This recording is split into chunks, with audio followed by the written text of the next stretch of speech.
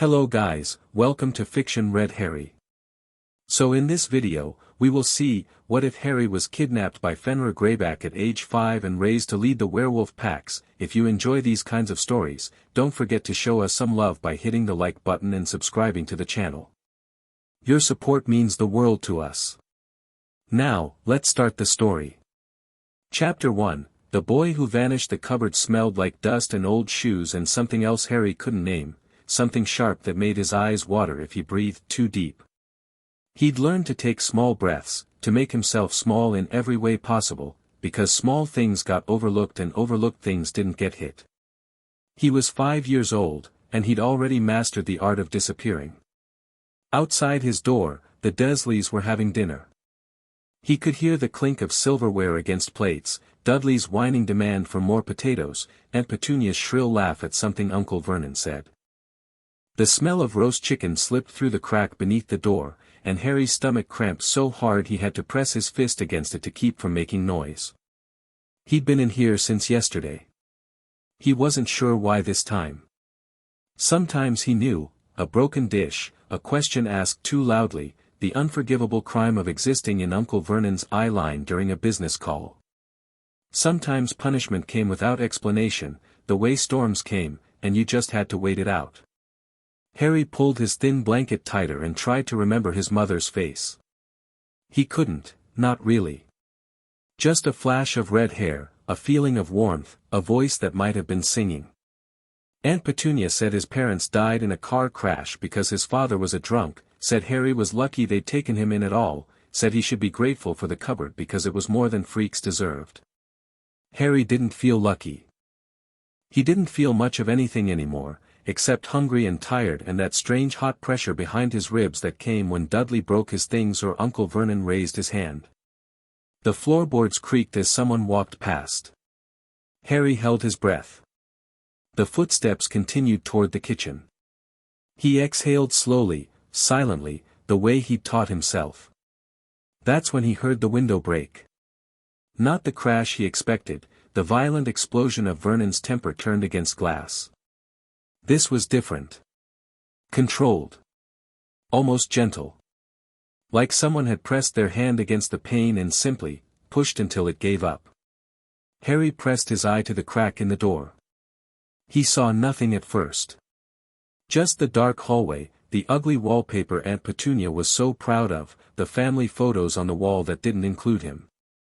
Then a shadow moved, too large, too fluid, not walking so much as prowling, and Harry felt something he'd never felt before. Not fear. He knew fear intimately. This was different. This was recognition. The shadow resolved into a man. Massive, easily the biggest person Harry had ever seen, with shoulders like a bear and hair that seemed to move even in the still air. His clothes were rough, practical, stained with something dark. But it was his eyes that held Harry frozen, yellow, like a wolf's, catching the faint light from the kitchen and throwing it back. The man stopped in front of the cupboard door. For a long moment, neither of them moved. Harry should have screamed. Should have called for help, even knowing help wouldn't come, even knowing Vernon would blame him for whatever this was. But he couldn't look away from those yellow eyes, couldn't break whatever connection had sparked between them through an inch of wood. The man tilted his head. Sniffed the air. And smiled, not a nice smile, not like the ones Aunt Petunia practiced in the mirror, but something real, something that meant something. "Found you," he said. His voice was low and rough, like rocks grinding together. "Took me long enough." The lock on the cupboard door clicked open. Harry hadn't seen the man touch it, hadn't seen him move at all, but the door swung wide and suddenly there was nothing between them but air and dust and the overwhelming smell of pine forests and wet earth. The man crouched down, bringing himself closer to Harry's level. This close, Harry could see the scars, dozens of them, crossing his face and neck and disappearing beneath his collar. Old scars, silver white, the kind that came from things that wanted to kill you and didn't quite manage. "You know what I am?" the man asked. Harry shook his head. "Didn't think so. They wouldn't have told you." Those yellow eyes flicked toward the kitchen, where the Dursleys continued their meal, oblivious. Something dark passed across the man's face, not anger, exactly, but something colder. They put you in a cage, little wizard. Fed you scraps. Made you think you deserved it. Harry's throat tightened. No one had ever said that before. No one had ever suggested that maybe it wasn't his fault. Did I? The words came out barely a whisper. Deserve it? The man's expression shifted. For just a moment, something almost like pain crossed those savage features. No. No, you didn't. No child does. He extended a hand, massive, scarred, with nails that seemed too thick and too sharp. My name is Fenrir. I'm going to take you away from here. Going to teach you things these people could never understand. Going to make you strong. Harry stared at the offered hand. He didn't understand what was happening. Didn't understand who this man was or why he was here or what any of this meant. But he understood the choice being offered.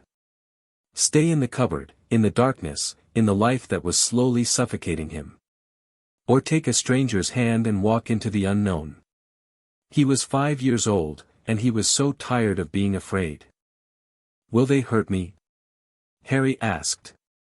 Wherever you're taking me. Fenrir's smile turned sharp. Probably. But you'll learn to hurt them back. And eventually, they won't dare. It wasn't comfort. It wasn't a promise of safety or happiness or any of the things a child should have been promised. But it was honest, and Harry had learned to recognize honesty the way a drowning man recognized air. He took the hand. Fenrir's grip was warm, almost hot, and his fingers wrapped completely around Harry's small fist. Good choice, little wizard. Good choice. The man straightened, lifting Harry with him like he weighed nothing at all. From this height, Harry could see into the kitchen, could see Uncle Vernon shoveling food into his face, Aunt Petunia cutting Dudley's meat into perfect little squares, all of them completely unaware that their world was about to collapse. Should we say goodbye? Fenrir asked. There was something in his voice that made Harry think he was hoping Harry would say yes. Harry looked at the people who had made him sleep in a cupboard and told him he was worthless and never once, not once, made him feel like he belonged. No, he said. They wouldn't care anyway. Fenrir laughed, a low, rumbling sound that seemed to come from somewhere deep in his chest. You'll do fine, little wolf. You'll do just fine. They walked out the front door, into the cold November night, and Harry Potter vanished from the world that thought it owned him. 10 years later the trial of fangs always happened at midnight, when the moon hung fat and heavy overhead and the wild magic in werewolf blood ran hottest. The fighting pit had been carved into a natural depression in the hills of the Northern Territory, stone walls smoothed by centuries of combat, floor dark with old blood that no amount of rain could wash away. Harry stood at the pit's edge, 15 years old, feeling the eyes of 1,000 wolves on his back. He wasn't nervous. Nervousness was for people who hadn't yet learned that fear was a weapon to be wielded, not a burden to be carried. He'd learned that lesson at 6, when Fenrir threw him into his first real fight and told him to figure out how to survive. He'd learned it again at 8, and 10, and every year since until the learning became instinct, until combat was as natural as breathing. The crowd tonight was larger than usual. Word had spread, the human boy was finally challenging for pack leadership. Some had come to see him fail, to watch the proof that a wizard could never truly be one of them. Others had come hoping for something else, something that looked like change, like possibility, like the first crack in a world that had kept them down for generations. Harry felt their hopes like weight on his shoulders. He'd carry it. That's what he did. You don't have to do this. Lyra appeared at his side, moving with the silent grace that even a decade of familiarity couldn't make less impressive. She was tall for a woman, lean and hard in the way of people who'd fought for everything they ever had, her dark hair pulled back to reveal the elegant scars that traced her cheekbones. Fenrir would find another way. There is no other way. Harry didn't look at her. His eyes were fixed on the pit, on the massive figure waiting for him at its center. Varek won't follow a leader he hasn't tested.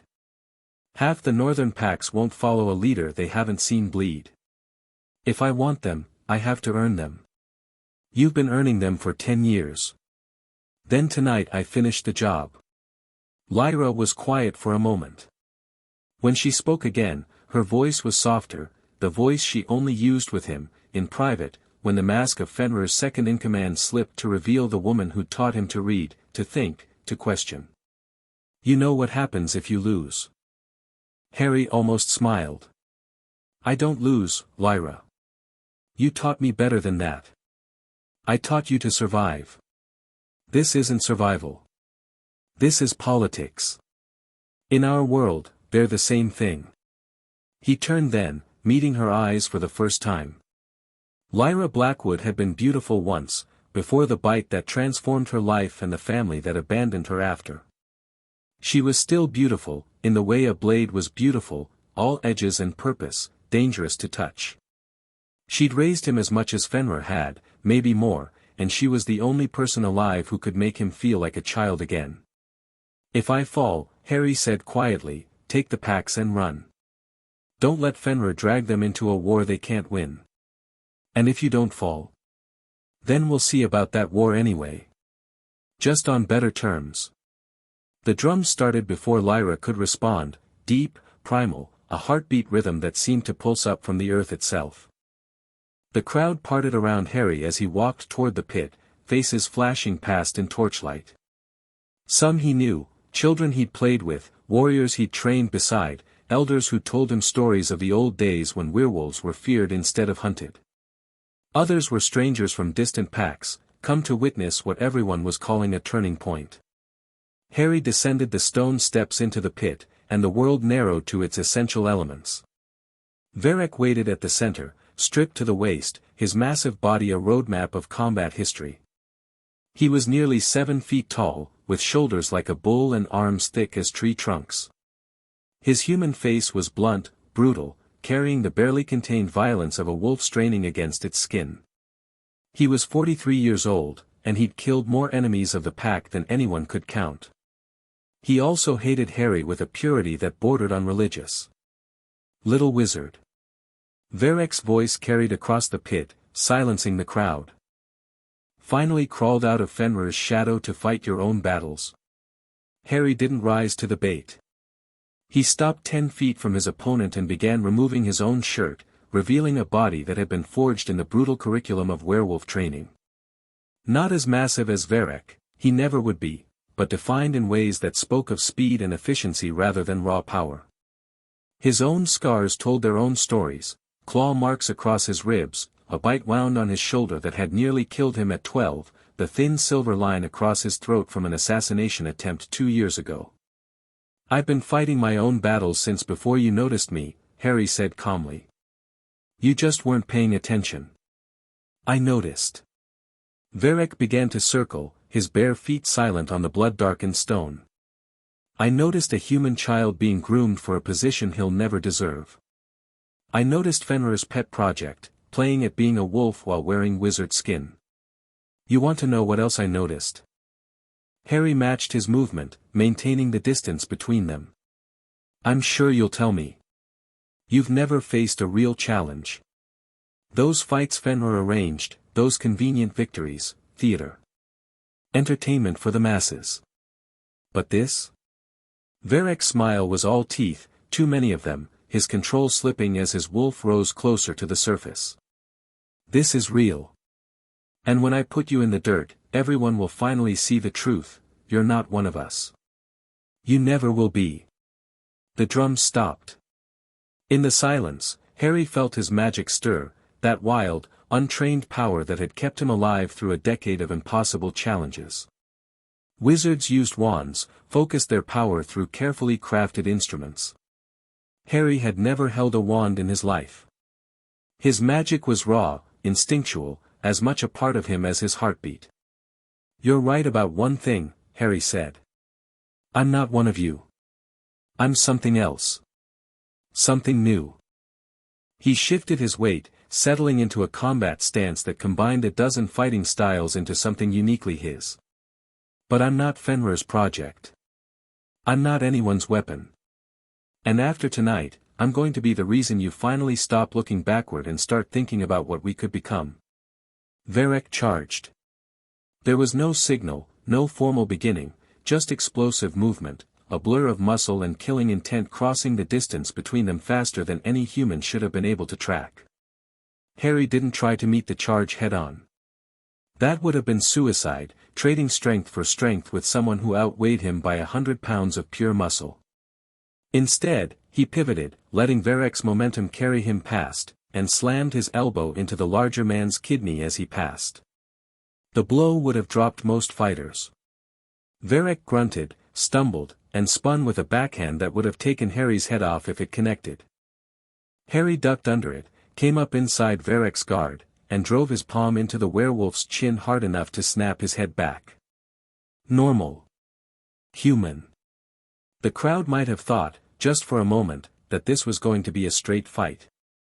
Then Werewolf's hand closed around Harry's throat, and the real battle began. The grip was crushing, inhuman, claws extending from Werewolf's fingers to dig into Harry's flesh. Blood ran hot down his neck as Werewolf lifted him off the ground, one-handed, eyes blazing with triumph. Should have stayed in your cupboard, little wizard. Harry's magic exploded.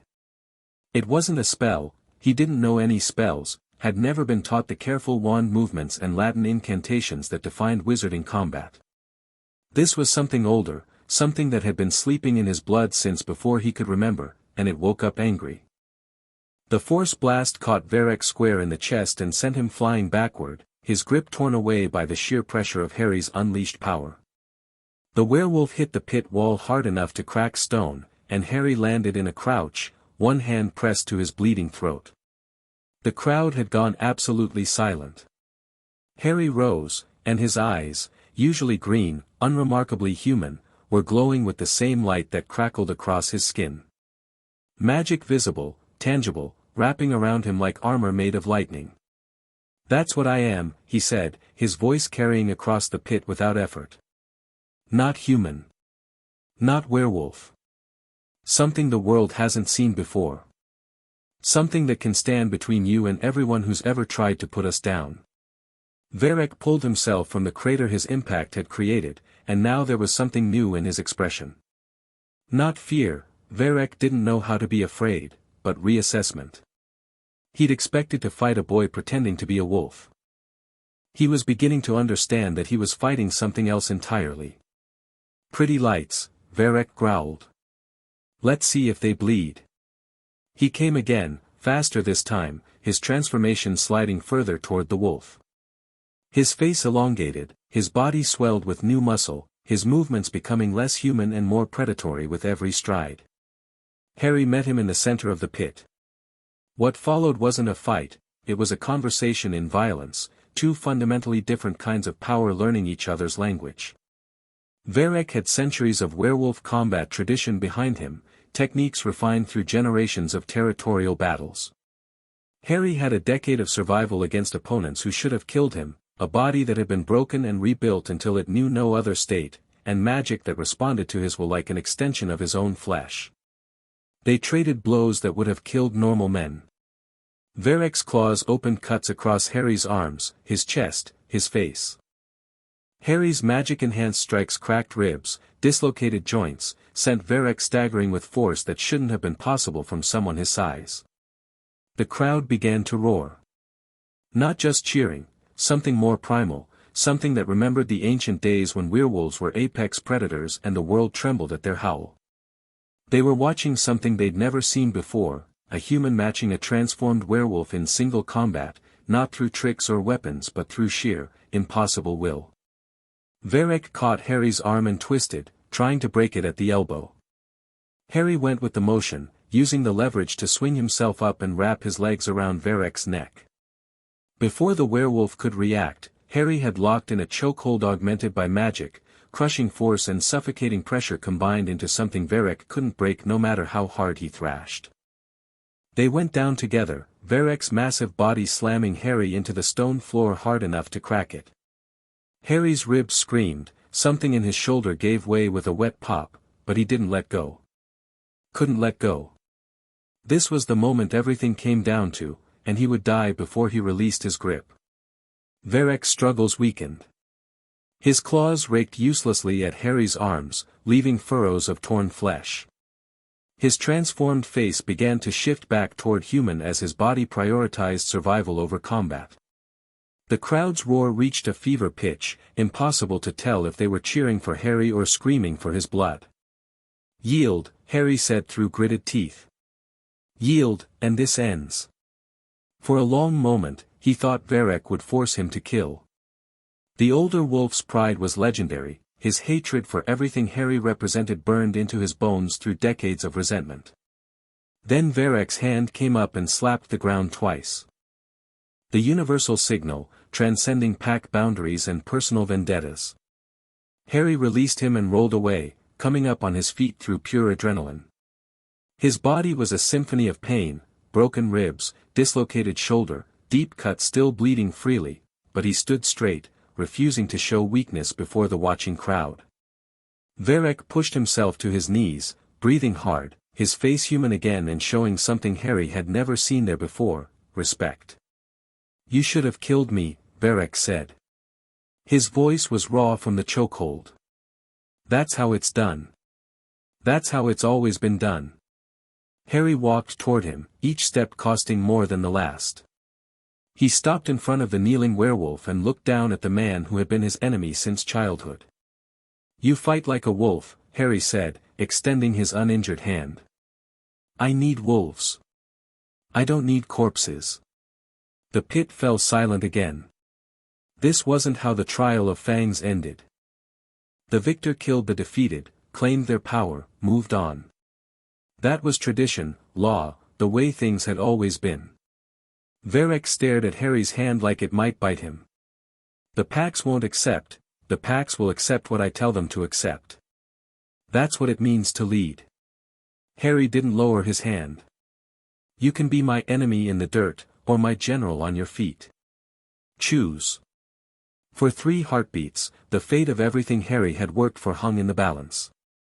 If Verek rejected the offer, if he forced Harry to kill him after all, half the watching wolves would see it as proof that Harry was too weak to rule. The unity he'd spent a decade building would shatter before it truly began. Verek took his hand. The crowd erupted, not in the unified roar of before, but in chaos. Cheers and protests, howls of triumph and snarls of outrage, 1,000 voices trying to make sense of what they'd witnessed. Harry pulled Verek to his feet and turned to face them all.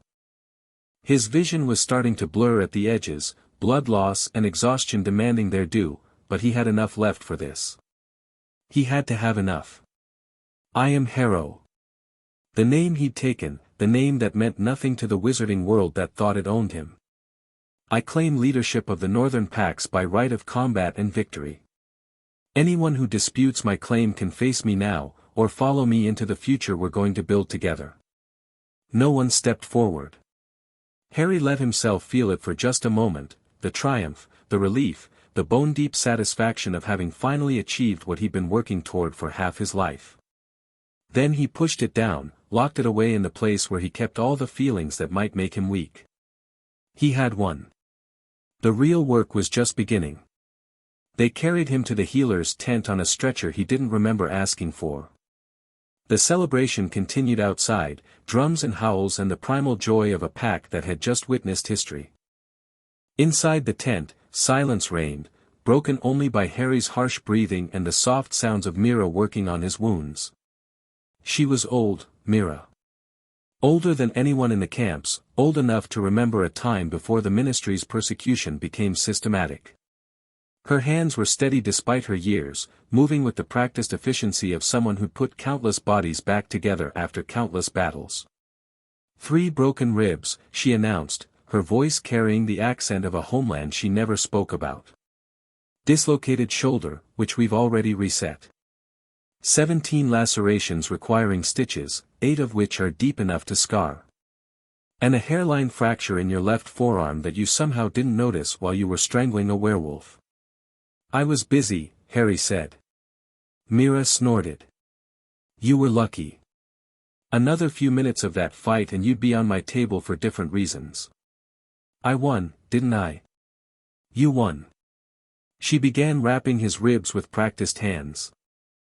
Whether that's luck or skill, I'll leave to the philosophers. Speaking of which, the tent flap opened, and Fenrir entered. He looked exactly as he had 10 years ago, standing in the Dursleys' hallway with yellow eyes and an offer that changed everything. Larger than life, ageless in the way of truly old wolves, carrying an aura of controlled violence that made even the air seem dangerous. He studied Harry in silence for a long moment. Father evaluating son, teacher evaluating student, general evaluating soldier. All of the above and none of them, their relationship too complicated for simple labels. You let him live, Fenrir said finally. I needed him alive. You needed the packs to fear you. I need them to follow me. Harry met Fenrir's eyes without flinching. He'd learned long ago that the old wolf respected strength, not submission. Fear keeps them in line. Loyalty keeps them fighting when fear runs out. I can't build what we need on fear alone. Fenrir's expression didn't change. And what exactly do we need? An army. A cause. A reason for the other packs to join us beyond being slightly less afraid of me than they are of the Ministry. Harry pushed himself into a sitting position, ignoring Myra's protests. The trial was never about Varek. It was about showing everyone watching that there's another way. That strength doesn't have to mean cruelty. The old ways exist for a reason. The old ways are why we're hunted, scattered, dying. Harry's voice hardened. You taught me to survive, Fenrir. You didn't teach me to accept survival as enough. The silence stretched between them, heavy with things neither of them would say out loud. Their relationship had always been complicated, the man who stole a child and raised a king, the boy who grew into something his creator never anticipated. They loved each other, in whatever way wolves and wizards could love. They also understood, without ever discussing it, that someday they would stand on opposite sides of a line neither wanted to draw. Today wasn't that day. Marin is here, Fenrir said finally. She has news from the Eastern Territories. I told her you'd meet with her tonight. Harry's body screamed in protest at the idea of doing anything except sleeping for a week. He ignored it. What kind of news? The kind you need to hear for yourself. Fenrir turned to leave, then paused at the tent's entrance. You did well tonight, Harrow. Better than I expected. Better than you hoped. The old wolf's smile was sharp and sad and proud all at once. That remains to be seen. He left. Harry sat in the aftermath of his triumph, bleeding and broken and already planning his next move. Marin arrived an hour later, after Mira had finished her work and departed with warnings Harry only half heard. The Eastern Pack Alpha was small for a werewolf, barely 5.5 feet tall, with close-cropped gray hair and a face that might have been kind if not for the calculating intelligence behind her eyes. She'd held her territory for 30 years against rivals, ministry incursions, and the natural chaos of pack politics. She was exactly the kind of ally Harry needed, which meant she was exactly the kind of person who would demand something significant in return. The Wolf King. She settled into the chair across from Harry's cot, studying him with the same evaluating gaze Fenrir had used. I remember when you were barely tall enough to see over a table. I remember when you told Fenrir I'd be dead before I was 12. Marin's smile was thin. I'm pleased to have been wrong. You've built something remarkable here, Harry. 5 packs united under a single banner, resources shared, disputes settled through law instead of bloodshed. There are wolves in my territory who speak your name like a prayer. But the ministry has noticed. The smile faded. 3 safe houses in the Eastern Territories destroyed in the past month. Families scattered or captured, children torn from their parents. The raids are getting more frequent, more precise. Someone is feeding them information. Harry's hands tightened on the rough blanket covering his legs. You're sure? I'm sure they knew exactly where to look. I'm sure they came during the 3-hour window when our sentries changed shifts. I'm sure, Marin's voice cracked, just slightly, before she controlled it. I'm sure that my grandson was in one of those safe houses, and now I don't know if he's alive or dead. The weight of leadership settled onto Harry's shoulders, heavier than anything Varek had hit him with. This was what it meant to be king, not the fighting, not the glory, but the terrible responsibility of knowing that people were dying because of decisions you made or failed to make. Tell me everything, he said. Marin talked for nearly an hour. The raids, the pattern of attacks, the evidence pointing toward inside information. The families lost, the children missing, the growing fear that was spreading through her territory like disease. And beneath it all, a current of rage that had been building for decades, waiting for somewhere to go. My people are ready to fight, Marin said finally. They've been ready for years. What they need is someone worth fighting for. Someone who can give them a chance to do more than survive. And you think that's me? I think you're the only option that doesn't end with all of us in the ground. Marin leaned forward, her eyes bright with desperate hope. The other alphas are watching you, Harry. What you did tonight, sparing Varek, offering alliance instead of dominance, that's not how we've done things for 1,000 years. Some of them hate you for it. But more of them are starting to wonder if maybe you're right. Harry thought about Fenrir's words.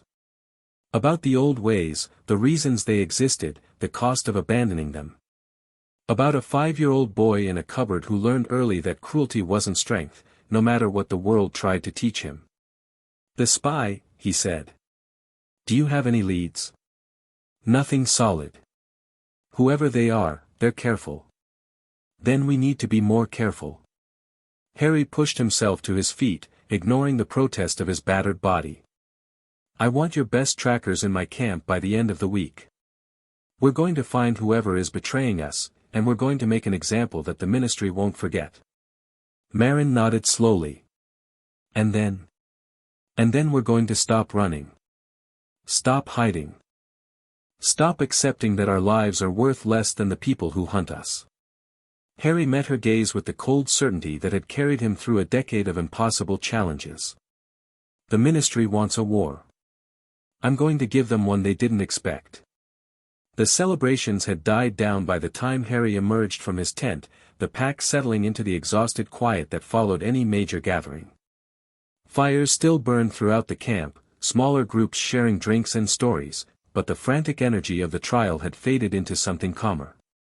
Harry walked through the sleeping camp, cataloging everything automatically, the sentries at their posts, the supply tents properly secured, the children's quarters dark and quiet. It was an old habit, burned into him during the years when any lapse in attention could mean death. He found Lyra where he knew she would be, at the overlook where the camp's main rise gave way to the vast darkness of the forest below. She sat on a fallen log, her back to him, but he knew she'd heard his approach. Lyra heard everything. You should be resting, she said without turning around. Probably. Harry lowered himself onto the log beside her, biting back a groan as his ribs reminded him exactly how much damage he'd taken. Marin brought news. The eastern raids are getting worse. I heard. Lyra's voice was flat, carefully controlled. 37 dead in the past month. A dozen more missing. You knew. Fenrir told me this morning. He wanted to wait until after the trial to tell you. She turned to look at him then, and in the firelight, he could see the exhaustion she usually hid so well. There's more. The scout they captured 2 days ago, we finally got him talking. And? Lyra reached into her jacket and withdrew a folded piece of parchment, scorched at the edges and stained with something Harry decided not to examine too closely. He was carrying orders. Not standard raid protocols, something else. Something called the Umbra Protocol. Harry took the parchment, unfolding it carefully. The handwriting was cramped, official, full of bureaucratic language designed to obscure meaning. But certain phrases jumped out at him: final solution, population reduction, full moon deployment. His blood ran cold. "They're planning something," he said slowly. "Something bigger than raids." The scout didn't know the details. But he said. Lyra hesitated, which was so unlike her that Harry felt his stomach clench with dread. "He said that by the next full moon, there wouldn't be enough of us left to bury." The parchment crinkled in Harry's grip. He stared at the words without really seeing them, his mind racing through implications and possibilities and the terrible math of survival. Who else knows about this? Fenrir. Marin, now, presumably. No one else. Keep it that way. Harry folded the parchment and tucked it into his own jacket. Until we know more, the last thing we need is panic. Lyra studied him for a long moment. "And what are you going to do?" Harry looked out at the forest, at the moon hanging silver and swollen above the trees, at the world that had never wanted him and now trembled at the edge of something irreversible. "Find out what this protocol is," he said. "Find out who's behind it." And then, he stopped. The words caught in his throat, because saying them out loud would make them real, would commit him to a path there was no returning from. Lyra said them for him. "And then make them pay." Harry nodded slowly. "Something like that."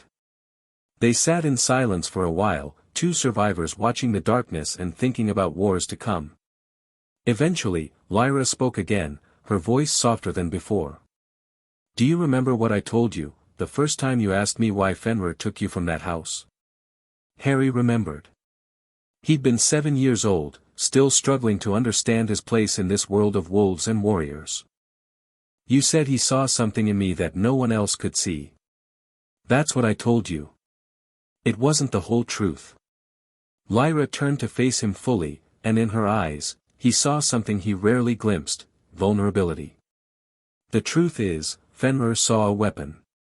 A wizard child who could be shaped into something useful, something that could unite the packs and challenge the ministry's stranglehold on our people." "I know. But that's not what I saw." Lyra reached out and touched his face, her scarred fingers gentle against his cheek. "I saw a little boy who had been broken by the world and somehow refused to stay broken. I saw someone who could be more than a weapon, if anyone bothered to show him how." Harry didn't know what to say. Lyra had raised him, taught him, shaped him into whatever he was now. But she'd never talked about it like this, never acknowledged the gap between Fenrir's plans and her own hopes. "What you did tonight," she continued, sparing Varek, offering him a place instead of a grave, "that wasn't what Fenrir would have done. It wasn't what a weapon would have done. It was what a leader does. A real leader, the kind our people haven't had in generations. I did what I had to do. You did what you chose to do. There's a difference." Lyra withdrew her hand and stood, her moment of openness already folding back into her usual composure. "Whatever comes next, the spy, the protocol, the war that's coming, remember that you have choices. Fenrir gave you power, but you decide how to use it." She walked away before Harry could respond, leaving him alone with the moonlight and the weight of everything he'd learned. He stayed at the overlook until dawn began to lighten the eastern sky, watching the camp wake and wondering how many of the people below would still be alive when this was over. Wondering if he was strong enough to save them, or if his strength would only be enough to avenge them. The scout's words echoed in his mind, over and over: "By the next full moon, there wouldn't be enough of us left to bury." Harry stood, ignoring the pain that flared through his battered body. He had work to do, plans to make, enemies to identify and destroy. The ministry wanted to end his people. He was going to show them what happened when wolves stopped running. The interrogation took place in the deepest part of the camp, in a cave system that had served as a last refuge during the worst of the ministry raids. Few knew these tunnels existed, fewer still were trusted with the knowledge of what happened in them.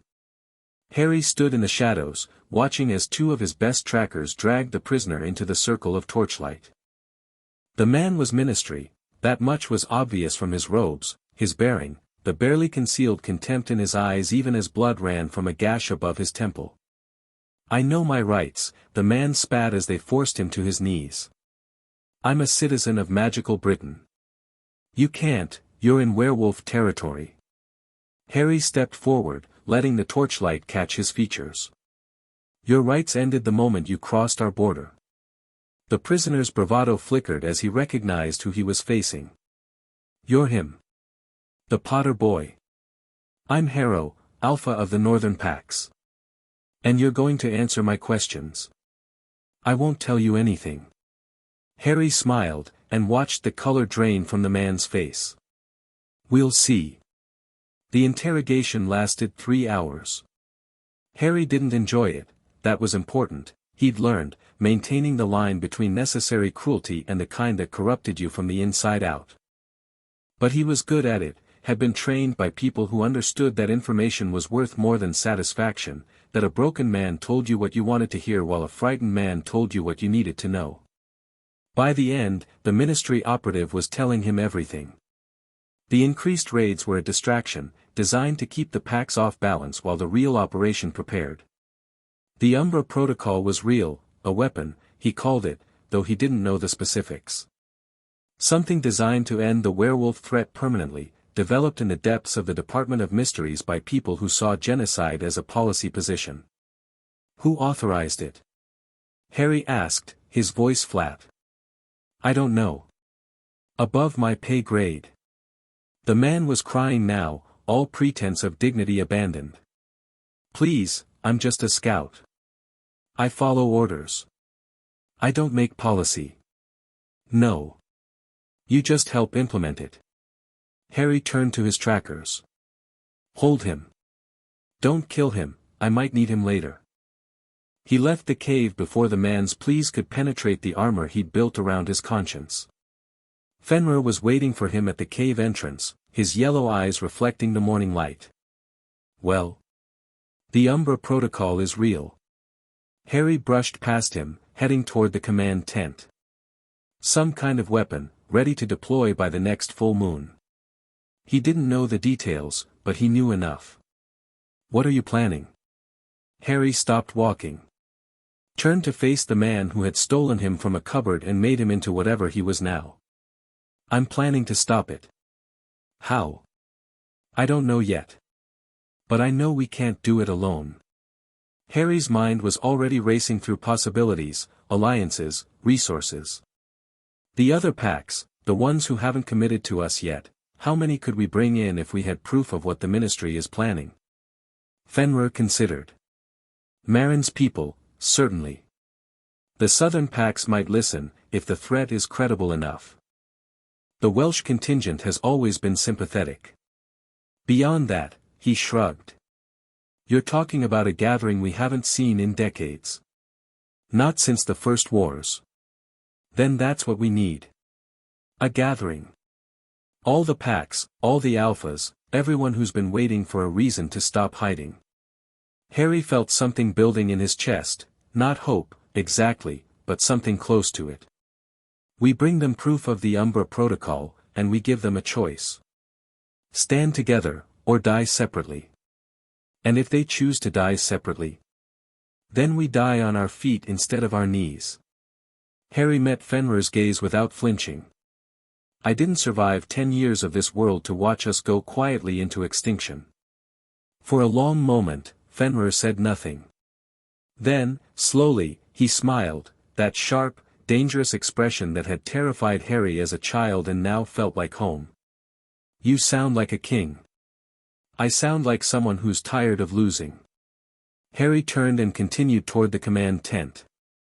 Send messengers to the other packs. Tell them the Wolf King calls a gathering, and that the future of our people depends on what we decide together. When? Harry thought about the scout's words, the countdown already ticking in his mind. 2 weeks. No more. He pushed through the tent's entrance. And Fenrir? Find me everything we have on the Department of Mysteries. If that's where they're building this weapon, that's where we need to look first. He spent the rest of the day planning, surrounded by maps and reports and the weight of 10,000 lives resting on his shoulders. Outside, the camp continued its routines, training, cooking, living, unaware of the storm gathering on the horizon. By nightfall, messengers had departed for every pack territory within 100 miles. The word spread like wildfire, the Wolf King was calling his people home. Whatever came next, they would face it together. A week later, the first of the distant packs began to arrive. Harry watched from the ridge above camp as they streamed in, families, warriors, elders, children, a river of displaced humanity that had learned to make homes in the spaces the wizarding world forgot about. They came from forests and mountains, abandoned mines and hidden valleys, places where the Ministry's reach faltered and survival was still possible. They came because they'd heard the stories. The human boy who fought like a wolf. The trial that ended without death. The promise of something different, something that might be worth dying for. They came, Harry knew, because they had nowhere else to go. More than we expected. Lyra appeared beside him, her dark hair whipping in the wind. Myra's counting heads, we're already past 2,000, and more are arriving every hour. We'll need to expand the camp. Already done. I've got crews clearing the southern forest, setting up overflow tents. Lyra glanced at him, something unreadable in her expression. You know this changes everything. A gathering this size, the Ministry will notice. They might decide the Umbra Protocol can't wait. I know. Harry watched a group of children chasing each other through the incoming crowd, their laughter bright and impossible and precious. That's why we need to move fast. The meeting with the Alphas is tonight. Midnight. I've arranged the security personally, no one in that room who hasn't been vetted 3 times over. Good. Harry turned away from the view, steeling himself for what came next. And the prisoner? Still talking. He gave us a few more details about the protocol's timeline. It's scheduled for deployment during the next full moon gathering. They planned to release it while we were all in one place, maximize casualties. Harry's jaw tightened. So they knew about the gathering before we did. It's possible the gathering was part of their plan. Force us to consolidate, make us easier targets. Lyra's voice was carefully neutral, but he could hear the anger underneath. The spy problem is bigger than we thought. Or they're just better informed than we realized. Harry shook his head. Either way, it doesn't change our approach. Find the spy, expose the protocol, unite the packs. One step at a time. And if we can't find the spy before the full moon? Harry didn't answer. Some questions didn't have answers, only choices. The Alpha meeting took place in the Great Hall, a natural cavern that had been expanded and reinforced over generations, its walls carved with the names of every pack leader who had ever gathered in this place. Torches lined the stone pillars, casting dancing shadows across faces that represented the entire spectrum of werewolf society. Harry counted 12 alphas besides himself, ranging from Marin's weathered wisdom to the fierce youth of a southern pack leader barely older than him.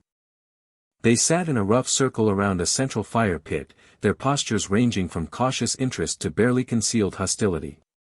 Thank you for coming, Harry began, his voice carrying easily through the acoustics of the cave. I know many of you traveled far, and some of you aren't sure why you're here. I'll make this simple, the Ministry is planning to kill us all, and I have proof. He laid out the evidence, the captured documents, the scouts' testimony, the pattern of raids that pointed towards something larger. He watched as expressions shifted from skepticism to horror to the cold anger of people who had spent their lives being hunted and finally understood why. When he finished, the silence was absolute. Marin spoke first, as he'd expected. If this is true, and I have no reason to doubt it, then we're already dead. The Ministry has resources we can't match. Horrors, bureaucracy, the weight of an entire government. What exactly do you propose we do? Fight, Harry said simply. A scarred alpha from the Welsh territories laughed bitterly. Fight? With what? We've been fighting for centuries, boy. All it's gotten us is smaller territories and larger graves. You've been fighting defensively. Hiding. Reacting to their moves instead of making your own. Harry stood, drawing the attention of every eye in the room. I'm proposing something different. We take the fight to them. Hit them where they don't expect, force them to respond to us for once. That's suicide, another alpha said. The Ministry will crush us. The Ministry is afraid of us. Harry let that sink in for a moment. Why else would they build a weapon to wipe us out? They have orders and laws and every advantage they could ask for, and they're still scared enough to commit genocide. That fear is a weapon too, if we know how to use it. And how do you propose we use it? Marin asked. Harry had been preparing for this moment for days. He pulled out a map, not of werewolf territories, but of magical Britain, with Ministry facilities marked in red. The Umbra Protocol is being developed somewhere in the Department of Mysteries. We don't know exactly where, but we know enough to narrow it down. I'm proposing a series of coordinated strikes, not to destroy, but to expose. Hit their supply lines, disrupt their communications, force them to reveal what they're hiding. You want to attack the Ministry directly? The Welsh Alpha looked torn between admiration and disbelief. That's not just suicide, it's a declaration of war. We're already at war, Harry said quietly. We just haven't been fighting it. The question isn't whether we can afford to attack them, it's whether we can afford not to. He met each Alpha's eyes in turn. In 1 month, the Ministry plans to release a weapon that will kill every werewolf in Britain. That's the future they're offering us. I'm offering a different one. What future? Marin asked. A seat at the table. Legal recognition of our territories. An end to the registration laws that mark us as animals. Real citizenship, with real rights, protected by real power. Harry's voice hardened. And if they won't give us those things peacefully, we'll take them. But first, we have to survive long enough to make the choice. The debate that followed lasted hours. Objections raised and answered, strategies proposed and rejected, old grudges flaring and being carefully managed.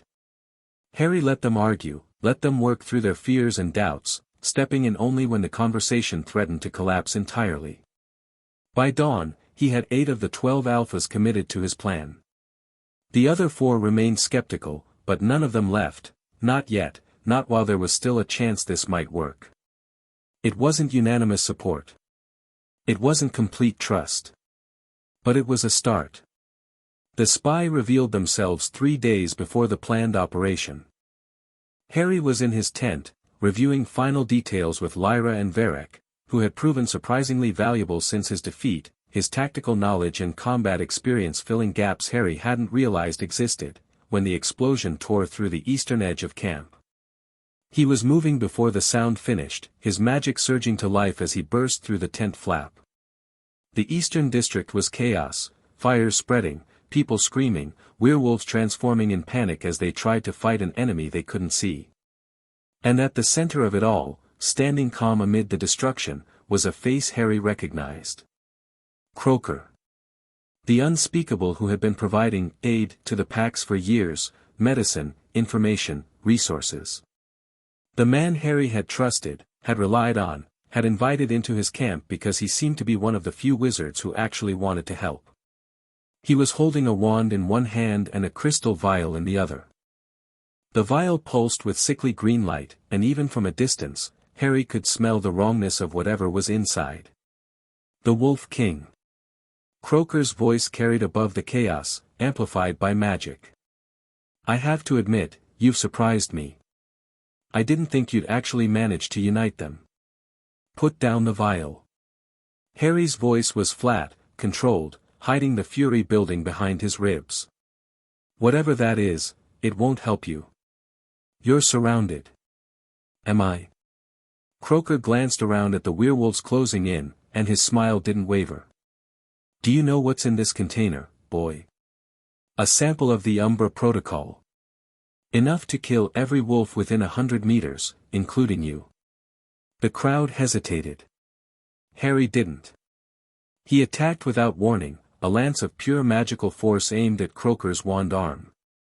The unspeakable deflected it, barely, and retaliated with a curse that would have taken Harry's head off if he hadn't thrown himself sideways.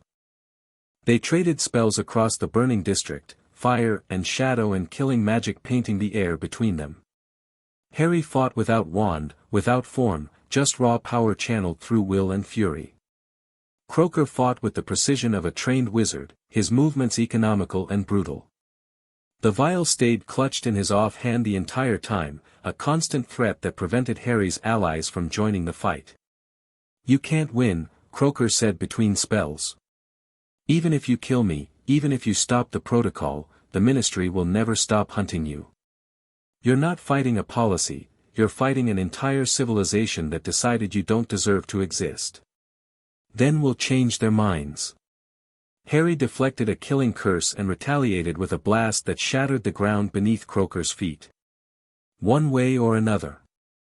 Croaker stumbled, off balance for just a moment. It was enough. Varek hit him from the side, fully transformed, 300 pounds of werewolf fury driving the unspeakable to the ground. The vial flew from Croaker's grip, tumbling through the air. Harry caught it. Pure instinct, magic wrapping around the container and pulling it to his hand before it could shatter. The wrongness of its contents burned against his palm, but he held on. "Kill me," Croaker gasped, Varek's jaws inches from his throat. "Go ahead. There are others. The protocol will continue. You've changed nothing." Harry looked at the vial in his hand, the proof of what the Ministry was planning, the weapon that had been designed to end his people. He could kill Croaker now, watch Varek tear him apart, and no one would blame him. Instead, he made a different choice. Let him up. Varek's growl rumbled through the crowd, but he obeyed, stepping back from the bleeding unspeakable. Harry walked forward until he stood directly over the man who had betrayed them. "You're going back to the Ministry," Harry said. "You're going to tell them exactly what happened here. And you're going to deliver a message." He pulled a knife from his belt, silver, old, one of the first gifts Fenrir had given him, and carved a symbol into Croaker's forearm. The man screamed, but Harry didn't stop until the work was done. "Tell them we know," Harry said, standing back. "Tell them we're coming. And tell them the Wolf King sends his regards." He turned away as his people dragged Croaker to the camp's edge and threw him into the darkness beyond. The fires were out by morning, the damage assessed, the dead counted. 17. That was the cost of trusting the wrong person. Harry stood at the mass grave as the sun rose, watching his people bury their own. Children who would never grow up. Parents who would never watch them try. Lives ended not by natural causes but by the deliberate malice of a world that had decided they weren't worth protecting. Lyra stood beside him, her face carved from stone. The Alphas are asking questions. Some of them are talking about leaving, taking their people back to their territories before the Ministry retaliates. Let them go if they want. I won't hold anyone who doesn't want to be held. That's not what I'm asking. Lyra turned to face him fully. I'm asking what you're going to do. Harry watched the last body lowered into the ground. A little girl, maybe 8 years old. She'd been playing near the Eastern District when the explosion started. Wrong place, wrong time, wrong world. I'm going to finish what we started, he said. The attack on the Ministry happens in 3 days. Everyone who wants to come is welcome. Everyone who doesn't can hide and hope I'm right about what happens next. And if you're wrong? Harry finally turned away from the grave, meeting Lyra's eyes with a certainty that had been forged in fire and blood and too many early losses to count. Then we'll die fighting. But at least we'll die as ourselves. He started walking toward the command tent. Send word to the other Alphas. The timeline is moving up. We strike at the Ministry in 48 hours. Harry, he stopped but didn't turn around. Lyra's voice was soft when she spoke. Be careful. The Ministry isn't the only enemy. And not everyone in this camp wants to see you succeed. I know. Harry resumed walking. That's what I'm counting on. The camp transformed over the next 2 days, fear and grief crystallizing into purpose. Harry watched his people prepare, checking weapons, rehearsing plans, saying quiet goodbyes to those who would stay behind. The atmosphere was different than it had been before Croaker's attack. Harder. More focused. As if everyone had finally understood what they were truly fighting against. On the last night before the operation, Harry climbed to the overlook one final time. The moon was full, painting the forest in silver, and somewhere in the distance, wolves were howling, not his wolves, the wild ones, the ancestors who had given their form to his people so long ago. He thought about the cupboard. About the boy he'd been, small and scared and utterly alone. About the choice Fenrir had offered him, and the life that had followed. He thought about the future, not the one the ministry was planning, but the one he was fighting to build. A world where werewolves weren't hunted, weren't registered, weren't forced to hide what they were. A world where the children sleeping in the camp below could grow up without fear. He thought about the cost of that world, and whether he was willing to pay it. The answer came easily, as it always did, yes. Whatever it took. Whatever he had to become. Beautiful night. Harry didn't turn at Fenrir's approach. I was wondering when you'd come. The old wolf settled onto the log beside him, his bulk somehow fitting into the space like it belonged there. Couldn't sleep. Too many memories. Of what? Of the last time I watched a leader prepare for war. Fenrir's voice was distant, weighted with decades of history Harry had only glimpsed. I was younger then. Angrier. I thought if we just killed enough of them, they'd leave us alone. Did it work? You know it didn't. Fenrir was quiet for a moment. The leader I followed back then, he was like you, in some ways. Young, powerful, willing to do whatever it took. But he made a mistake. He started believing that power was enough. That if he was strong enough, clever enough, ruthless enough, he could force the world to give him what he wanted. What happened to him? The ministry killed him. Not in battle, they weren't brave enough for that. They poisoned his food, turned his allies against him, made him a monster in the eyes of his own people. Fenrir's yellow eyes reflected the moonlight. They don't need to beat you in a fight, Harry. They just need to make you into something your people can't follow. Harry absorbed this, turning it over in his mind. Is that what you think I'm becoming? A monster? I think you're walking a narrow path with drops on both sides. The things you have to do to win this war, they'll change you. The question is whether you'll be able to recognize yourself when it's over. And if I can't? Fenrir smiled, that sharp, sad expression Harry had seen before. Then it'll be my job to put you down. Just like it was my job to raise you up. The words should have been threatening. Instead, they felt like comfort, the knowledge that someone was watching, that someone would stop him if he went too far. Get some sleep, Fenrir said, rising. Tomorrow's going to be a long day. He walked away, leaving Harry alone with the moon and the wolves and the weight of everything still to come. Dawn broke over the camp, painting the sky in shades of fire. Harry stood at the center of the assembled force, nearly 1,000 wolves ready to fight, plus several hundred more who would stay behind to protect the young and the old. Not an army by wizarding standards. But enough. It would have to be enough. He raised his voice, letting magic carry it to every ear. 10 years ago, I was a boy in a cupboard, waiting to die.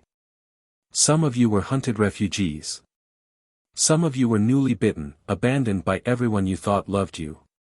All of us were told we didn't deserve to exist.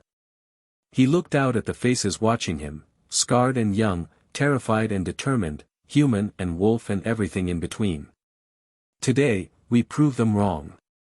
Not through violence, though violence will come. Not through fear, though they will learn to fear us. We prove them wrong by surviving. By fighting back.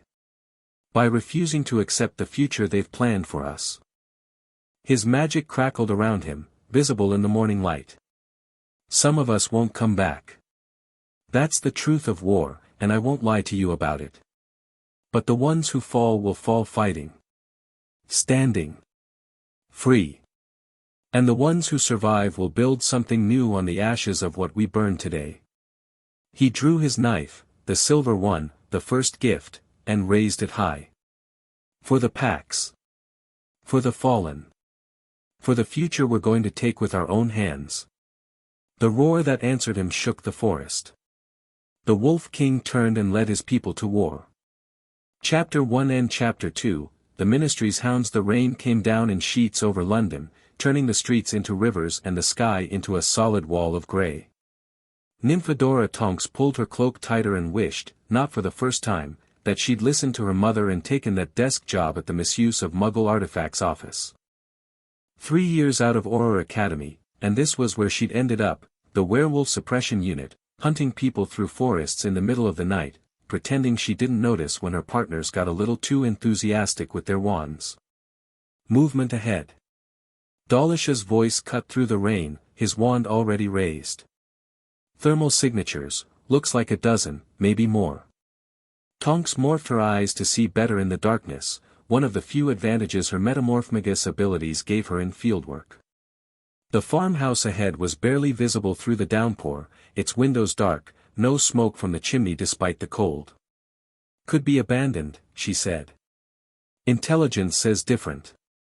Scrimgeour appeared beside them, water streaming from his scarred face. The head of the Auror office didn't usually join field operations, but this one was special. The Eastern Pack has been using this location as a way station for months. If we're lucky, we'll catch some of the leadership. And if we're not lucky? Scrimgeour's smile was thin. Then we send a message anyway. They moved in standard formation, Dawlish and 2 juniors on point, Tonks covering the left flank, Scrimgeour hanging back to coordinate. The farmhouse grew larger through the rain, and Tonks felt her stomach tighten with each step. She'd joined the Aurors to help people.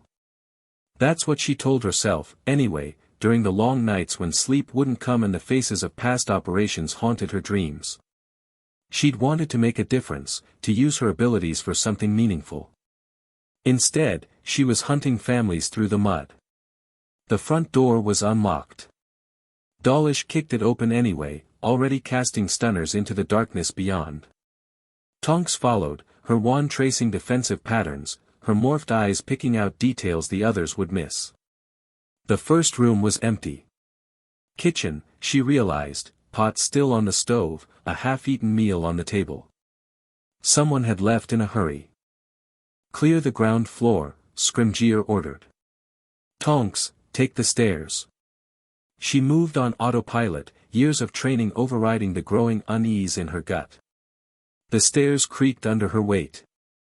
A door at the top stood ajar, light flickering through the gap. Tonks pushed it open with her wand and stopped cold. It wasn't a bedroom. It was a schoolroom.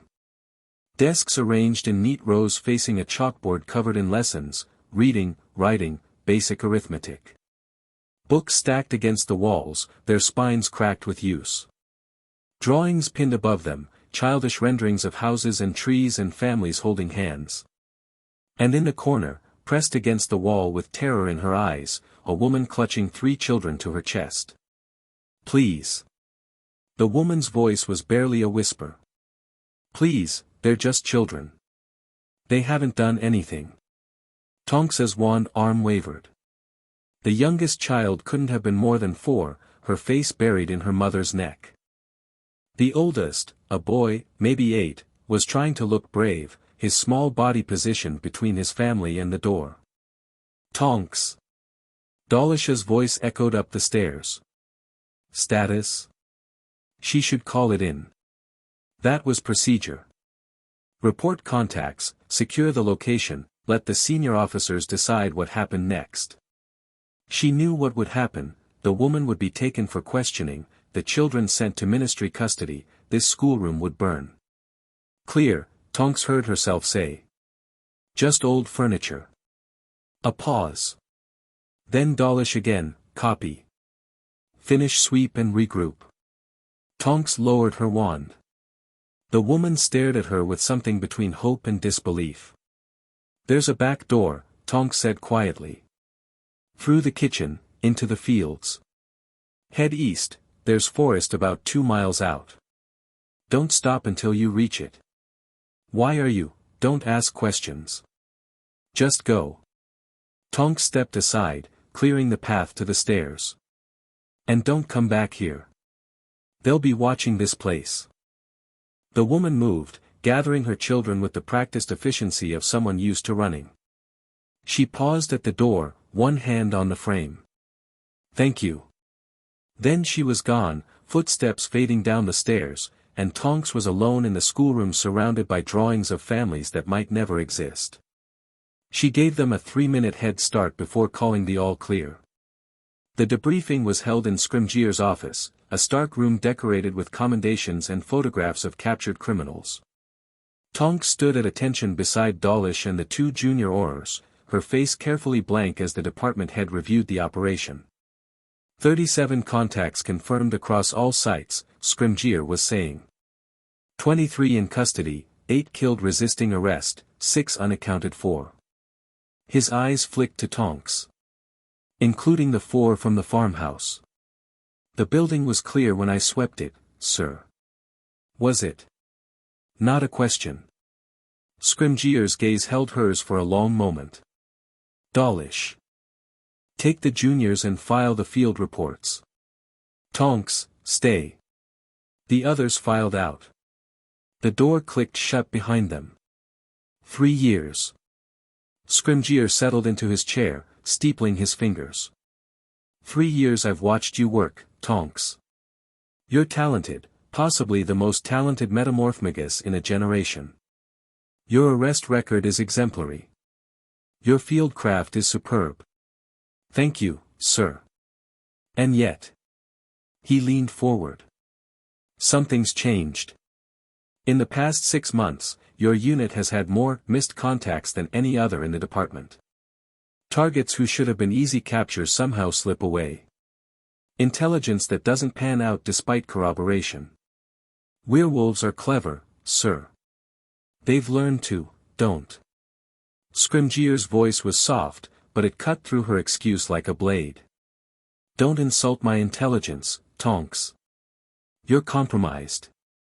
I don't know if it's sympathy or ideology or simple weakness, but something in you has decided that our targets deserve protection. Tonks felt her heart hammering against her ribs.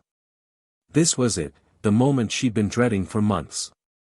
The confrontation she knew was coming but had convinced herself she could avoid. Sir, the question is what to do about it. Scrimgeour stood, moving to the window that overlooked the ministry atrium. In ordinary circumstances, I'd have you transferred. Quietly, to avoid scandal. Perhaps a position in the Department of International Magical Cooperation, somewhere your sensitivities wouldn't interfere with important work. And in extraordinary circumstances? Scrimgeour turned back to face her. In extraordinary circumstances, I might find use for an Auror who has doubts. Doubts can be valuable, properly directed. They prevent the kind of excess that creates martyrs. Tonks didn't understand. Her confusion must have shown, because Scrimgeour's smile turned sharp. You think I enjoy this work? Hunting families, burning schoolrooms, sending children to facilities where half of them don't survive the first year? He shook his head. I do it because it's necessary. Because the alternative, letting the wolf population grow unchecked, letting them organize and arm and eventually threaten wizarding society, is worse. But I'm not blind to the cost. Then why? Because that's the job. Scrimgeour returned to his desk, pulling a folder from the top drawer. But the job is changing. There's something coming, something that makes our current operations look like playground games. And I need people I can trust to tell me when we've gone too far. He slid the folder across the desk. Tonks picked it up, her hands steadier than they had any right to be. Inside was a single document, marked with the highest security classification she'd ever seen. The header read, Umbra Protocol, Phase 3 Implementation. What is this? The end of the werewolf problem. Permanently. Scrimgeour's voice was flat. A magical pathogen, designed to target lycanthropic bloodlines. Released during a full moon gathering, it would spread through the transformed population within hours. By dawn, every werewolf in Britain would be dead. Tonks felt the blood drain from her face. You can't be serious. I'm not the one who developed it. That honor belongs to a faction within the Unspeakables who believe the only good werewolf is a dead one. Scrimgeour's expression was unreadable. The minister has approved deployment. The timeline is set for the next full moon, 3 weeks from now.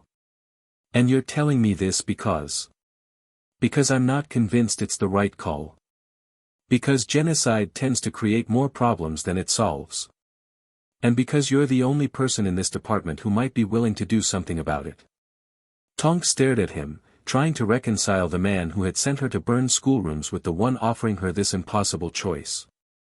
What exactly are you asking me to do? Scrimgeour held her gaze.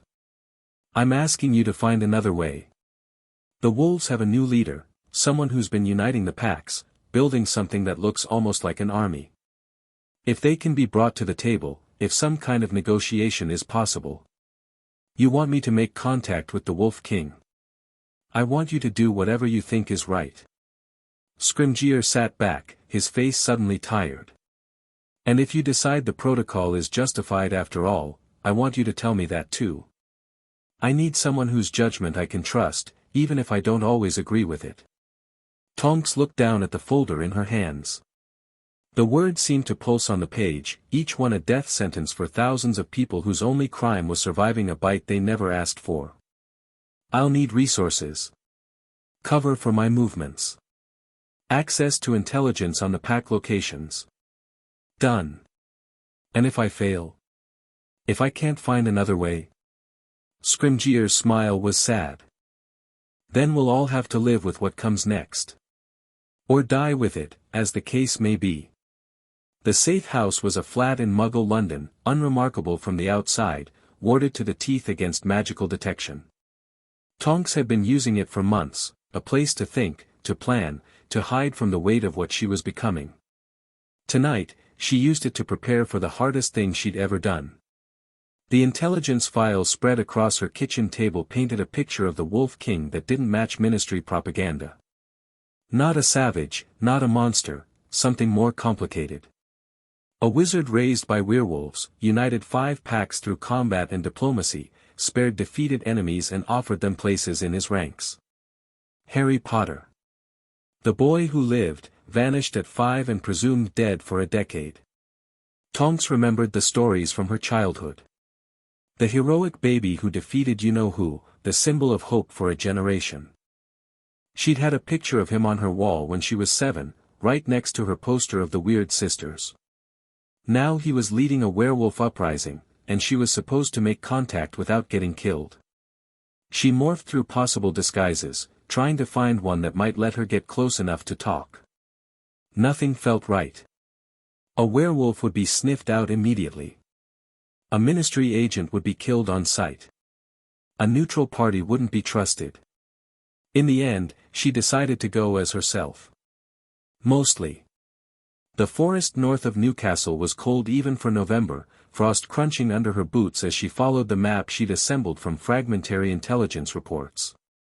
The pack's territory was supposed to be another 2 miles ahead, assuming the information wasn't outdated. She was about halfway there when the first werewolf appeared.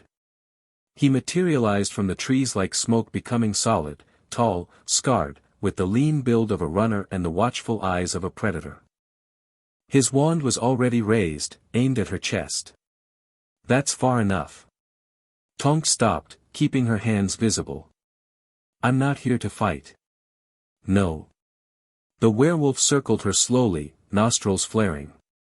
You smell like the ministry. Like smoke and blood and the spells they use to track us. I am ministry. Horror Core, 3 years. No point lying, he could probably smell that too. But I'm not here on official business. Then why are you here? To talk. Tonks met his yellow eyes without flinching. I have information that your leader needs to hear. About something called the Umbra Protocol. The werewolf's expression flickered, recognition, fear, quickly suppressed. Never heard of it. Then you won't mind taking me to someone who has. Tonks kept her voice steady. I'm not armed. Well, I am armed, but I'm not here to use it. I could have brought a team, called in reinforcements, done this the way my department would want. Instead, I came alone. Why? It was a simple question. The answer was more complicated than she wanted to admit. Because I've seen what my department does, Tonks said finally. I've watched families torn apart and children sent to facilities that are prisons in everything but name. And I've realized that I can't keep doing it. Not while there's another option. The werewolf studied her for a long moment. Then, slowly, he lowered his wand. Keep your hands where I can see them, he said. And don't make any sudden moves. The scouts will be watching, and they're not as patient as I am. Tonks nodded. Lead the way. The pack's main camp was larger than she'd expected, hundreds of tents arranged in concentric rings around a central clearing, fires burning at regular intervals, the whole thing humming with activity that spoke of organization and purpose. Not the savage encampment ministry propaganda depicted. More like a small city, adapted for a population that had learned to move at a moment's notice. Faces turned to watch as Tonks was led through the outer rings. Some hostile, some curious, some simply tired.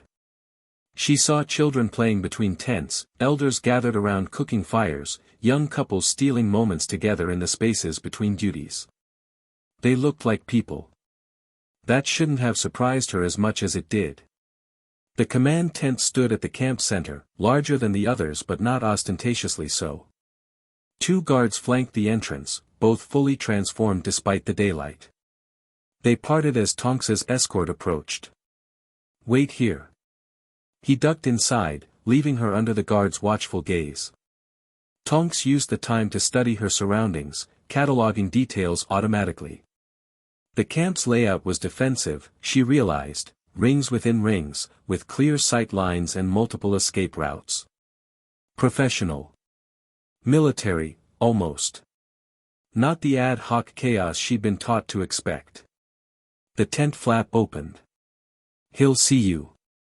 Inside was surprisingly spare, a table covered with maps and documents, a few chairs, a cot pushed against the far wall. Standing beside the table, arms crossed, expression unreadable, was the Wolf King. He was younger than she'd expected.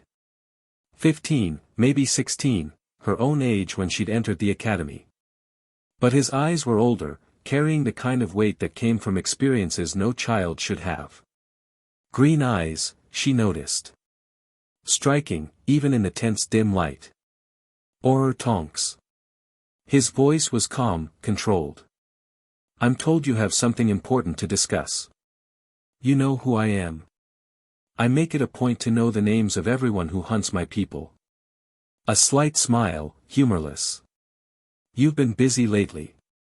That school in Yorkshire, the one that didn't burn. The family in Sussex who mysteriously evaded capture. The tip-offs that keep reaching our scouts just before ministry raids. Tonks felt her blood chill. You've been watching me. We watch everyone. It's how we survive.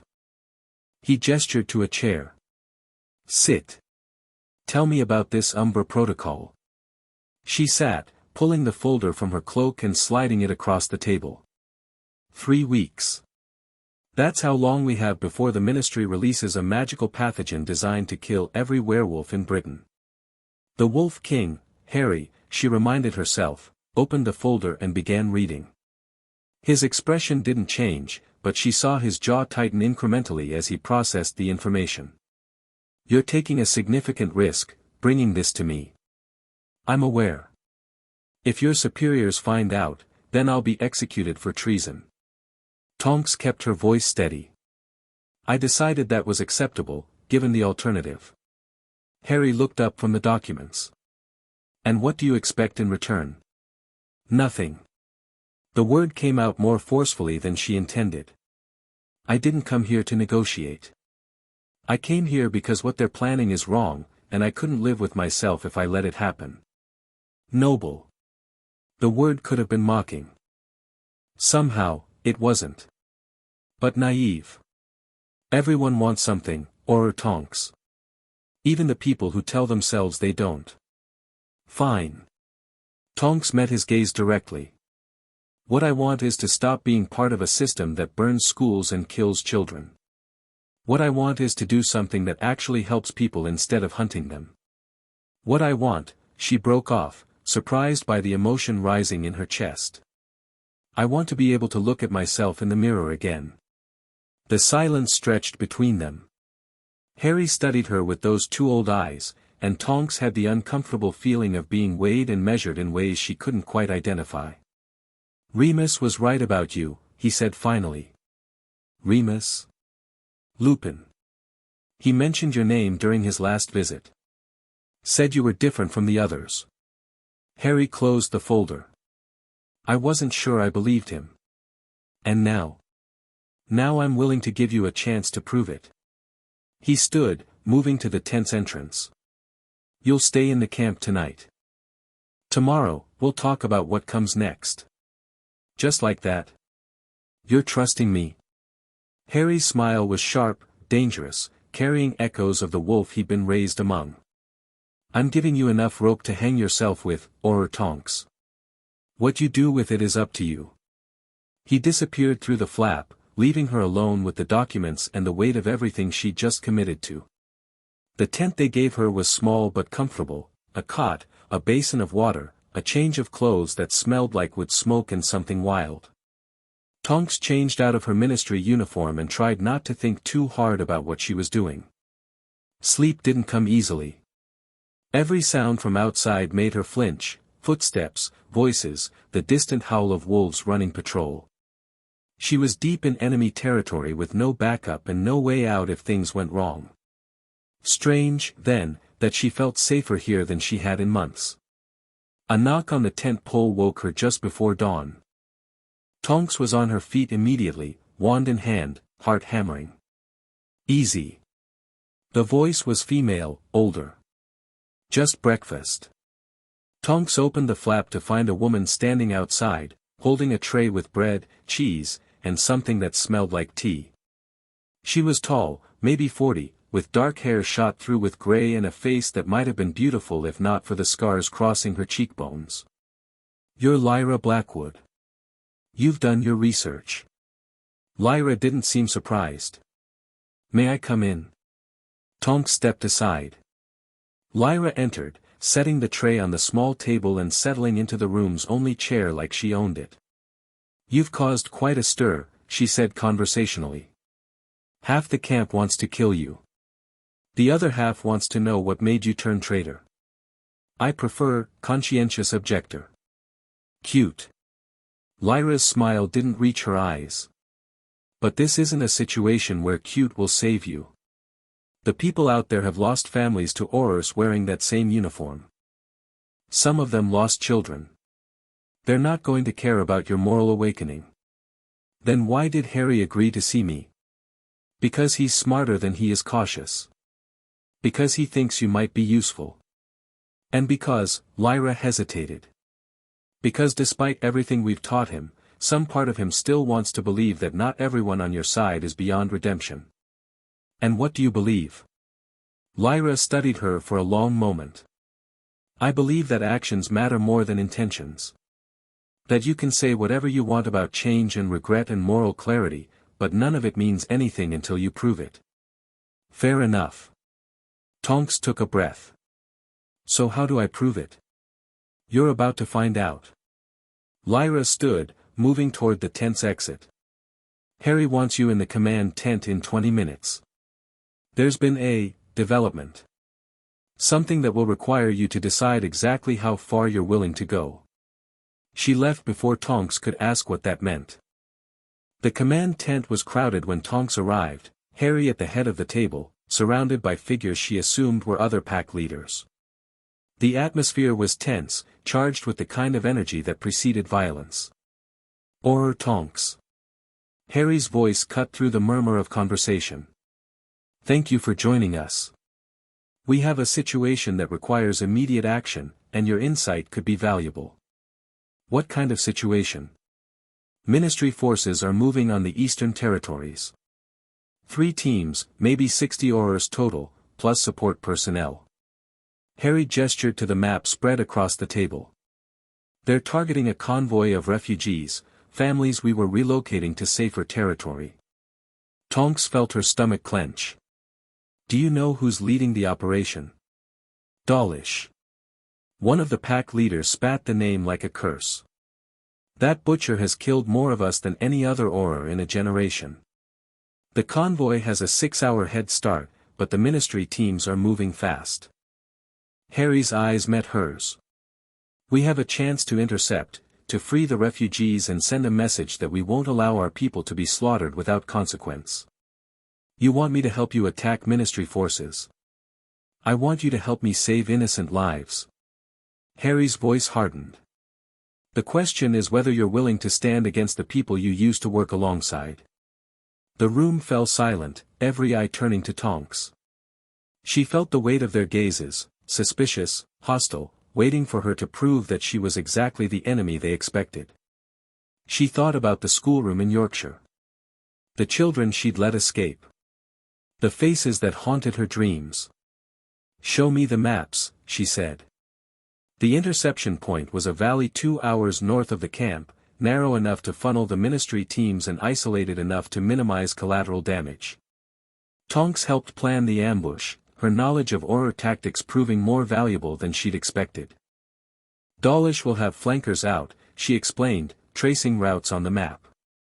Standard protocol for convoy interdiction. But he's overconfident, he doesn't expect significant resistance. If we hit the main force hard and fast, the flankers will pull back to regroup. And then? Harry asked. Then we're gone before they can organize a counterattack. The goal isn't to destroy them, it's to free the refugees and disappear. Harry nodded slowly.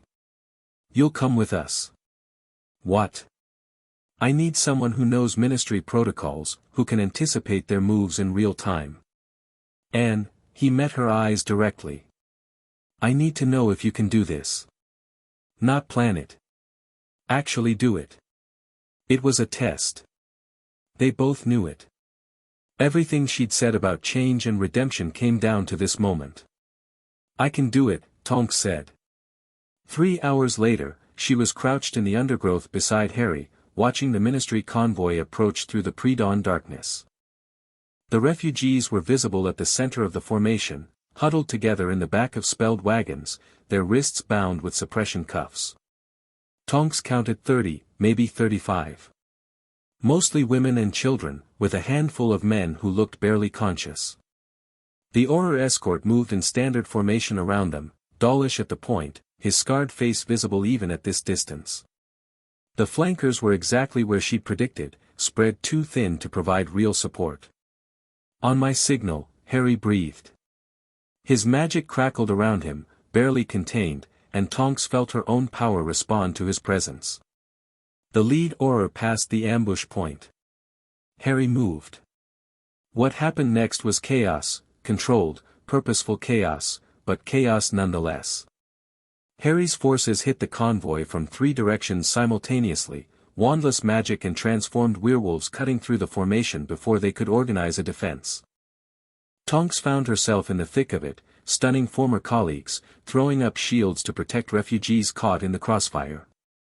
A part of her screamed that this was wrong, that she was betraying everything she'd sworn to uphold. A larger part watched Dawlish fire a killing curse at a 12-year-old who'd slipped his restraints, and felt nothing but cold fury. She intercepted the curse with a shield that nearly broke her arm from the impact. Tonks. Dawlish's face twisted with recognition and rage. You traitor, she hit him with a stunner that she didn't pull. He went down hard, his head cracking against a wagon wheel, and didn't get up. The battle was over in minutes. 6 Aurors unconscious, 4 more disarmed and restrained, the rest scattered into the forest. No deaths, Harry had been very clear about that, and his people had followed orders. The refugees were free. Tonks stood in the aftermath, breathing hard, her wand arm trembling with exhaustion. Around her, werewolves moved with practiced efficiency, tending to wounded, securing prisoners, preparing to move before ministry reinforcements arrived. Harry approached her, his face unreadable. "You held back." With Dawlish. "He's a bastard, not a monster." Tonks wiped blood from a cut on her forehead. "There's a difference." "Is there?" "If there wasn't, I wouldn't be here." Harry studied her for a long moment. Then, slowly, he nodded. "Welcome to the resistance, Orr Tonks." They made it back to camp as the sun was rising, the freed refugees crying and laughing and clutching at the werewolves who had saved them. Tonks watched families reunite, children run to parents they'd thought they'd never see again. This, she thought. This was what it meant to help people. Harry found her near the edge of the celebration, her ministry uniform stained with mud and blood and things she didn't want to examine too closely. "You did well today." "I did what needed to be done." "Same thing, sometimes." He gestured toward a tent at the camp's edge. "There's someone I want you to meet. Someone who might help us figure out how to stop the protocol." The tent was larger than Tonks expected, dominated by maps and documents and the accumulated detritus of extensive research. A man sat at the central table, his shabby robes at odds with the intelligence in his amber eyes. "Orr Tonks." Remus Lupin rose, extending a hand. "I've heard a great deal about you. Professor Lupin." Tonks took his hand, feeling the calluses of someone who'd worked hard for everything they had. "I wasn't sure you were real." "Most days, neither am I." His smile was tired but genuine. "I understand you've brought us information about a rather significant threat. The Umbra Protocol. A magical pathogen designed to, yes, I've read the documents." Remus gestured to the table, where the folder she'd brought was spread out alongside dozens of other papers. "What I'm trying to understand is the delivery mechanism. A pathogen of this nature would need a specific method of transmission to achieve the mortality rates they're projecting." Harry moved to stand beside them. "What have you found?" "The protocol mentions something called a convergence point, a location where the magical signature of all werewolves in Britain would be concentrated enough to ensure complete saturation." Remus tapped a particular document. "The Full Moon Gathering. They're planning to release it during the largest assembly of packs in a generation. Which they triggered by increasing the raids." Tonks felt sick. "They herded us together, made the gathering seem necessary, and now they're planning to use it as a kill zone." Harry's voice was flat, controlled, but Tonks could see the fury burning beneath the surface. "How do we stop it?" Remus spread his hands. "That's what I'm trying to figure out. The pathogen itself is being developed in the Department of Mysteries, we'd need access to their research to develop a countermeasure. But the department is one of the most heavily guarded locations in Wizarding Britain. Then we break in." Harry's tone left no room for argument. "We find the research, destroy what we can, and expose the rest to the public. Let them try to justify genocide when the whole world is watching." "It's not that simple," Remus began. "Nothing is simple." Harry turned to face them both. "But the alternative is waiting to die while the Ministry perfects its weapon. I'd rather go down fighting." Tonks thought about her options, what was left of her career, her reputation, her place in Wizarding society. She thought about the children she'd watched reunite with their families that morning. "I can help," she said. "I know the Ministry's internal security protocols. I can get us close enough to have a chance." Remus and Harry exchanged glances. Something passed between them, a communication Tonks couldn't quite read. "Then we start planning," Harry said. "We have 3 weeks to break into the most secure facility in Britain, destroy a weapon of mass destruction, and somehow survive long enough to tell the world what we've done." His smile was sharp and dangerous. "Should be interesting." The next 2 weeks were a blur of planning, training, and the slow construction of trust. Tonks found herself embedded in the pack's daily life in ways she hadn't expected. She ate with them, trained with them, learned their names and their stories and the thousand small details that turned enemies into people. There was Marcus, who'd been bitten at 16 and spent 5 years in ministry rehabilitation before escaping. There was Elena, whose entire family had been killed in a raid and who channeled her grief into protecting the pack's children. There was old Thomas, who remembered a time before the registration laws, when werewolves could live openly in wizarding society. Each story added weight to the choice she'd made. Each face became a reason to see this through. She also spent hours with Harry, planning the ministry infiltration and learning more about the young man who'd somehow united a scattered people into something resembling hope. "You were really raised here?" she asked one evening, as they reviewed security blueprints in his tent. "Since you were 5. "Since I was 5. Harry didn't look up from the maps. "Fenrir took me from my relative's house. They'd been keeping me in a cupboard under the stairs." "A cupboard?" "Complete with spiders and Dudley's broken toys." His voice was matter-of-fact, but Tonks heard the old pain underneath. "Fenrir offered me something different. Something that felt like it might be worth living for." "And was it?" Harry finally looked up, his green eyes meeting hers. "Ask me again after we survive the next month." Their relationship shifted during those 2 weeks, from reluctant alliance to something more like partnership. Tonks found herself looking forward to their planning sessions, to the debates about strategy and tactics and the nature of justice. She found herself looking forward to seeing him, which was a complication she hadn't anticipated. "You're staring again." Harry's voice cut through her thoughts, amused. "I'm thinking. About how strange this all is." Tonks set down the document she'd been pretending to read. 3 weeks ago, I was hunting werewolves for the ministry. Now I'm planning to break into the Department of Mysteries with the most wanted wizard in Britain. Any regrets?" Tonks considered the question seriously. "No. Not about the important things." She met his eyes. "You. I regret that it took this long. That people died while I was building power instead of using it." Harry's voice hardened.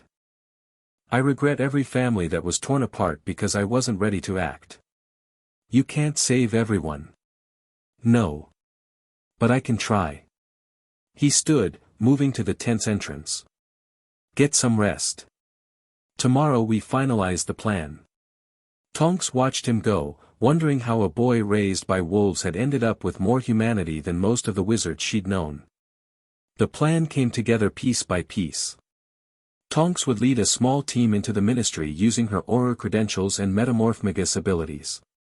Harry would coordinate external support, distractions to draw security away from their target, escape routes in case everything went wrong.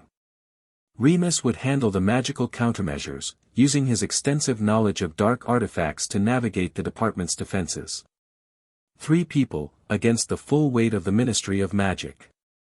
"This is insane," Tonks said, reviewing the final plan one last time. "You know that, right?" "Probably." Harry's smile was grim. "But we're out of sane options." The night before the operation, Tonks found herself unable to sleep. She walked through the camp, nodding to the sentries who'd learned to accept her presence, until she reached the overlook where Harry often went to think. He was already there, standing at the edge of the cliff, staring out at the forest below. Couldn't sleep either. Too much to think about. Harry didn't turn around. "Tomorrow, everything changes. Either we succeed and force the ministry to reconsider, or we fail and confirm every fear they've ever had about werewolf violence. That's a lot of pressure for one operation. That's the job." He finally turned to face her. "I wanted to thank you, Tonks. For what you've done. For what you've risked. Don't thank me yet. We haven't succeeded." "No. But you've already changed things." Harry stepped closer, and Tonks was suddenly aware of how near he was, the warmth of him, the intensity in his eyes. You've shown my people that not everyone on the other side is beyond reason. That matters, whatever happens tomorrow. Harry, I know the timing is terrible. His voice was soft. And I know we barely know each other. But I wanted you to know, before tomorrow, that I'm grateful you're here. That having you on our side makes me believe we might actually have a chance. Tonks didn't know what to say. The words caught in her throat, tangled with emotions she wasn't ready to examine. So she didn't say anything. She just stepped forward and pressed her lips to his. The kiss was brief, a promise, not a consummation. When she pulled back, Harry's eyes were wide with surprise. For luck, she said. His smile was genuine for the first time since she'd met him. I think I'm going to need it. Dawn came too quickly. Tonks stood at the camp's edge with Harry, Remus, and the small team that would accompany them into the ministry. The atmosphere was tense, everyone knew what was at stake, what they stood to lose. Remember the plan, Harry said, addressing the group. We get in, we find the research, we get out. No unnecessary risks, no heroics. The goal is to survive long enough to use what we learn. Murmurs of acknowledgement from the team. Tonks checked her equipment one last time, her wand, the emergency port key sewn into her sleeve, the false credentials that would get her past the first security checkpoint. Ready? Harry asked, his voice pitched for her ears alone. As I'll ever be. Then let's go change the world. They apparat toward London, toward the ministry, toward whatever waited on the other side of this desperate gamble. Behind them, the pack watched and waited and hoped. 3 weeks ago, Tonks had been hunting werewolves for the ministry. Now she was about to betray everything she'd sworn to protect, for the sake of people she'd been taught to hate. Strange, she thought, how easily the world could turn upside down. The Ministry of Magic's visitor entrance was the same as always, the red telephone box in the middle of London, surrounded by muggles who never looked twice at the wizards and witches who disappeared into it throughout the day. Tonks morphed her features into someone forgettable, medium height, brown hair, the kind of face that slid right out of memory, and stepped into the box.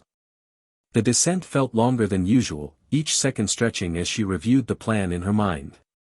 The atrium was busy, as it always was during working hours.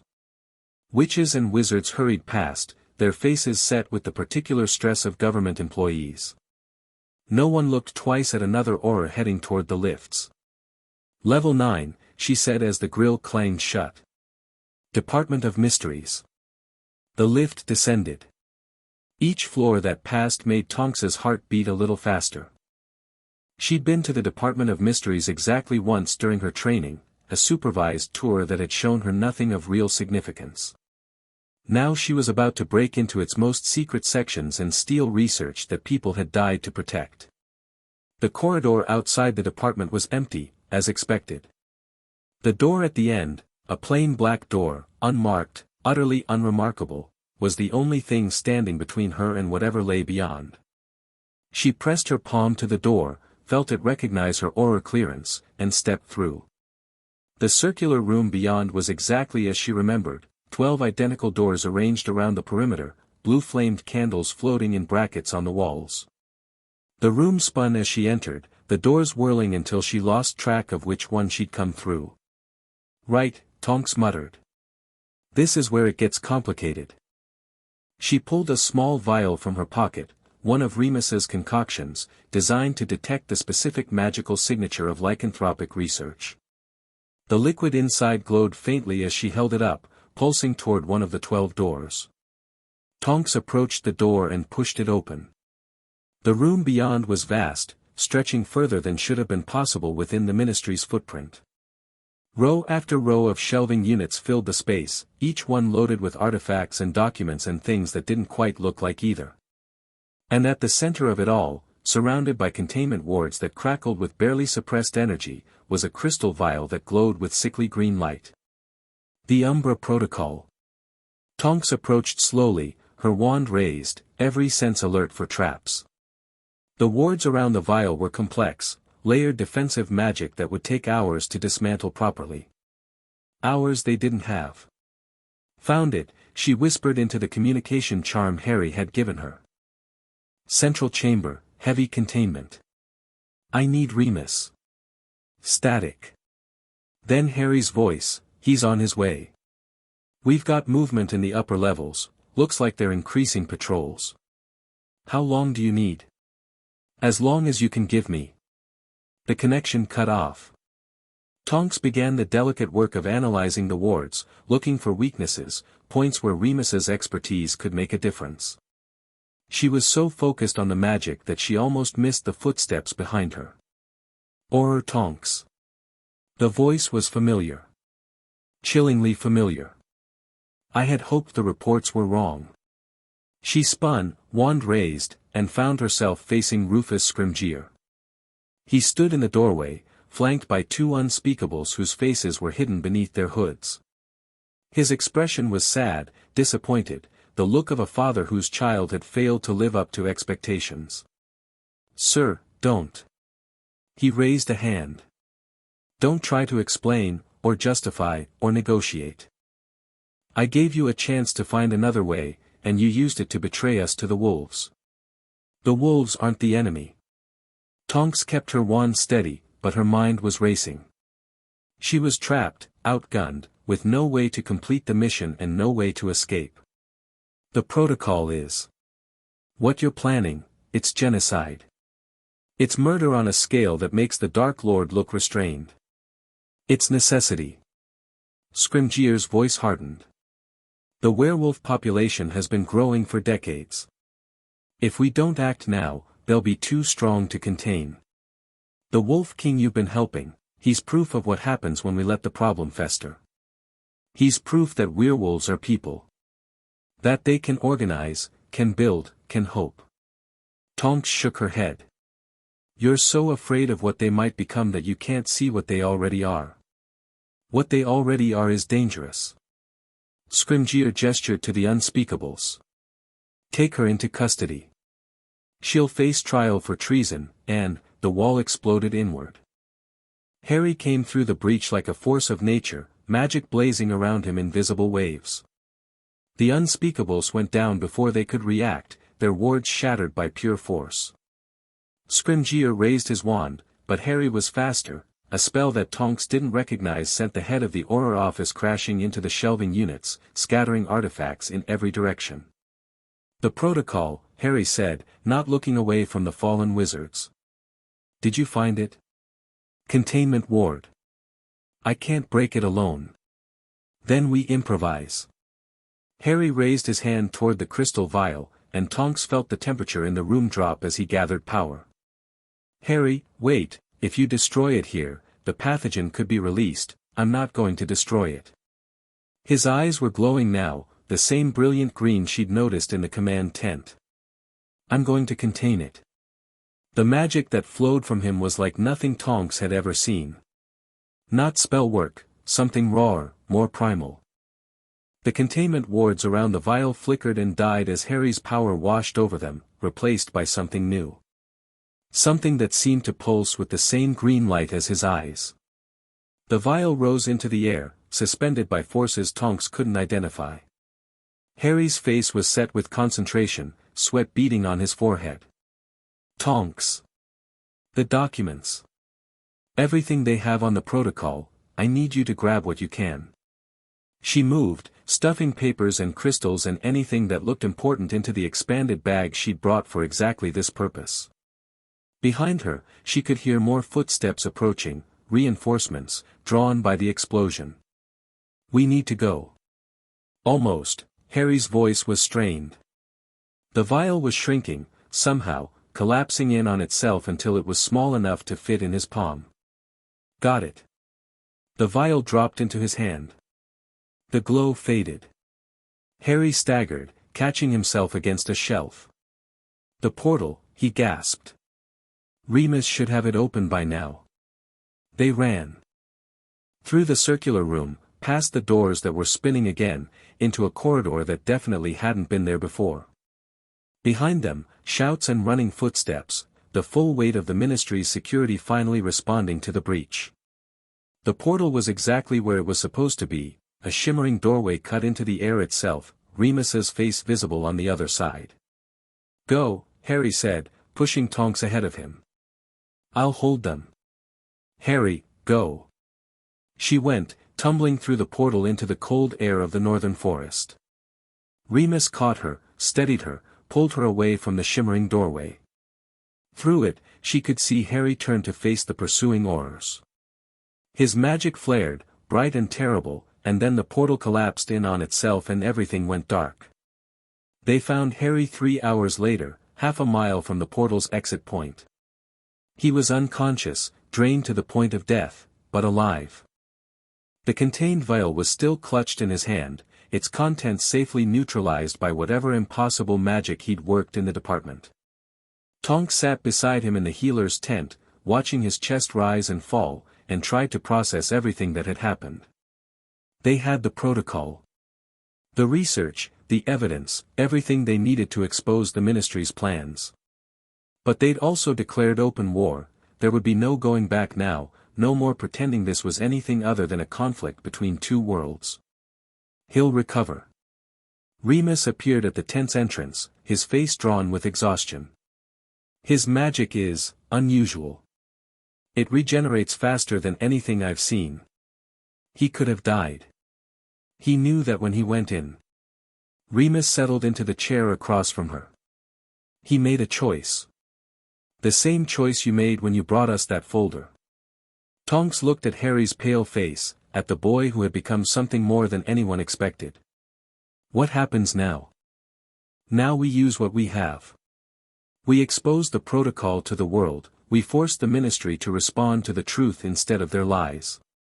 Remus's voice was tired but steady. "And we hope it's enough. And if it's not?"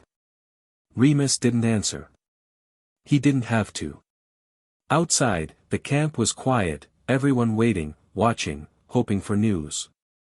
Tonks thought about the children she'd seen playing between the tents, the families she'd helped save, the people who had trusted her despite everything she represented. She thought about the kiss on the cliff, and the promise it had implied. "I'm staying," she said. "Whatever comes next, I'm staying." Remus nodded slowly. "I thought you might." Harry stirred in his sleep, his hand reaching out as if searching for something. Tonks took it, felt his fingers curl around hers. "Get some rest," Remus said, standing. "Tomorrow the real work begins." He left. Tonks stayed, holding Harry's hand in the darkness, and tried to imagine what tomorrow would bring. The Ministry wanted a war. They were about to get one. Chapter 2 and Chapter 3, Blood and Politics. The owl arrived at Malfoy Manor just as the sun was setting, its dark wings cutting through the amber light that streamed through the study windows. Lucius Malfoy watched it land on his desk with the practiced disinterest of a man who received dozens of such messages daily, but his grey eyes sharpened as he recognized the seal on the parchment. Not Ministry. Not any of the usual players in the endless game of pureblood politics. A wolf's head, pressed in silver wax. Draco. Lucius didn't raise his voice, he never needed to. "Come here." His son appeared in the doorway within moments, impeccably dressed as always, his pale features arranged in the mask of aristocratic boredom that Lucius had spent years perfecting. At 16, Draco was everything a Malfoy heir should be, poised, intelligent, and utterly certain of his place in the world. That certainty was about to be tested. "The Wolf King has made contact." Lucius broke the seal, scanning the contents of the letter. "It seems our investments in the werewolf population have not gone unnoticed." "Investments?" Draco moved closer, curiosity breaking through his careful composure. "I wasn't aware we had dealings with, there are many things you're not aware of." Lucius set the letter down, his fingers steepled in thought. "The Malfoy family has maintained certain relationships outside the Ministry's knowledge for generations. Insurance, you might call it. The wise man cultivates allies in every corner of society, especially the corners polite company pretends don't exist. And the Wolf King wants to meet." To discuss, as he puts it, matters of mutual interest. Lucius's smile was thin. The boy is more sophisticated than I expected. He understands that the ministry's current trajectory serves no one's interests, not even the purebloods who think they're benefiting from it. Draco's brow furrowed. You sound almost impressed. I'm intrigued. Lucius rose, moving to the window that overlooked the manor's extensive grounds. The ministry has been planning something. Something that goes beyond their usual persecution of dark creatures. Rufus Scrimgeour has been unusually aggressive in his werewolf suppression efforts, and certain colleagues in the Wisengamot have been making uncomfortable noises about final solutions. The Umbra Protocol. Lucius turned sharply. Where did you hear that name? I listen. Draco met his father's gaze without flinching. The younger Knot was bragging about his father's involvement in some Department of Mysteries project. Something that would clean up the magical world once and for all. Theodore Knot always did have more ambition than discretion. Lucius's expression darkened. The protocol is real, a biological weapon designed to eliminate the werewolf population entirely. What Knot and his friends don't understand is that such weapons rarely stay contained. Today it's werewolves. Tomorrow it's anyone with impure blood. The people pushing this agenda don't know where to stop. And you think the Wolf King can help stop them? I think the Wolf King represents an opportunity. Lucius returned to his desk, picking up the letter again. He's united 5 major packs, built something that looks almost like an army. The ministry is terrified of him, which means he has leverage. The question is whether he's smart enough to use it. You want me to find out? It wasn't a question. Draco had learned long ago to recognize when his father was leading him toward a conclusion. You're 16 years old, heir to one of the oldest pureblood families in Britain, and you've never set foot outside the comfortable world I've built for you. Lucius's voice was matter-of-fact. It's time for that to change. The Wolf King has requested a meeting with a Malfoy representative, someone who can negotiate on the family's behalf. I'm sending you. Me? For the first time, genuine surprise broke through Draco's composure. Father, I've never negotiated with someone who might kill you if you say the wrong thing. Never walked into a situation where your name and your gold won't automatically protect you. Lucius's smile was sharp. Consider it an education. The world is changing, Draco. The comfortable certainties of blood purity and ministry backing are eroding. If you're going to lead this family someday, you need to understand how the rest of the world actually works. Draco absorbed this in silence. His mind was racing, fear and excitement and something else he couldn't quite name churning beneath his careful exterior. When do I leave? Tomorrow morning. I'll provide you with coordinates and a guide who knows the Northern Territories. Lucius handed him the letter. Read this carefully. Understand what he's asking for, and what he might be willing to give. And Draco, yes. Don't underestimate him. The ministry has been trying to kill him for 10 years, and he's not only survived but thrived. Whatever else he is, Harry Potter is not a fool. Draco stared at his father. Harry Potter. The boy who lived. The same. Though I suspect he's become something rather different than the savior the wizarding world expected. Lucius's expression was unreadable. You'll have a chance to see for yourself soon enough. The journey north took most of the following day. Draco's guide was a taciturn witch named Vera who seemed to know every hidden path and secret route through magical Britain. They traveled by Portkey, Apparition, and eventually on foot, moving through increasingly wild territory until the comfortable world of manors and ministry buildings felt like a distant memory. The camp is another mile ahead. Vera stopped at the edge of a forest that seemed to swallow the fading daylight. I go no further. From here, you're on your own. Wonderful. Draco kept his voice steady, refusing to show the unease coiling in his stomach. Any advice? Don't show fear. Don't lie, they can smell it. And whatever you do, don't look the alpha in the eyes unless you're ready to back it up. Vera's smile was humorless. Good luck, young Malfoy. You're going to need it. She disappeared with a crack of apparition, leaving Draco alone at the forest's edge. He took a breath, straightened his robes, and walked into the trees. The first werewolf found him within minutes, a massive figure that materialized from the shadows like something out of a nightmare. Fully transformed despite the daylight, its yellow eyes fixed on Draco with an intensity that made his skin crawl. I'm here to see the Wolf King. Draco was proud of how steady his voice sounded. I'm expected. The werewolf growled low in its throat but didn't attack. Instead, it turned and began moving deeper into the forest, clearly expecting Draco to follow. He followed. The camp that emerged from the trees was nothing like what Draco had expected. He'd imagined something savage, crude shelters, fires burning in pits, the general chaos of people living on the edge of civilization. Instead, he found an organized settlement that rivaled some wizarding villages he'd visited. Tents arranged in careful patterns, communal spaces bustling with activity, children running and playing while adults went about their business. People. That's what they looked like. Just, people. The thought was uncomfortable. Draco pushed it aside as his guide led him toward a larger tent at the camp center. Wait here. The werewolf, human now, somehow having shifted back during the walk, ducked inside the tent. Draco stood in the open, acutely aware of the eyes watching him from every direction.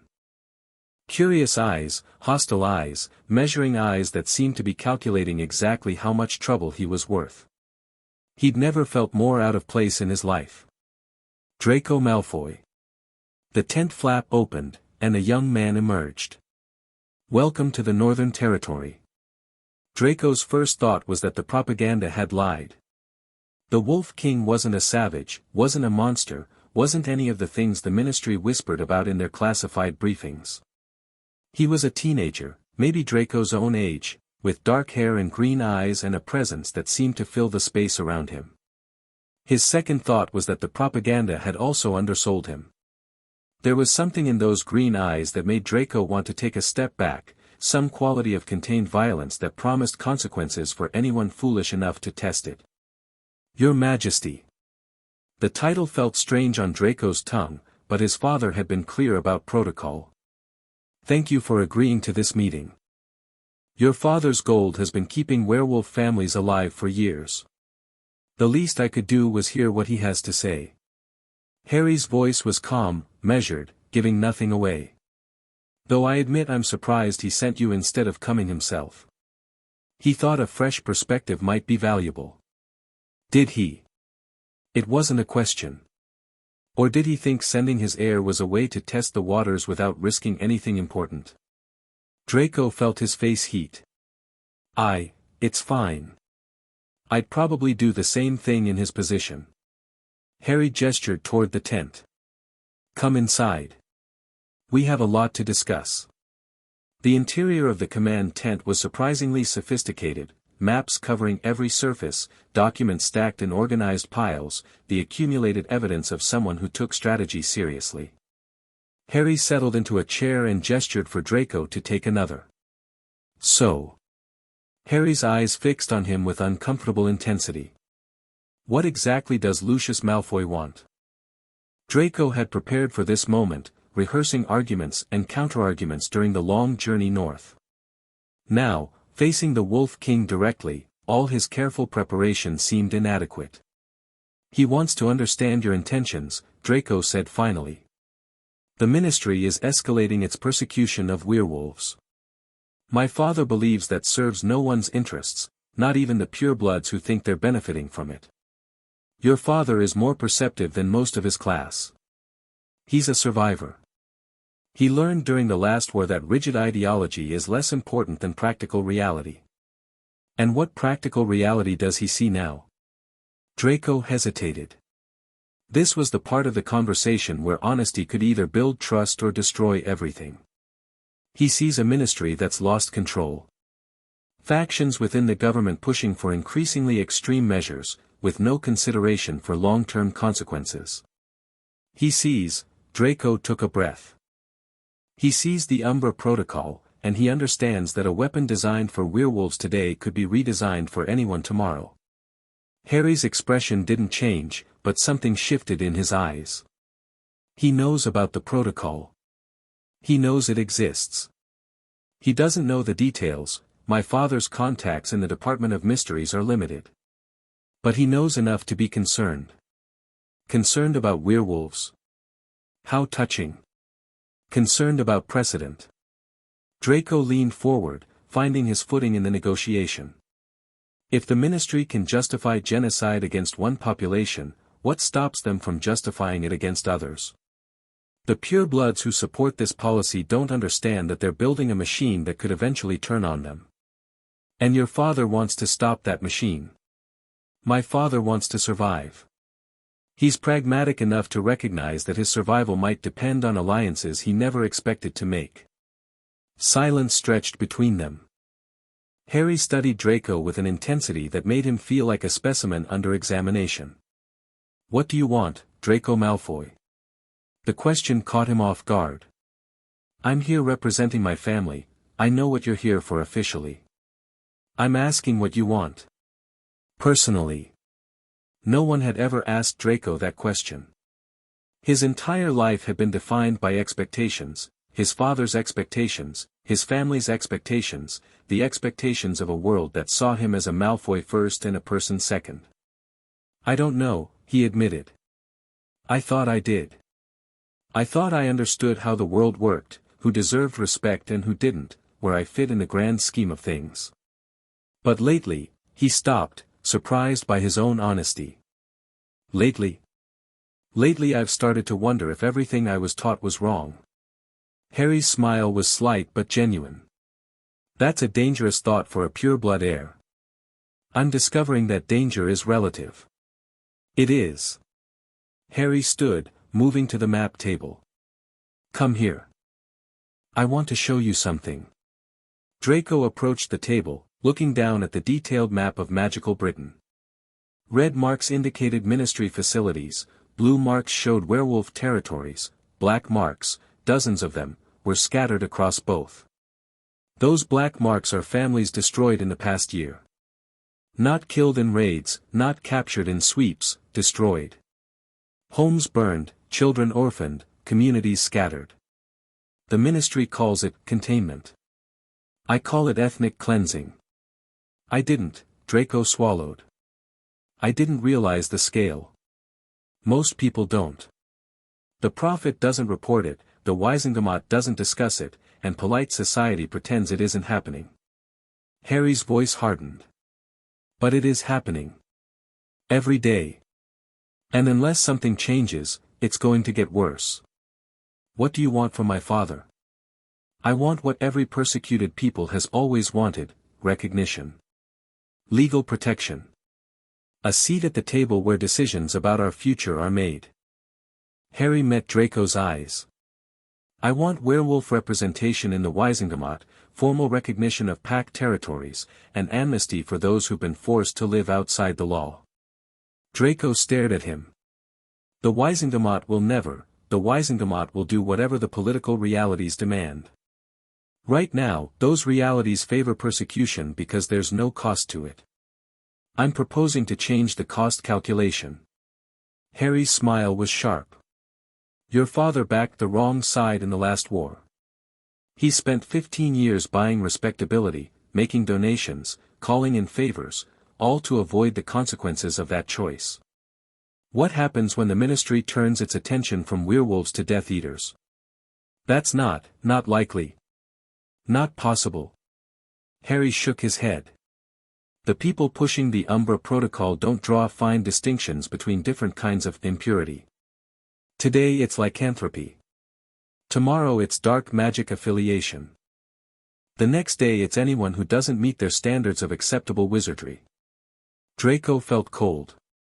The logic was undeniable. He'd heard whispers in pure-blood circles, concerns about Ministry overreach, fears that the current climate of fear could turn on anyone. You're offering my father an alliance. I'm offering him a choice. Help us now, when we still have a chance to change things through political pressure, or wait until the ministry comes for him and discover that the gold he's been hoarding won't buy his way out. And in return, I'll make sure the werewolf community remembers who their friends were. When this is over, when we've won recognition and protection, the Malfoy name will be associated with progress instead of persecution. That's worth more than gold in the long run. Draco thought about his father's instructions, the careful calculations of advantage and risk. He thought about everything he'd been taught about blood purity and proper wizarding society. He thought about the map on the table, the black marks representing destroyed families, the scale of suffering he'd never been asked to consider. I'll take your proposal to my father, he said finally. I can't promise he'll accept. I'm not asking for promises. I'm asking for consideration. Harry extended his hand.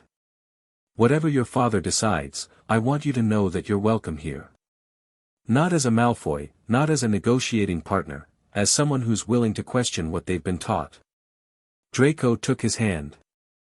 The grip was firm, warm, carrying a certainty that Draco had never felt in his own grasp. I'll be back, he said. With my father's answer. I'll be waiting. The return to Malfoy Manor took longer than the journey out. Draco found himself stopping frequently, sitting on hillsides and forest clearings, trying to process everything he'd seen and heard. The world looked different now, the comfortable certainties of his upbringing crumbling under the weight of new information. His father was waiting in the study when he arrived, his expression carefully neutral. Well? Draco recounted everything, the meeting with Harry, the proposal for political alliance, the implicit threat woven through the Wolf King's words. Lucius listened in silence, his grey eyes revealing nothing. He's clever, Lucius said finally. More clever than I gave him credit for. He's right. The words came out before Draco could stop them. Father, what he said about the ministry, about the protocol, about what happens when they run out of acceptable targets, he's right. I know. Then why are we hesitating? Why aren't we? Because moving too quickly is as dangerous as moving too slowly. Lucius rose, pouring 2 glasses of fire whiskey and handing one to his son. The Wolf King is offering us an alliance, yes. But alliances have costs. If we're seen publicly supporting werewolf rights, our position in pure-blood society becomes complicated. Our position in pure-blood society won't matter if the ministry decides we're next on the list. Lucius studied his son with something that might have been surprise. The camp changed you. The camp showed me things I'd never seen before. Draco took a drink, feeling the burn all the way down. Children playing. Families eating together. People living their lives, trying to survive, just like us. They're not monsters, Father. They're just people who got dealt a terrible hand. Sentimentality is dangerous in politics. So is blindness. Draco met his father's eyes. You sent me there to learn. This is what I learned, the world we grew up in is dying. We can die with it, or we can help build something new. The silence stretched between them. Draco watched his father's face, trying to read the calculations happening behind those cold gray eyes. You really believe that, Lucius said finally. I believe we don't have another choice. Lucius was quiet for a long moment. Then, slowly, he raised his glass. Perhaps you're right. Perhaps the comfortable world of blood purity and ministry backing has run its course. He drank, set down the glass, and looked at his son with something approaching respect. Very well. We'll support the Wolf King's proposal. Not publicly, not yet, but we'll use our influence in the Wisengamot to slow the protocol's implementation and create space for negotiation. That's not enough. It's a beginning. Lucius's smile was thin. Politics is the art of the possible, Draco. We can't reshape the world overnight. But we can start laying the groundwork for change. And if the ministry moves before we're ready, then we adapt. That's what Malfoys do. Lucius moved toward the door. Get some rest. Tomorrow I'll need you to draft a response to the Wolf King, something that commits us to action without exposing us to retaliation. You've demonstrated an understanding of his position, use it. Father, Draco hesitated. Thank you. For trusting me with this. Don't thank me yet. Lucius paused at the threshold. The path you've chosen is dangerous. There will be consequences, for you, for this family, for everything we've built. If you're not prepared to accept those consequences, tell me now. Draco thought about the black marks on Harry's map. The children he'd seen playing in the camp. The world he'd been taught to believe in, crumbling under the weight of its own contradictions. I'm prepared. Then God help us both. Lucius left without looking back. Draco sat alone in the study, sipping fire whiskey and watching the fire burn low. His mind kept returning to the Wolf King, to the intensity in those green eyes, the certainty in his voice, the vision of a world that didn't yet exist but might. He'd been sent to negotiate an alliance. Somewhere along the way, he'd found something else entirely. Tomorrow, he'd write his response. Tonight, he'd try to figure out what kind of person he wanted to become. 3 days later, Draco returned to the Northern Territory. He brought his father's tentative agreement, carefully worded commitments to political support, promises of Wisengamot influence, the foundation of an alliance that could reshape the political landscape. But more than that, he brought information. Ministry troop movements. He spread the documents across Harry's map table. My father's contacts in the Auror office have been tracking unusual deployments over the past week. 3 teams, maybe 70 personnel, moving toward the Eastern Territories. Harry studied the maps with the focused intensity Draco was coming to recognize. They're targeting the refugee convoys. The families we've been relocating from exposed areas. Can you intercept them? We can try. But if this information is wrong, if it's a trap, it's not. Draco met his eyes steadily. My father understands that trust has to be earned. This is his way of demonstrating good faith. Harry was quiet for a moment, weighing possibilities. Then he nodded. Lyra. Get Varek and the rapid response teams. We're moving in 2 hours. The woman who appeared from the back of the tent was striking, tall, dark-haired, with scars that spoke of violence survived and mastered. She studied Draco with eyes that gave nothing away. The Malfoy heir. Interesting choice of allies. He's proven useful. Harry's voice was matter-of-fact. For now. For now. Lyra's smile was thin. I'll assemble the teams. Try not to get your new pet killed while I'm gone. She left without waiting for a response. Draco felt his face heat at the casual dismissal. She doesn't trust easily, Harry said, not looking up from the maps. Neither do I. But you've earned a chance to prove yourself, and that's more than most outsiders get. I appreciate the opportunity. Don't appreciate it yet. Wait until you see what we're actually asking you to do. The lockdown came that evening, triggered by intelligence reports suggesting the ministry was closer than anyone had realized. Draco found himself trapped in the camp with no way to contact his father, no way to retreat to the comfortable world he'd grown up in. The tent they'd assigned him was small but functional, and he spent the first hours of confinement pacing its limited space and trying not to panic.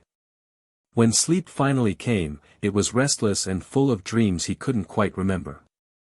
He woke to the sound of voices outside, children's voices, high and bright, discussing something with the earnest intensity of young minds fully engaged. Draco pulled back the tent flap and looked out. The camp was transformed in daylight. What had seemed threatening in the dark now looked almost domestic. Cooking fires burned throughout the settlement, filling the air with the smell of breakfast. Adults went about their business with the easy familiarity of long routine. And everywhere, there were children. Playing. Running. Laughing.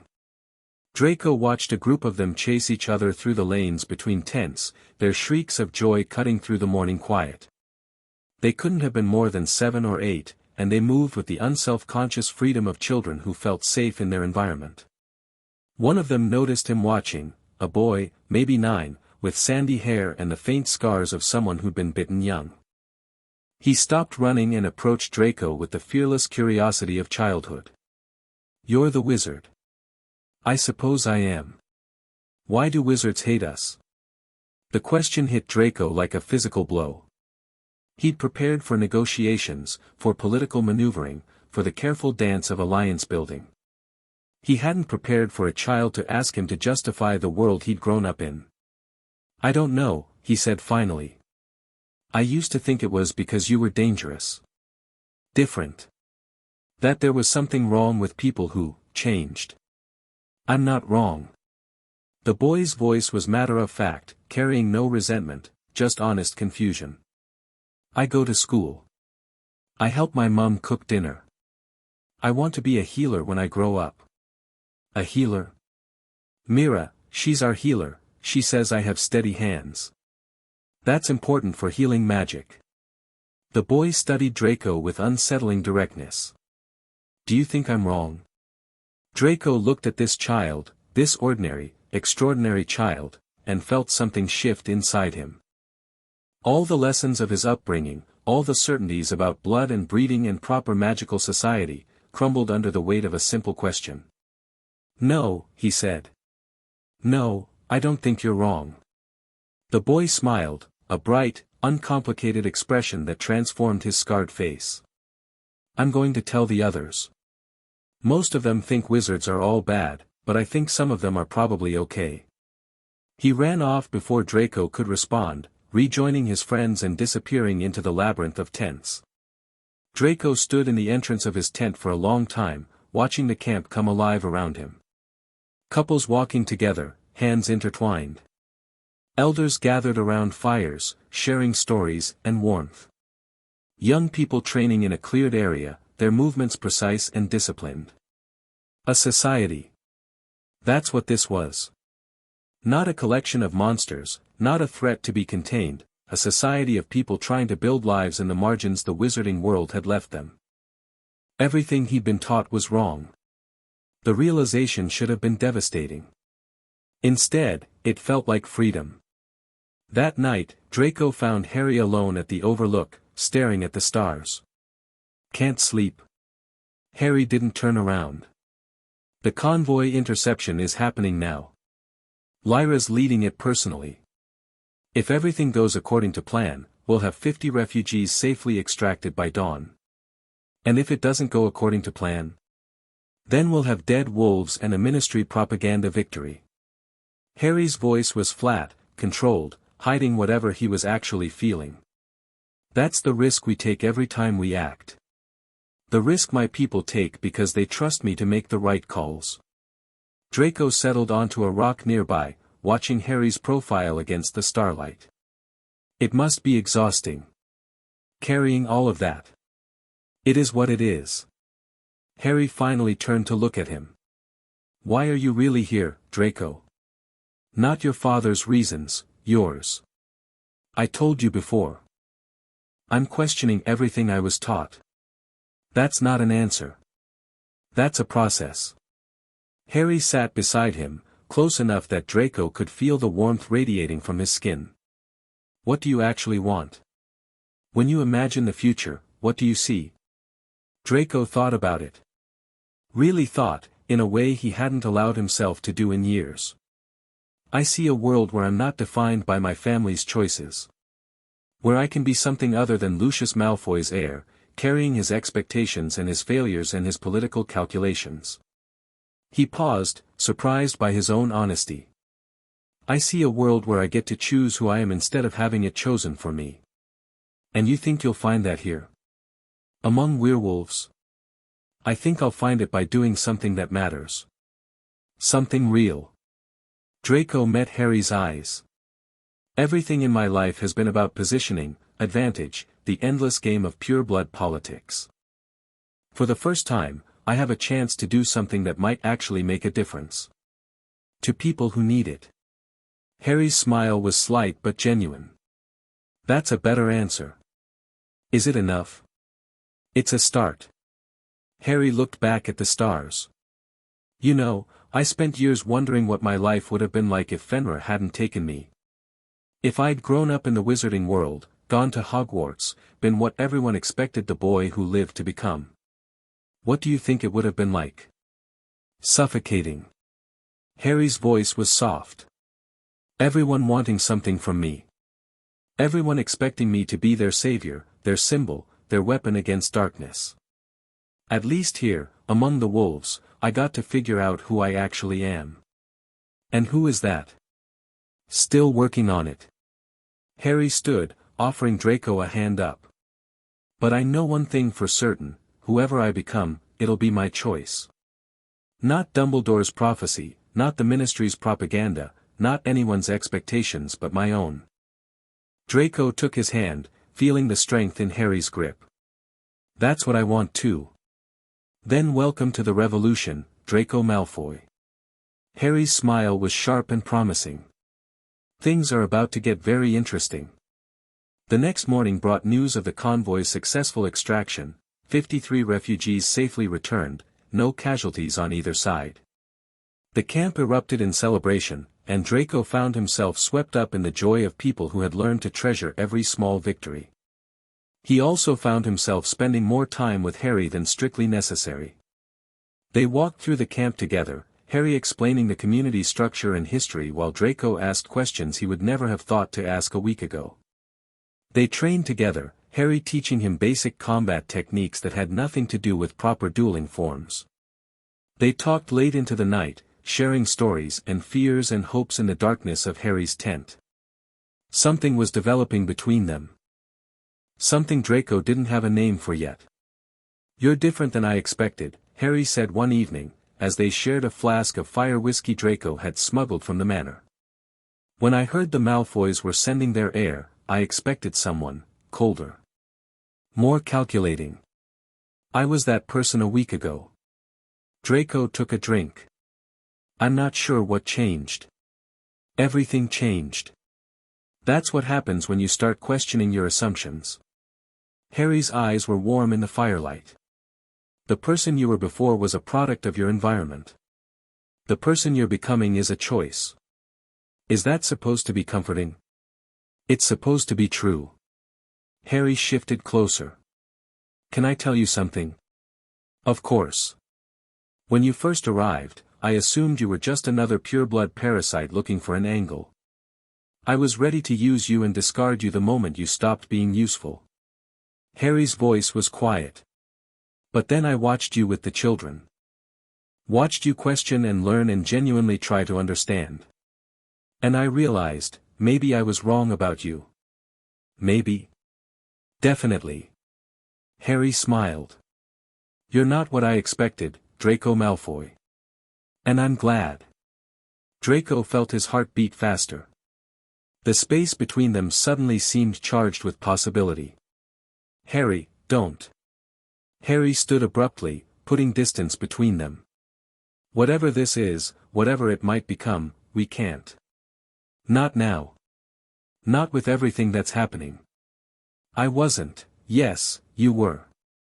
And so was I. Harry's voice was strained. But I need to stay focused. The protocol is still out there, the ministry is still coming, and my people need me clear-headed. I can't afford distractions. The word stung more than it should have. Draco pushed down his disappointment and forced his voice to remain steady. I understand. Do you? I understand that timing matters. That some things have to wait. Draco stood, meeting Harry's eyes. But I also understand that this, whatever this is, isn't going away just because we ignore it. Harry was quiet for a long moment. Then, slowly, he nodded. When this is over, he said. When the protocol is stopped and my people are safe, we'll talk about what comes next. I'll hold you to that. I'm counting on it. They stood in silence, the weight of everything unsaid hanging between them. Then Harry turned and walked out into the night, leaving Draco alone with his thoughts and a heart that wouldn't stop racing. The traitor revealed themselves 3 days later. Draco was in the command tent, helping Harry analyze Ministry patrol patterns, when the explosion tore through the eastern edge of camp. He was on his feet before the sound finished, wand drawn, heart hammering. "Stay here," Harry commanded, already moving toward the tent's exit. "Whatever happens, do not leave this tent." "But, stay." Harry was gone before Draco could argue. Through the tent flap, he could see chaos, fires burning, people running, the sounds of combat mixed with screams of fear. He lasted about 30 seconds before his conscience overrode his orders. The Eastern District was a nightmare. Flames everywhere, werewolves and humans alike scrambling for safety, and at the center of it all, Draco recognized the man immediately. Croker, the unspeakable who had been visiting the camp for weeks, bringing supplies and information. The man his father had assured him was a trustworthy contact. The man who was now holding a glowing vial of something that made Draco's magical senses scream with wrongness. Harry was facing him down, magic crackling around both of them. Lyra and Varric were circling, looking for an opening, but the vial in Croker's hand kept everyone at bay. "The Umbra Protocol," Draco breathed. "He has a sample." He didn't think about what he did next. Didn't calculate the risks or weigh the options. He just moved, sprinting through the chaos toward the confrontation, his wand raised, a spell forming on his lips that he hadn't used since his father's combat tutors had first taught it to him. Expelliarmus. The spell caught Croker from behind, not powerful enough to disarm him completely but enough to break his concentration. The unspeakable spun, his attention divided, and Harry struck. The magic that flowed from the Wolf King was like nothing Draco had ever seen. Not a spell, not anything recognizable from his years of formal training, but something raw and primal that seemed to bend reality itself. Croker went down hard, his ward shattered, the vial flying from his grip. Draco caught it. Pure instinct, his seeker reflexes kicking in before his brain caught up with what was happening. The glass was cold in his palm, the wrongness of its contents making his skin crawl. "Draco." Harry's voice cut through the chaos. "Don't move." He froze, suddenly very aware of what he was holding. One wrong move, one crack in the glass, and the pathogen inside would be released. Everyone within range would die. Harry approached slowly, his hands raised, his green eyes fixed on the vial. "Listen to me very carefully. What you're holding is designed to target lycanthropic bloodlines. It won't affect you directly, but if it gets released here, everyone dies." "I understand." Draco's voice was steadier than he felt. "Tell me what to do. I'm going to contain it. But I need you to keep holding it absolutely still while I work. Can you do that?" "Yes." Harry's magic wrapped around the vial, and Draco felt the temperature drop as something impossibly complex began to happen. The wrongness he'd sensed started to fade, replaced by something cleaner, a containment field that seemed to pulse with the same green light as Harry's eyes. "Got it." Harry's voice was strained. "You can let go now." Draco released the vial and stepped back, his hands trembling with delayed shock. The glass floated in the air between them, wrapped in magic that seemed to glow from within. "You saved my life," Harry said quietly. "Again. I saved everyone's lives." Draco managed a shaky smile. "Let's not make a habit of it." Harry's laugh was unexpected, bright and genuine and carrying relief that went deeper than words. "I'll try. No promises." They stood together in the aftermath of the attack, surrounded by fires being extinguished and wounds being tended and the terrible evidence of how close they'd come to disaster. "Croker," Draco said finally. "My father vouched for him. If he was working for the Ministry, then your father was deceived. Or he was testing us." Harry's voice was careful. "Either way, it doesn't change what you did tonight. You had a chance to run, to protect yourself, and instead you stayed and fought. I didn't think about it. That's the point. Harry met his eyes. The person you were a week ago would have calculated the odds and chosen self-preservation. The person you're becoming acted on instinct, and that instinct was to help. Draco didn't know what to say. The night's events were still catching up with him, the terror, the violence, the impossible magic Harry had worked, the weight of the vial in his hand. What happens now? He asked finally. Now we use what we have. Croaker's capture proves the Ministry is willing to use biological weapons against civilians. The protocol sample gives us evidence that can't be denied. Harry's expression hardened. Tomorrow, I'm sending you back to your father with a message. What message? That the time for half measures is over. The Malfoys either commit to this alliance publicly, or they stand aside and watch while the Ministry commits genocide. Harry's smile was sharp. Which side do you think he'll choose? Draco thought about everything he'd seen and learned and felt over the past week. The children playing in the camp. The families working together to build something worth protecting. The Wolf King who had shown him that the world he'd grown up in was built on lies. I think, he said slowly, that I should go back tonight. With the evidence. And I think I should tell my father that the Malfoy family has already chosen its side, whether he realizes it yet or not. Harry studied him for a long moment. Then he nodded. You've grown, Draco Malfoy. I had good teachers. Travel safe. And Draco, Harry's hand caught his arm. Thank you. For everything. Their eyes met, and for a moment, the chaos around them faded away. The promise Harry had made hung between them. When this is over, we'll talk about what comes next, and Draco felt it like a physical presence. I'll be back, he said. With my father's answer. And with whatever resources the Malfoy family can bring to this fight. I'll be waiting. Draco left the camp that night, carrying evidence of genocide in his pocket and something more precious in his heart. Behind him, the pack began the long work of recovery and preparation. The war was just beginning. And for the first time in his life, Draco Malfoy knew exactly which side he was fighting for. Malfoy Manor felt different when he returned. Smaller, somehow. Colder. The elegant rooms and priceless artifacts that had once represented everything he aspired to now seemed like elaborate props in a play he no longer wanted to perform. His father was waiting in the study, as always. You're back earlier than expected. Lucius's voice was neutral, giving nothing away. I take it there were developments. Draco set the evidence on the desk between them, documents, crystals, the contained vial of the Umbra Protocol sample. He watched his father's face as he examined each piece, looking for any sign of reaction. Croaker was working for the Ministry, Lucius said finally. I suspected as much. You suspected? I wasn't certain.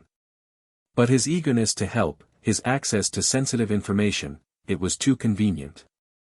Lucius set down the vial, his expression thoughtful. I needed to know for certain before committing further resources. Your survival confirms that the Wolf King's people are capable of handling threats, even ones that come from inside. You used me as bait. I used the situation to gather intelligence. You were never in serious danger. I had extraction protocols in place if things went wrong. Lucius met his son's eyes steadily. Welcome to politics, Draco. Everyone is testing everyone else, all the time. The question is whether you pass the tests. Draco felt cold fury building in his chest. All the growth he'd experienced, all the connections he'd made, reduced to a strategic gamble in his father's endless game. The Wolf King is waiting for our answer, he said, keeping his voice controlled. Full public commitment to the alliance, or nothing. Then he'll have to wait. Lucius began sorting through the documents. I need time to analyze this evidence, to consult with allies, to prepare the political ground. There is no time. Draco slammed his palm on the desk, scattering papers. The Ministry is planning genocide, Father. Not hypothetically, not theoretically, they have a working weapon and a timeline for deployment. Every day we delay is another day they get closer to killing thousands of innocent people. Innocent? Lucius's eyebrow rose. Werewolves are people. They're people, just like us, trying to live their lives in a world that's decided they don't deserve to exist. Draco leaned forward, his voice dropping. I've spent the past week among them. I've eaten with them, trained with them, watched their children play. And I've realized something that all your political calculations will never show you: they're better than us. Kinder, more honest, more loyal. The world we've built, the one that treats them like animals, is the real monstrosity. Lucius was silent for a long moment. When he spoke, his voice carried something Draco had rarely heard: uncertainty. You believe that? With everything I am. Then you've become someone I don't entirely recognize. Lucius leaned back, studying his son with new eyes. The boy I sent to negotiate would never have spoken to me like this. He would have calculated, maneuvered, found the angle that served his interests. That boy is gone. Draco straightened. I'm offering you a choice, father. The same one Harry offered me. You can keep playing your games, hedging your bets, waiting to see which way the wind blows. Or you can commit, fully, publicly, irrevocably, to the right side of history. And if I choose to wait, then I'll go back to the Northern Territory alone. I'll pledge the Malfoy name to the Alliance without your consent, and whatever consequences follow will be on your head, not mine. The threat hung between them.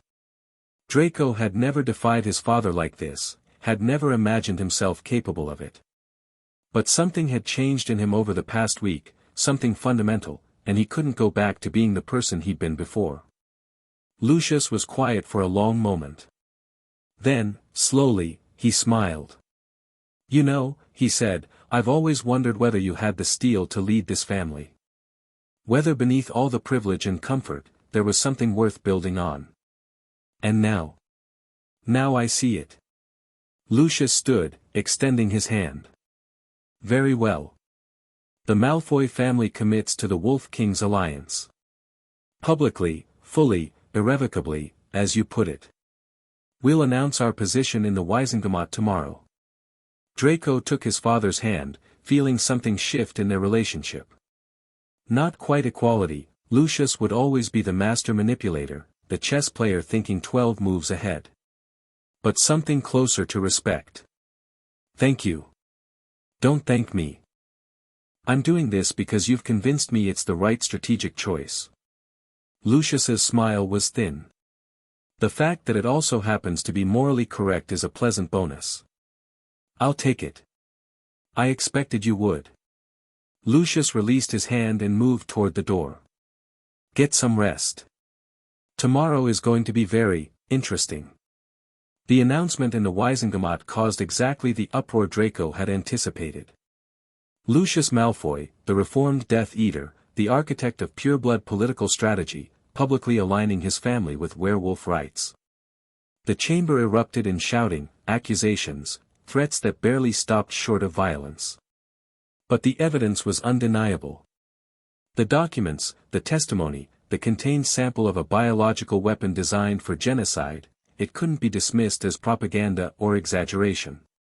By the end of the session, 3 other families had quietly signaled their support. The Ministry's unified front against werewolf rights was beginning to crack. Draco watched it happen from the visitors' gallery, feeling a satisfaction that went deeper than political victory.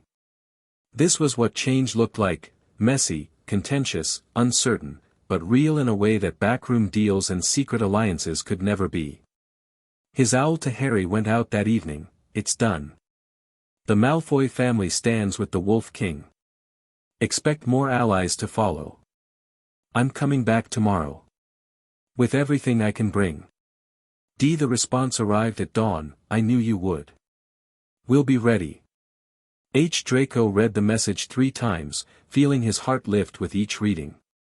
Whatever came next, the battles, the politics, the long struggle for recognition, he wouldn't be facing it alone. He packed his bags and prepared to return to the Northern Territory.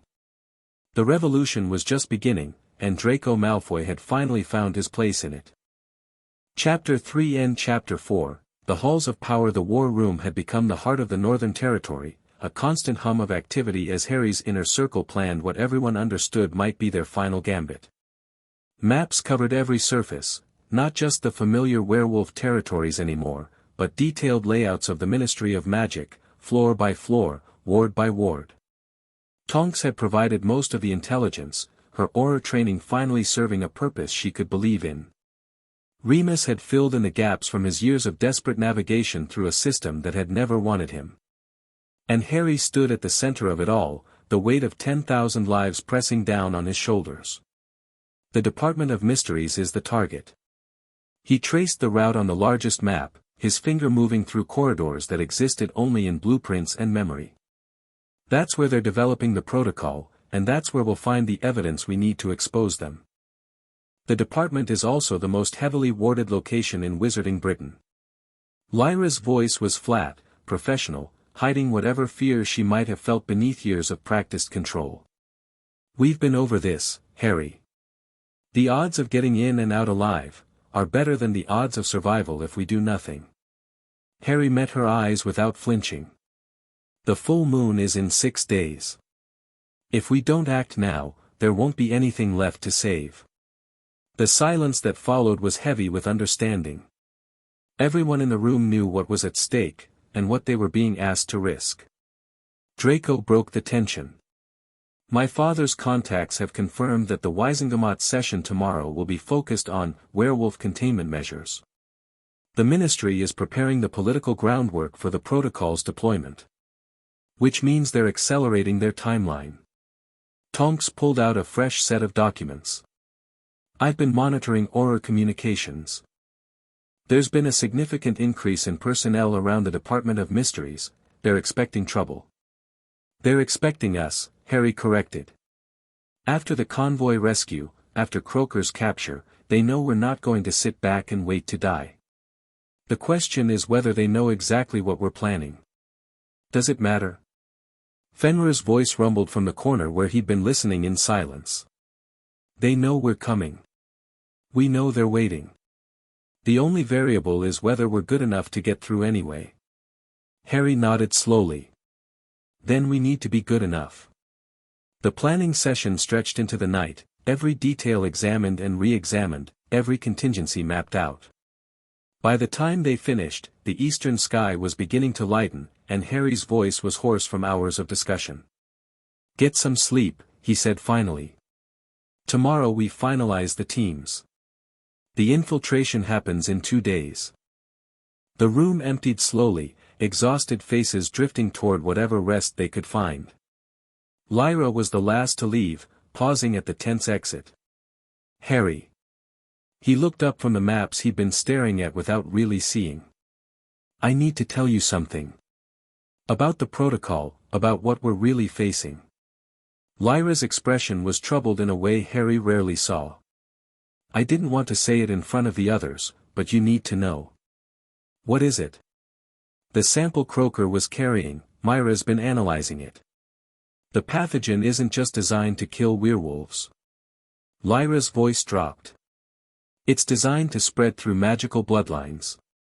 Anyone with werewolf ancestry, anyone who's been bitten and cured, anyone who's been exposed to lycanthropic magic in any form, they're all potential targets. Harry felt cold settle into his bones. How many people are we talking about? Thousands. Maybe tens of thousands. The Ministry's targeting isn't as precise as they think it is. Lyra met his eyes. If this thing gets released, it won't just kill werewolves. It'll kill anyone who doesn't fit their definition of pure. Half-bloods with werewolf grandparents. Healers who've worked with bite victims. Children whose parents were cured before they were born. They're going to kill innocent wizards along with us. And they either don't know or don't care. Lyra's jaw tightened. This isn't just genocide, Harry. It's mass murder on a scale the wizarding world hasn't seen since Grindelwald. Harry was silent for a long moment, processing the implications. The scope of what they were fighting against had just expanded dramatically, and so had the stakes. Does anyone else know? Mira. She's still running tests, trying to find a countermeasure, but she's not optimistic. Lyra hesitated. There's something else. The pathogen's magical signature, it's familiar. Like something I've encountered before. Where? During the last war. Lyra's voice was barely above a whisper. Harry, I think some of the research behind this protocol came from Death Eater experiments. The kind of dark magic that was supposed to have been destroyed when Voldemort fell. The name hit Harry like a physical blow. He'd spent his whole life defined by that monster, the scar on his forehead, the prophecy that supposedly marked him for greatness, the expectations of a world that wanted him to be their savior. And now, even here, even among the wolves who had given him a different identity, Voldemort's shadow was reaching out to touch his life. Then we'll destroy it, Harry said, his voice hardening. We'll expose the protocol, we'll destroy the research, and we'll make sure the world knows exactly what kind of people were behind it. And if we can't, then we'll die trying. Harry met her eyes with a certainty that left no room for doubt. But we won't die quietly. Whatever happens, the world is going to know what was done in their name. Lyra studied him for a long moment. Then, slowly, she smiled, a rare expression that transformed her scarred face into something almost soft. You've become the leader I always hoped you could be, she said. Your parents would be proud. I didn't know them. No. But I've heard stories.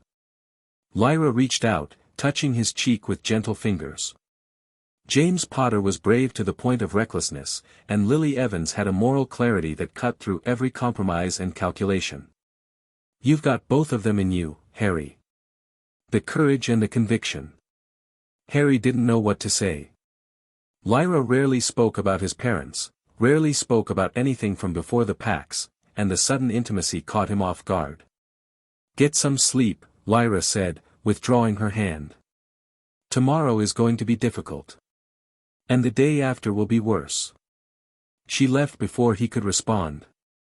Harry stood alone in the war room, surrounded by maps and plans and the weight of everything still to come.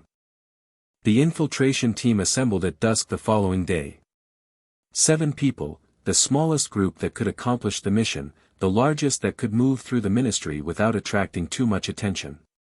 Harry at the lead, Tonks with her Auror credentials and Metamorphmagus abilities, Remus with his knowledge of dark artifacts, Draco providing pureblood access to areas the others couldn't reach, Varek and 2 of his best fighters for backup if everything went wrong. Fenrir wasn't coming. The decision had been made after hours of argument. His presence would be too conspicuous, too likely to trigger immediate responses from Ministry security. He'd accepted the logic, but Harry had seen the frustration in those yellow eyes. The old wolf stays home while the cubs go hunting, Fenrir had growled. There was a time when I'd have led this charge myself. There'll be other charges, Harry had replied. Right now, I need you here. If this goes wrong, the Pax will need someone to lead them. Now, standing at the edge of the forest with his team, Harry pushed aside the memory. There was no room for second-guessing, only action. Everyone clear on their roles. Nods all around. They'd been over the plan dozens of times, until every contingency was memorized, every escape route mapped. Then let's go change the world. They operate in sequence, arriving in a carefully selected alley 3 blocks from the Ministry's visitor entrance. The evening crowds of London provided perfect cover, just another group of strangely dressed individuals making their way through the city. Tonks took the lead, her features shifting into someone forgettable as they approached the phone box. Remember, once we're inside, we split up. Draco and Remus take the Wisengamot level, they need to see what's happening with the vote while we hit the department. Harry, you're with me. Varek's team handles extraction if we need it. The descent into the Ministry felt longer than usual. Harry watched the levels tick past through the lift's grill, his magic coiled and ready beneath his skin. Level 9, the cool voice announced. Department of Mysteries. This is where it gets interesting, Tonks murmured. The corridor outside the department was eerily quiet, no guards visible, no sound except the distant hum of magical wards. Harry's instincts screamed that something was wrong, but they were committed now. There was no turning back. Tonks pressed her palm to the black door. It recognized her aura clearance and swung open. The circular room beyond was exactly as she described, 12 identical doors, blue flames, the disorienting spin that made it impossible to track which entrance they'd used. Harry felt the room's magic wash over him, probing, testing, trying to determine if he belonged here. He pushed back with his own power, and felt the room's magic recoil in something like surprise. The detection ward, Tonks whispered.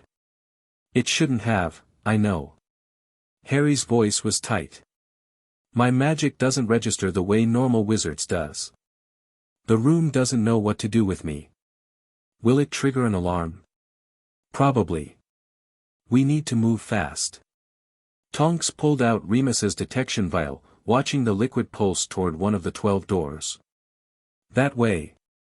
And Harry, whatever happens in there, whatever we find, don't lose focus. The mission is what matters. I know what matters. They moved through the door, into a chamber that seemed to stretch into impossible distances. Row after row of shelving units filled the space, each loaded with artifacts and documents and things that defied easy classification. And in the center of it all, surrounded by containment wards that crackled with barely suppressed energy, was their target. Not a single vial this time. A production facility. Dozens of crystal containers, each filled with the sickly green glow of the Umbra Protocol pathogen. Brewing equipment that hummed with dark magic. Research notes scattered across tables, detailing dosages and dispersal patterns and projected casualty rates. Merlin's beard, Tonks breathed. They're not just developing it. They're manufacturing it. Harry stared at the scale of what they'd uncovered, his mind racing through implications. This wasn't a prototype or a proof of concept. This was an industrial operation, designed to produce enough pathogen to wipe out every werewolf in Britain, and, according to Lyra's analysis, a significant portion of the wizarding population as well. We need to document everything. He pulled out the recording crystals they'd brought for exactly this purpose. Every container, every note, every piece of evidence that proves what they're planning. They worked quickly, methodically, capturing images and copying documents while the containment wards crackled around them. Harry's magic worked constantly, suppressing the alarm wards that should have already triggered, buying them precious minutes. He was so focused on the work that he almost missed the footsteps behind them. Harry Potter. The voice was familiar, too familiar. I had hoped the reports were exaggerated. Harry spun, wand raised, and found himself facing Albus Dumbledore. The old wizard looked exactly as Harry remembered from the few photographs he'd seen, tall, thin, with a long silver beard and half-moon spectacles that couldn't quite hide the sharpness of his blue eyes. He wore robes of deep purple, and his wand, the Elder Wand, if the legends were true, hung loosely at his side. Professor Dumbledore. Tonks's voice was strained. How did you know you were coming? Dumbledore's smile was sad. My dear, I've been tracking Mr. Potter's movements since Remus first reported his survival. Tonight's incursion was anticipated. Harry's magic crackled around him, responding to the threat in Dumbledore's presence. If you're here to stop us, I'm here to talk. Dumbledore raised his empty hands. Please, Harry. We have much to discuss, and precious little time in which to discuss it. You expect me to trust you? The man who left me with the Dursleys, who built blood wards around a cupboard and never once checked if the child inside was worth protecting. The words came out sharper than Harry intended, carrying years of buried resentment. Dumbledore's expression flickered, pain, regret, something that might have been shame. I have made many mistakes in my long life, the old wizard said quietly. Your placement with the Dursleys is among the greatest. I believed the blood protection would keep you safe from Voldemort's followers. I did not consider, did not allow myself to consider what other dangers you might face within those walls. Pretty words. 10 years too late. Yes. Dumbledore nodded slowly. Far too late for apologies to mean anything. But perhaps not too late for honesty. He gestured to the production facility around them. You've discovered the truth about the Umbra Protocol. What you may not know is that elements within the Ministry have been planning this for years, long before the current crisis. The persecution of werewolves, the registration laws, the raids, all of it was building toward this moment. And you knew. Harry's voice was cold. You knew, and you did nothing. I suspected. I investigated. I tried to work through proper channels to prevent it. Dumbledore's voice carried the weight of decades of failed compromises. But the Ministry is not the Order, Harry. It cannot be directed by a single will, no matter how well-intentioned. There are factions and interests and fears that drive policy beyond any individual's control. So you let it happen. You let them plan genocide while you wrung your hands about proper channels. I delayed it. I mitigated it. I bought time that you have used to build something remarkable. Dumbledore's eyes were bright with something that might have been admiration. The alliance you've forged, the unity you've created among the packs, it's more than I ever managed in 50 years of working within the system. Then help us. Harry stepped forward, his magic still coiled but no longer threatening. Help us expose this, help us stop it, help us tear down the system that made it possible. That is precisely what I intend to do. Dumbledore's smile was genuine now, carrying warmth that seemed at odds with his reputation. The evidence you've gathered tonight will be presented to an emergency session of the International Confederation of Wizards tomorrow. I've already made arrangements, contacts in foreign ministries, journalists who can be trusted, allies who have been waiting for an opportunity to challenge Britain's internal policies. You planned this. Tonks's voice was flat with realization. You knew we were coming, and you planned to use our discovery for your own purposes. I planned to ensure that your discovery would have maximum impact. Dumbledore's expression was unapologetic. The information is meaningless if it can be suppressed or denied. By coordinating your infiltration with international pressure, we create a situation the Ministry cannot ignore. Harry studied the old wizard, trying to read the calculations behind those bright blue eyes. And what do you want in return? I want what I've always wanted, peace. An end to the cycle of persecution and retaliation that has defined werewolf-wizard relations for centuries. Dumbledore met Harry's gaze steadily. I want you to come home, Harry. Not to the Dursleys, never again to them, but to the world you were born into. To Hogwarts, where you can complete your education. To the position of influence that your name and your abilities could command. I have a home. With the packs. And you can keep it. I'm not asking you to abandon the people who raised you, I'm asking you to bridge two worlds instead of choosing between them. Dumbledore's voice was earnest now, carrying a passion that seemed genuine. You are uniquely positioned, Harry. A wizard by blood, a wolf by upbringing, carrying a connection to both societies that no one else possesses. You could be the bridge that finally heals centuries of division. Or I could be your weapon. Your symbol. Your tool for whatever grand design you're really working toward. You could. Dumbledore didn't deny it. The question is whether you trust me enough to believe that my design includes your well-being as well as my goals. The silence stretched between them, heavy with decades of history and mistrust and the complicated weight of a relationship that had never quite existed. I don't trust you, Harry said finally. I can't. You've had too many chances, made too many choices that prioritized your plans over people's lives. I understand. But, Harry took a breath. I'm willing to work with you. This once. To expose the protocol and stop the genocide. After that, we'll see. Dumbledore's smile was small but genuine. That is more than I have any right to ask. Thank you, Harry. Don't thank me yet. Harry turned back to the production facility. We still have work to do. The evidence they gathered filled 3 expanded bags, documents, crystals, samples of the pathogen in contained form. By the time they finished, Harry's magic was straining to maintain the suppression wards he'd been holding for hours. We need to go, Tonks said, checking her timepiece. Security protocols reset in 15 minutes. If we're not out by then, we'll be out. Harry sealed the last bag. Dumbledore, the exit strategy, already arranged. Follow me. The old wizard led them through a door that hadn't been visible before, into a corridor that definitely shouldn't have existed.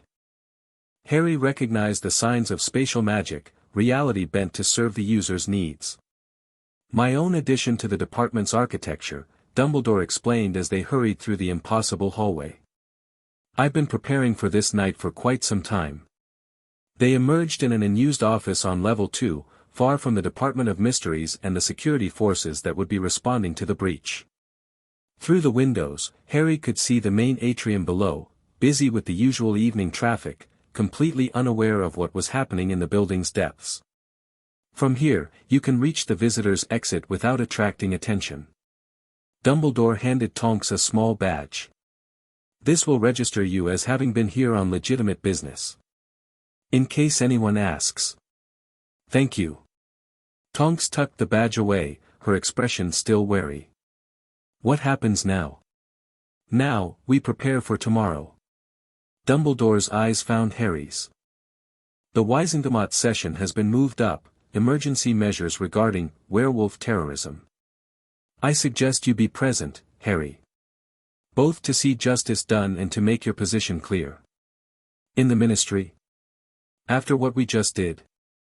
After what we just did, the Ministry will be too focused on damage control to notice one additional face in the gallery. Dumbledore's smile was thin. Besides, there's something you need to see. Something I couldn't explain in words. What? The truth about the people who created the Umbra Protocol. The truth about what's really driving their hatred. Dumbledore's expression darkened. I think you'll find it illuminating. Harry wanted to refuse, wanted to take the evidence, return to the Pax, and let the international community handle the rest. But something in Dumbledore's voice spoke to a deeper intuition, a sense that there was more to this situation than he understood. Fine, he said finally. I'll be there. But this doesn't mean I trust you. I wouldn't expect it to. Dumbledore stepped back, preparing to disappear through another impossible door. Until tomorrow, Harry. And thank you, for giving an old man a chance to make amends. He was gone before Harry could respond. They reconvened at the safe house Tonks had arranged in Muggle London, far enough from the Ministry to avoid immediate detection, close enough to reach the Wizengamot chamber by morning. Draco and Remus were already there when they arrived, their expressions grim. The vote passed, Remus reported. Emergency authorization for enhanced containment measures. They didn't use the word genocide, but everyone knew what they meant. How many in favor? 63%. Enough to override any objections. Draco's voice was bitter. My father's coalition tried to block it, but the moderates caved under pressure. They're terrified. The Ministry's been circulating reports of werewolf attacks, raids on wizarding communities, all the usual propaganda. Which gives us our opening. Harry set the evidence bags on the table. Tomorrow, we expose everything. The protocol, the production facility, the death toll projections. We make it impossible for anyone to claim they didn't know. And then? Tonks asked. And then we see who's really willing to stand with us when the truth is unavoidable. The night passed in tense preparation. Harry reviewed the evidence with Remus, organizing it for maximum impact. Tonks contacted her remaining allies in the Auror Corps, trying to gauge which way the wind was blowing. Draco reached out to his father, coordinating the pure-blood response to the coming revelation. By dawn, they were as ready as they were ever going to be. Harry. Lyra's voice came through the communication crystal he carried. Something's wrong at the camp. He felt his blood run cold. What happened? An attack. Not Ministry, someone else. They hit the eastern perimeter, took out our sentries before anyone knew they were there. Lyra's voice was strained. We're repelling them, but Harry, they're asking for you specifically. By name. Who are they? Death Eaters. Lyra's words hit like physical blows. Bellatrix Lestrange is leading them. And she says she has a message from her master. Voldemort's envoy arrived at the Northern Territory just as the sun was rising. Harry could have refused to meet her, could have stayed in London, continued with the plan, let his people handle the threat without him. But something in Lyra's voice, something in the implications of what she described, told him this was too important to delegate. He operated back to the camp, arriving in the middle of chaos. The eastern perimeter was a war zone. Bodies littered the ground, Death Eaters and werewolves alike, the cost of a battle that had raged for hours. Fenrir stood at the center of the defensive line, his massive form blocking the path to the camp's interior. And facing him, utterly unafraid, was Bellatrix Lestrange. She looked exactly as the wanted posters depicted, wild hair, hollow cheeks, the mad gleam in her eyes that spoke of years in Azkaban and a sanity that had never fully returned. She was smiling, and there was nothing friendly in that expression. The Wolf King. Her voice was a sing-song mockery. So glad you could join us. My master was beginning to think you were avoiding his invitation. Harry stepped forward, his magic already building. What do you want, Lestrange? What I want is irrelevant. What my master wants is a conversation. Bellatrix's smile widened. He's been watching your little uprising with interest, you know. All those wolves, finally fighting back after centuries of submission. It's almost impressive. Get to the point. The point is that the Dark Lord is returning. Bellatrix's eyes gleamed with zealous fervor. The ministry that persecutes your people. He'll tear it down. The laws that make you less than human. He'll rewrite them. All he asks in return is your loyalty. Harry felt the temptation, just for a moment. Everything Voldemort was offering aligned with what he'd been fighting for, destruction of the Ministry's current power structure, recognition for werewolves, a place in whatever new world emerged from the ashes.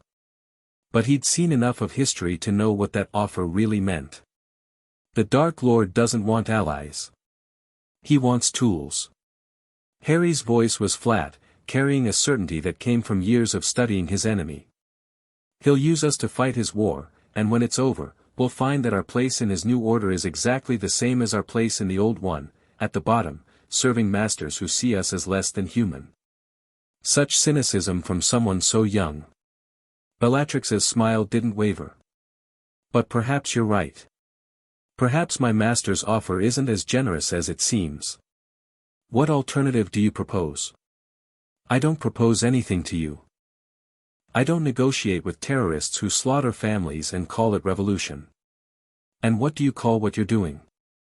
The raids, the attacks, the bodies your wolves leave behind. Self-defense. Harry's magic crackled around him, visible now, responding to his rising anger. We don't attack civilians. We don't torture prisoners. We don't murder children to prove a point. How noble. Bellatrix's voice dripped with contempt. Tell me, noble Wolf King, how long do you think your principles will protect you? The Ministry wants you dead. My master wants you as an ally or an example.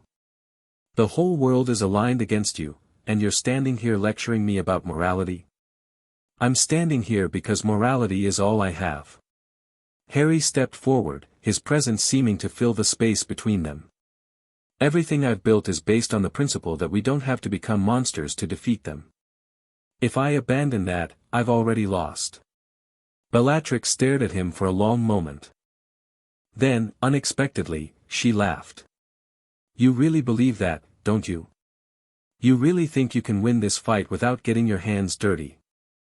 I think I can win it without becoming what I'm fighting against. Then you're a fool. Bellatrix raised her wand. And my master doesn't waste time on fools. The attack came without warning, a curse that Harry barely deflected, followed by a barrage of dark magic that turned the air itself into a weapon.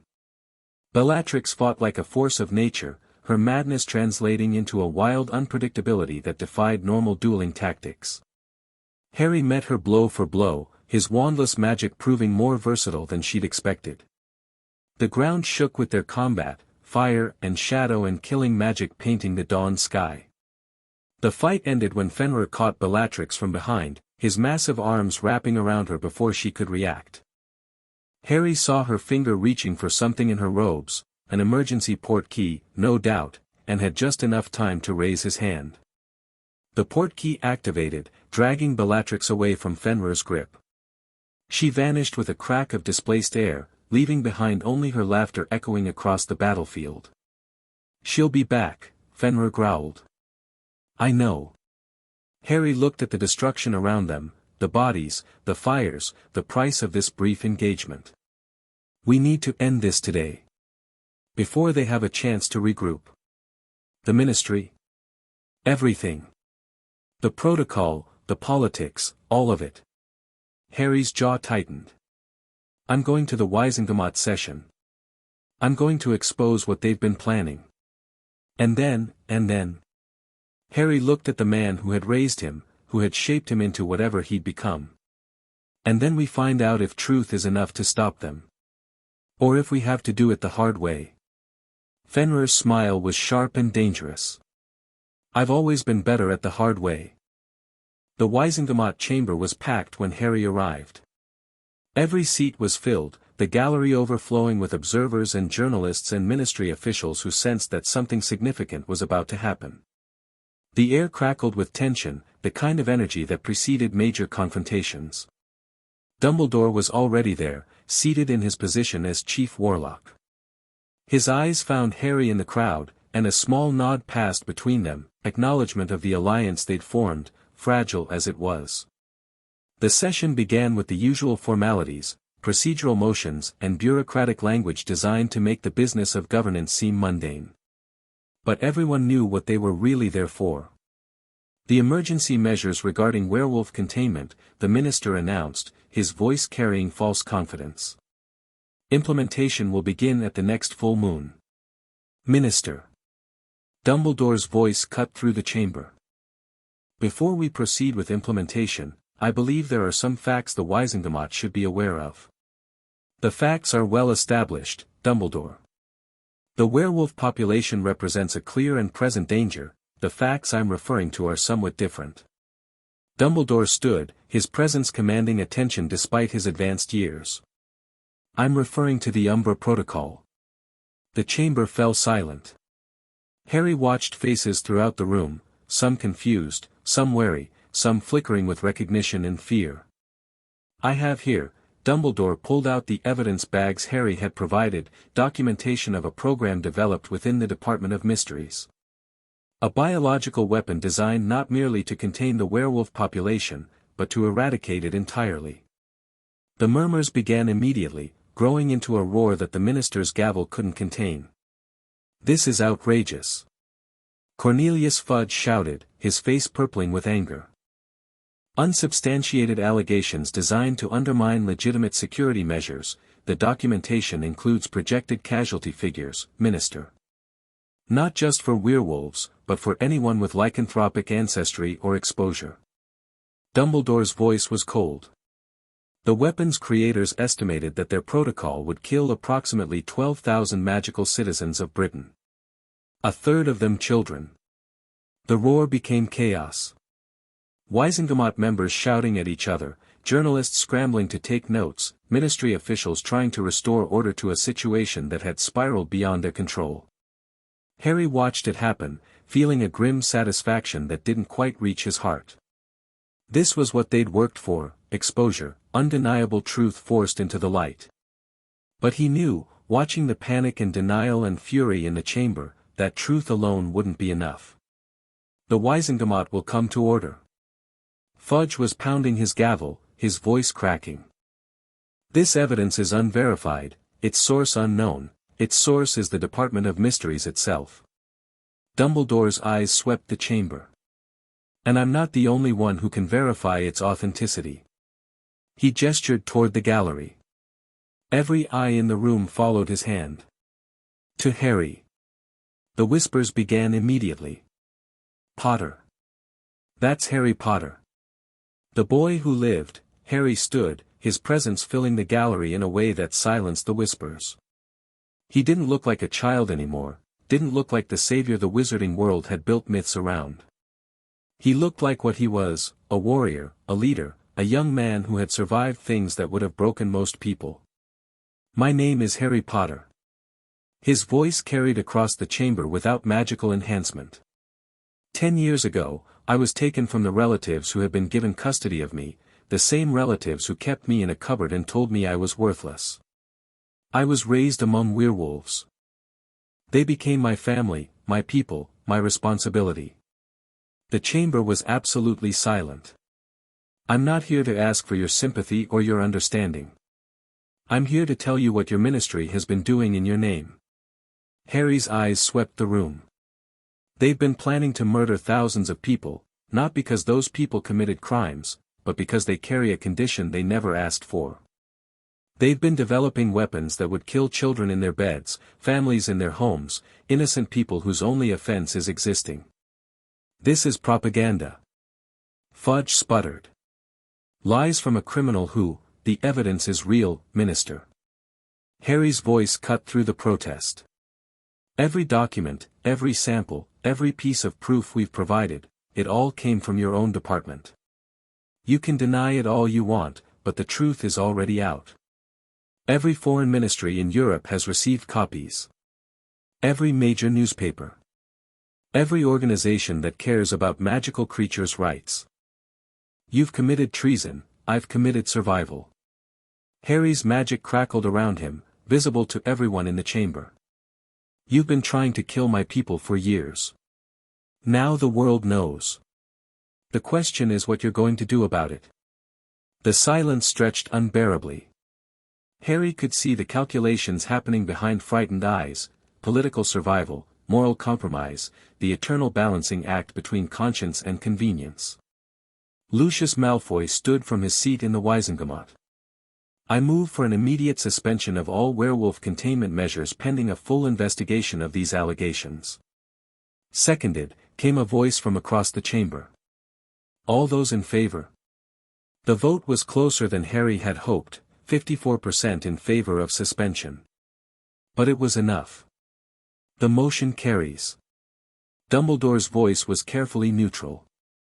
All implementation of werewolf containment measures is hereby suspended until the International Confederation of Wizards completes its investigation. Fudge looked like he wanted to argue, but the political wind had shifted. Even his allies were calculating distances, preparing to deny any knowledge of the protocol when the investigations began. Harry caught Dumbledore's eye across the chamber. The old wizard's expression was unreadable, but something passed between them, acknowledgement of a battle won, perhaps, or recognition of the war still to come. It wasn't over. The protocol's creators were still out there. Voldemort was still returning. The fundamental conflicts that had driven persecution for centuries hadn't been resolved, only delayed. But for the first time, Harry allowed himself to feel something like hope. The aftermath was chaos. International observers arrived within hours, demanding access to the Department of Mysteries. Fudge was placed under investigation, his coalition fracturing as allies rushed to distance themselves. The Prophet, sensing the shift in public opinion, suddenly discovered a passion for werewolf rights that had been notably absent for decades. Harry watched it all from a distance, unwilling to engage with the political theater that was consuming the wizarding world. You could stay. Dumbledore found him in an empty corridor of the ministry, far from the crowds and the cameras. Your presence here would give weight to the reform efforts. Your voice could shape what comes next. My people need me more than the reformers do. Harry didn't turn around. The protocol is suspended, not destroyed. The creators are still out there. And Voldemort is a problem we'll have to address together. Dumbledore moved to stand beside him. The prophecy, I don't care about the prophecy. Harry's voice was flat. I don't care about destiny or fate or the role you imagine for me. I care about protecting the people who depend on me. Everything else is secondary. Even stopping the darkest wizard in a generation. Voldemort is your enemy, Professor. Your failure to stop him. Your responsibility. Harry finally turned to meet those bright blue eyes. I'll fight him if I have to, if he threatens my people or my home. But I won't let you turn me into a weapon for your private war. And if your war and mine become the same war. Harry considered this. The Death Eater attack on his camp. Bellatrix's message from her master. The growing evidence that Voldemort's return was imminent, and that his plans would inevitably collide with Harry's own. Then we'll see, he said finally. But on my terms. Not yours. Dumbledore was quiet for a long moment. Then, slowly, he nodded. I can accept that. He extended his hand. Until we meet again, Harry Potter. Harry took the hand, feeling the power that crackled beneath the old wizard's skin. Until we meet again. He walked out of the ministry and into the evening air, leaving behind the politics and the compromises and the endless maneuvering. His people were waiting. The Northern Territory was transformed when he returned. The evidence of the Death Eater attack was still visible, damage being repaired, wounded being tended, the grim work of recovery that followed any battle. But something else had changed too. Something he could feel in the way people looked at him, in the straightening of spines and the brightening of eyes. Hope. They'd heard what happened at the Wizengamot. Word had spread through the werewolf community with the speed of wildfire, the protocol suspended, the persecution exposed, the first real victory against the ministry in anyone's memory. Fenrir met him at the camp's edge. The packs are celebrating. Most of them, anyway. And the rest? Worried. They know this isn't over. The people who wanted us dead are still out there, and they're not going to give up because of one vote. No. They won't. Harry looked out at his community, the children playing, the elders telling stories, the young wolves training for battles they hoped would never come. But we've bought time. And we've proven something important. What's that? That we can fight back. That we're not helpless, not powerless, not the animals they want to believe we are. Harry's jaw tightened. They know us now. They can't pretend we're just a problem to be solved anymore. And Voldemort? Harry thought about Bellatrix's message, about the Death Eater's attack, about the Dark Lord's growing influence over the wizarding world. He'll make his move eventually. When he does, we'll be ready. How can you be sure? Because we don't have a choice. Harry met Fenrir's yellow eyes. The Ministry, Voldemort, whoever else wants to destroy us, they're all going to discover the same thing. We're not going anywhere. And we're not going to stop fighting until we've won what we deserve. Fenrir's smile was sharp and proud. Now that sounds like the king I raised. The celebration that night was subdued but genuine. Fires burned throughout the camp, and the sound of music and laughter drifted through the evening air. Harry moved through his community, accepting congratulations and gratitude and the simple joy of people who had been given something they'd almost stopped believing in, a future. He found Lyra near the edge of the celebration, her expression contemplative. You're not celebrating. I'm thinking. She didn't look at him. About what comes next. About all the ways this could still go wrong. Lyra, the protocol is suspended, Harry. Not destroyed. The people who created it are still out there, still believing what they believe. And Voldemort, she finally turned to face him. This isn't over. It's barely begun. I know. Then you know we need to be ready. Not just for defense, for offense. For taking the fight to them before they can regroup. Harry nodded slowly. After tonight. After we've had a chance to rest, to regroup ourselves. Tomorrow, we start planning the next phase. And what is the next phase? Harry looked out at his people, the families, the children, the warriors and healers and ordinary folk who had trusted him with their lives. He thought about everything they'd survived and everything still to come. Revolution, he said quietly. Real revolution. Not just defending ourselves, not just exposing their crimes.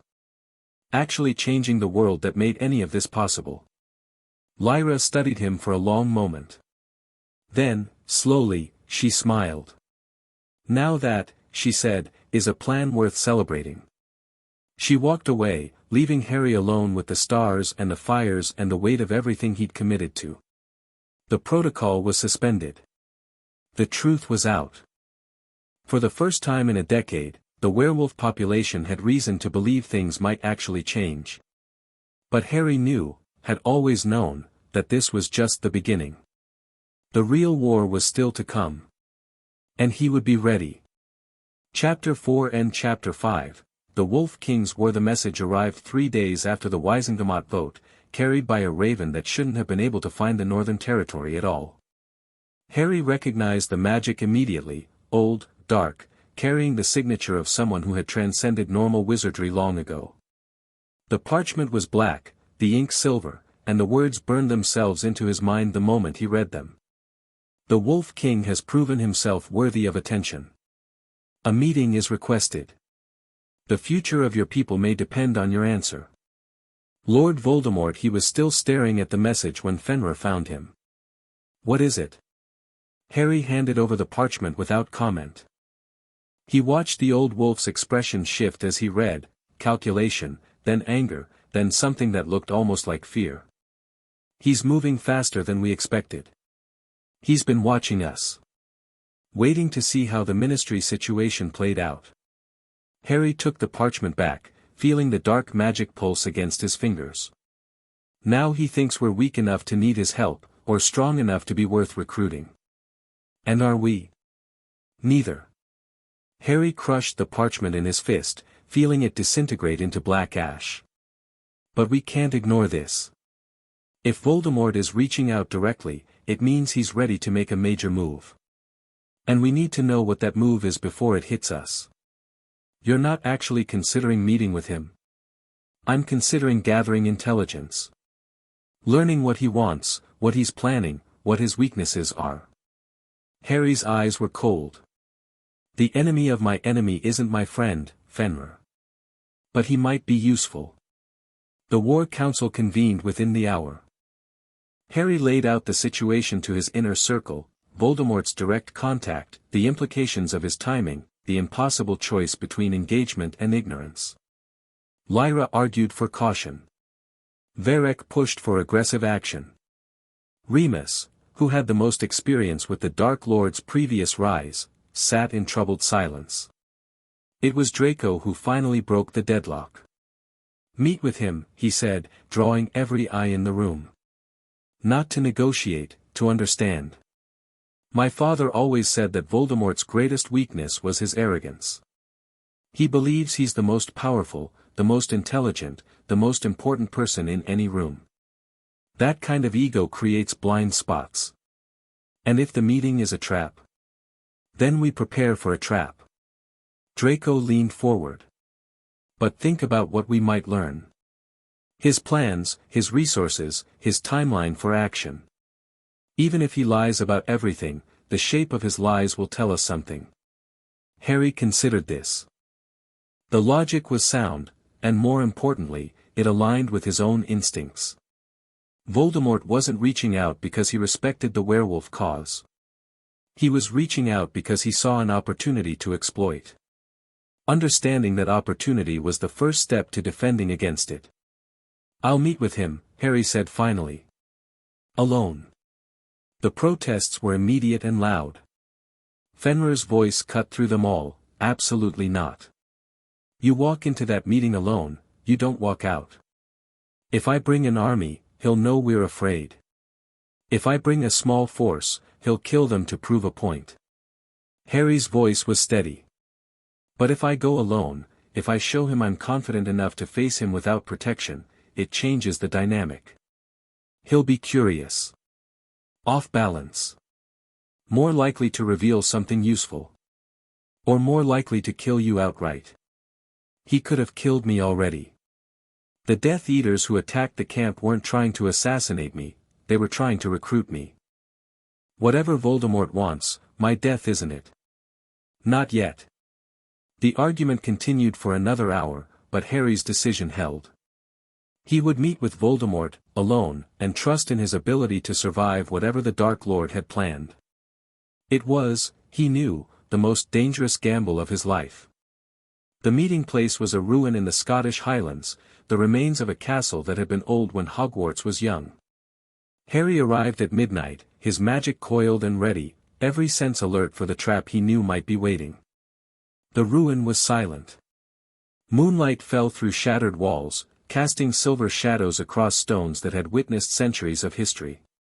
Harry moved through the debris carefully, tracking magical signatures, searching for any sign of ambush. He found Voldemort waiting in what had once been the Great Hall. The Dark Lord looked exactly as the histories described, tall, skeletally thin, with features that were no longer quite human.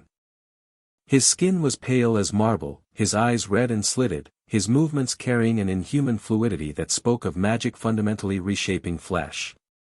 But it was his presence that struck Harry most forcefully. Voldemort radiated power the way the sun radiated heat, an overwhelming force that seemed to bend reality itself around him. Standing in his presence was like standing at the edge of a storm, knowing that at any moment it might turn and devour you. Harry Potter. Voldemort's voice was soft, almost gentle. The boy who lived. Or should I say, the Wolf King. Either works. Harry kept his voice steady, refusing to show the fear that was clawing at his chest. You wanted to meet. I'm here. Indeed you are. Alone, as I requested. Either very brave or very foolish. Voldemort's thin lips curved in something that might have been a smile. I've been watching your progress with interest, young king. The alliance you've built, the battles you've won, the way you've turned the Ministry's own weapons against them. It's impressive. I didn't come here for compliments. No. You came here because you're curious. Because you want to understand what I'm planning, and whether it threatens your people. Voldemort began to circle, his movements slow and predatory. Shall I tell you?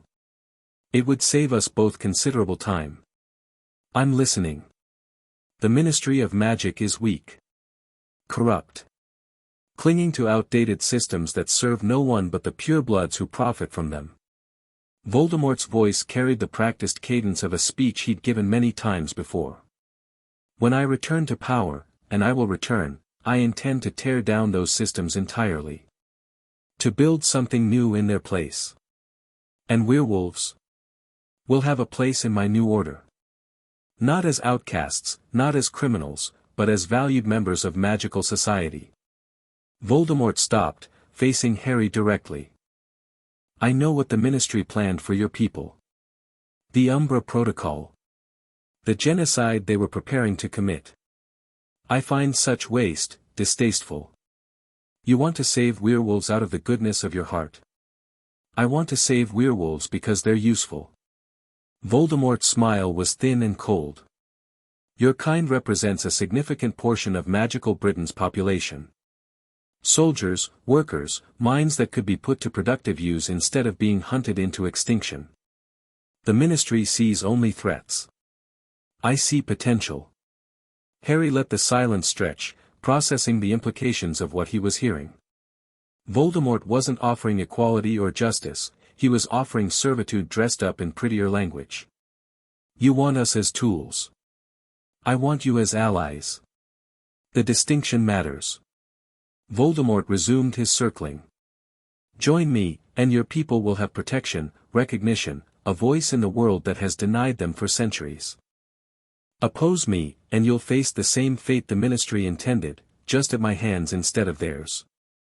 That's not much of a choice. No. It isn't. Voldemort stopped again, his red eyes boring into Harry's. But it's the only choice you have. The Ministry is too weak to protect you even if they wanted to. Dumbledore is too committed to his principles to do what's necessary. I am the only power capable of giving your people what they need. Harry felt his magic stirring, responding to the threat in Voldemort's words. The Dark Lord noticed, his eyes narrowed, and something that might have been respect flickered across his inhuman features. You have power, young king. More than I expected from someone so young. Raw, untrained, but significant. Voldemort tilted his head. I could teach you to use it properly. To become what you were always meant to be. And what's that? A weapon. A symbol. A king in truth instead of just in name. Voldemort's voice dropped to a whisper. I know who you are, Harry Potter. I know the prophecy that marked you before you were born. I know the connection between us, the link that was forged when I tried to kill you as an infant. Harry felt cold settle into his bones. He'd heard fragments of the prophecy before, whispered rumors, Dumbledore's cryptic hints, the weight of expectation that had followed him even among the wolves. But Voldemort spoke of it with certainty, as if he knew exactly what it meant. What connection? You survived my killing curse. The only person in history ever to do so. Voldemort moved closer, his presence overwhelming. That survival came at a cost, not to you, but to me. A piece of my power, my essence, was transferred to you in that moment. You carry a part of me inside you, Harry Potter. It's why your magic feels different. Why you've been able to do things no wizard your age should be capable of. The words hit Harry like physical blows.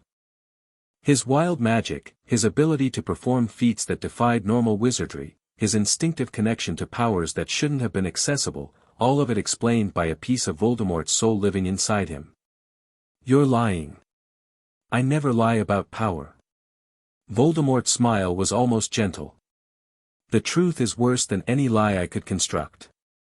You and I are connected in ways neither of us chose. Killing you would diminish me. Allowing you to oppose me would be foolish. But working together, no. The word came out harder than Harry intended, carrying a force that made the air itself vibrate.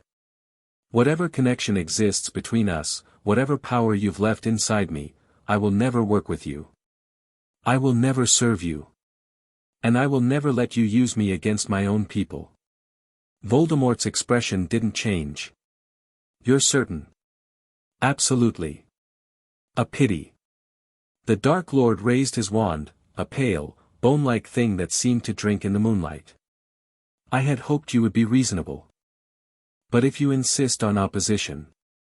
Harry's magic exploded outward before Voldemort could complete whatever curse he'd been preparing. The blast caught the Dark Lord off guard, driving him back several steps and shattering stones in every direction.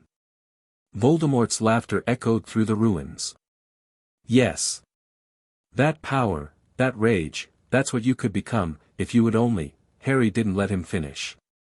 He attacked with everything he had, raw magic flowing from his hands in waves that bent reality and tore at the fabric of space itself.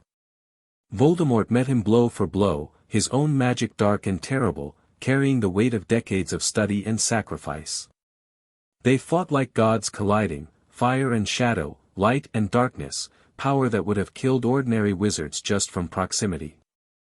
The castle ruins collapsed around them, stones flying like shrapnel, the very earth splitting beneath their feet. Harry knew, somewhere beneath the fury of combat, that he couldn't win. Voldemort was too experienced, too powerful, too willing to cross lines Harry still refused to cross. Every exchange pushed Harry closer to his limits while the Dark Lord seemed barely inconvenienced. But he also knew he didn't have to win. He just had to survive. The opening came when Voldemort overextended on a killing curse, his certainty of victory making him careless. Harry didn't try to counter the spell, he dropped beneath it, rolled through the debris, and came up with his hands pressed against the ancient stones of the castle floor. The wards that had protected this place for centuries, dormant, forgotten, waiting for someone to call them, answered his magic.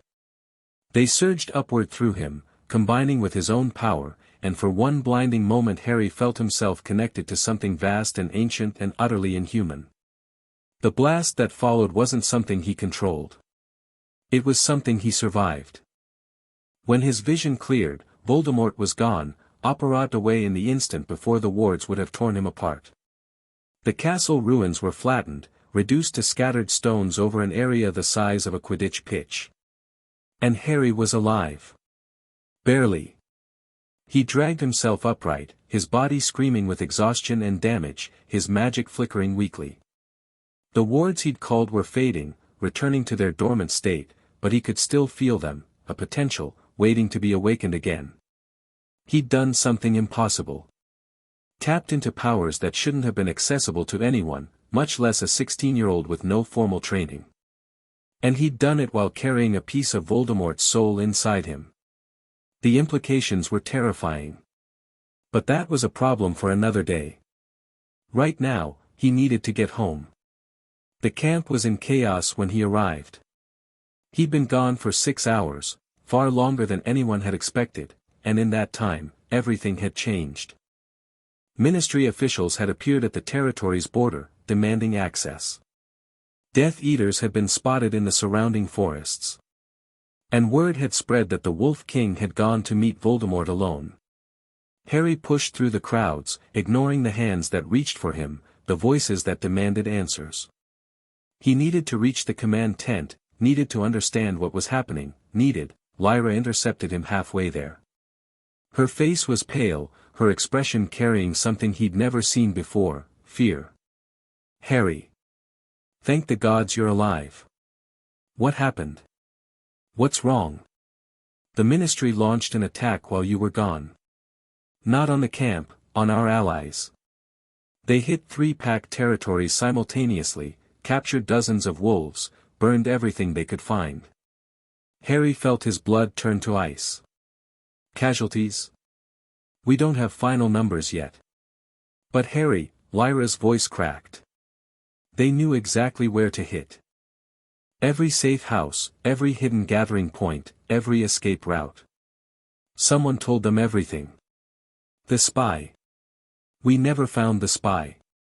It's worse than that. Lyra took his arm, guiding him toward a tent he didn't recognize. There's something you need to see. The tent was a temporary medical facility, filled with wounded wolves from the attacked territories. Harry recognized some of them, scouts, warriors, people who had fought beside him in a dozen battles. They lay on cots, their bodies wrapped in bandages, their eyes carrying the hollow look of people who had survived something terrible. And in the corner, separated from the others, was a figure Harry knew well. Marin. The Eastern Pack Alpha who had been his first major ally. The woman whose intelligence and courage had helped build the foundation of everything they'd accomplished. She was dying. Harry moved to her side, his heart hammering. Marin's eyes opened at his approach, clouded with pain, but still carrying the sharp intelligence that had made her a leader. Wolf King. Her voice was barely a whisper. You came back. What happened? They knew. Marin's hand found his, gripping weakly. They knew everything, patrol routes, food stores, where the children slept. My people didn't stand a chance. Who told them? Who, I don't know. But Harry, Marin pulled him closer, her strength fading with each word. Promise me something. Anything. Don't let it end here. Everything we built, everything we fought for, don't let them take it away. Her eyes were fierce despite the weakness in her body. You're the best chance our people have ever had. Whatever happens, whatever you have to become, don't give up. I won't. Marin, I swear, but her eyes had already closed. Her grip on his hand loosened. Marin, Alpha of the Eastern Pack, was gone. The funeral was held at dawn. The entire camp gathered to pay respects, not just to Marin, but to all those who had died in the Ministry's coordinated attacks. The pyres burned in a long row, flames reaching toward a sky that was just beginning to lighten. Harry stood before his people, feeling their grief and their anger and their desperate need for direction. He had no words prepared, no speeches, no promises, nothing but the raw truth of what they were facing. "We've lost people we loved," he said finally, his voice carrying across the silent crowd. "People who believed in what we were building, who trusted me to keep them safe. I failed them." Murmurs of disagreement rose, but Harry held up his hand. "I failed them. There's no way around that truth. But their deaths, Marin's death, they mean something. They mean that what we're fighting for matters. The Ministry wouldn't attack us this way if they weren't afraid of what we might become." He looked out at the faces watching him, scarred and tired and grieving, but still there. Still fighting. "I met with Voldemort last night.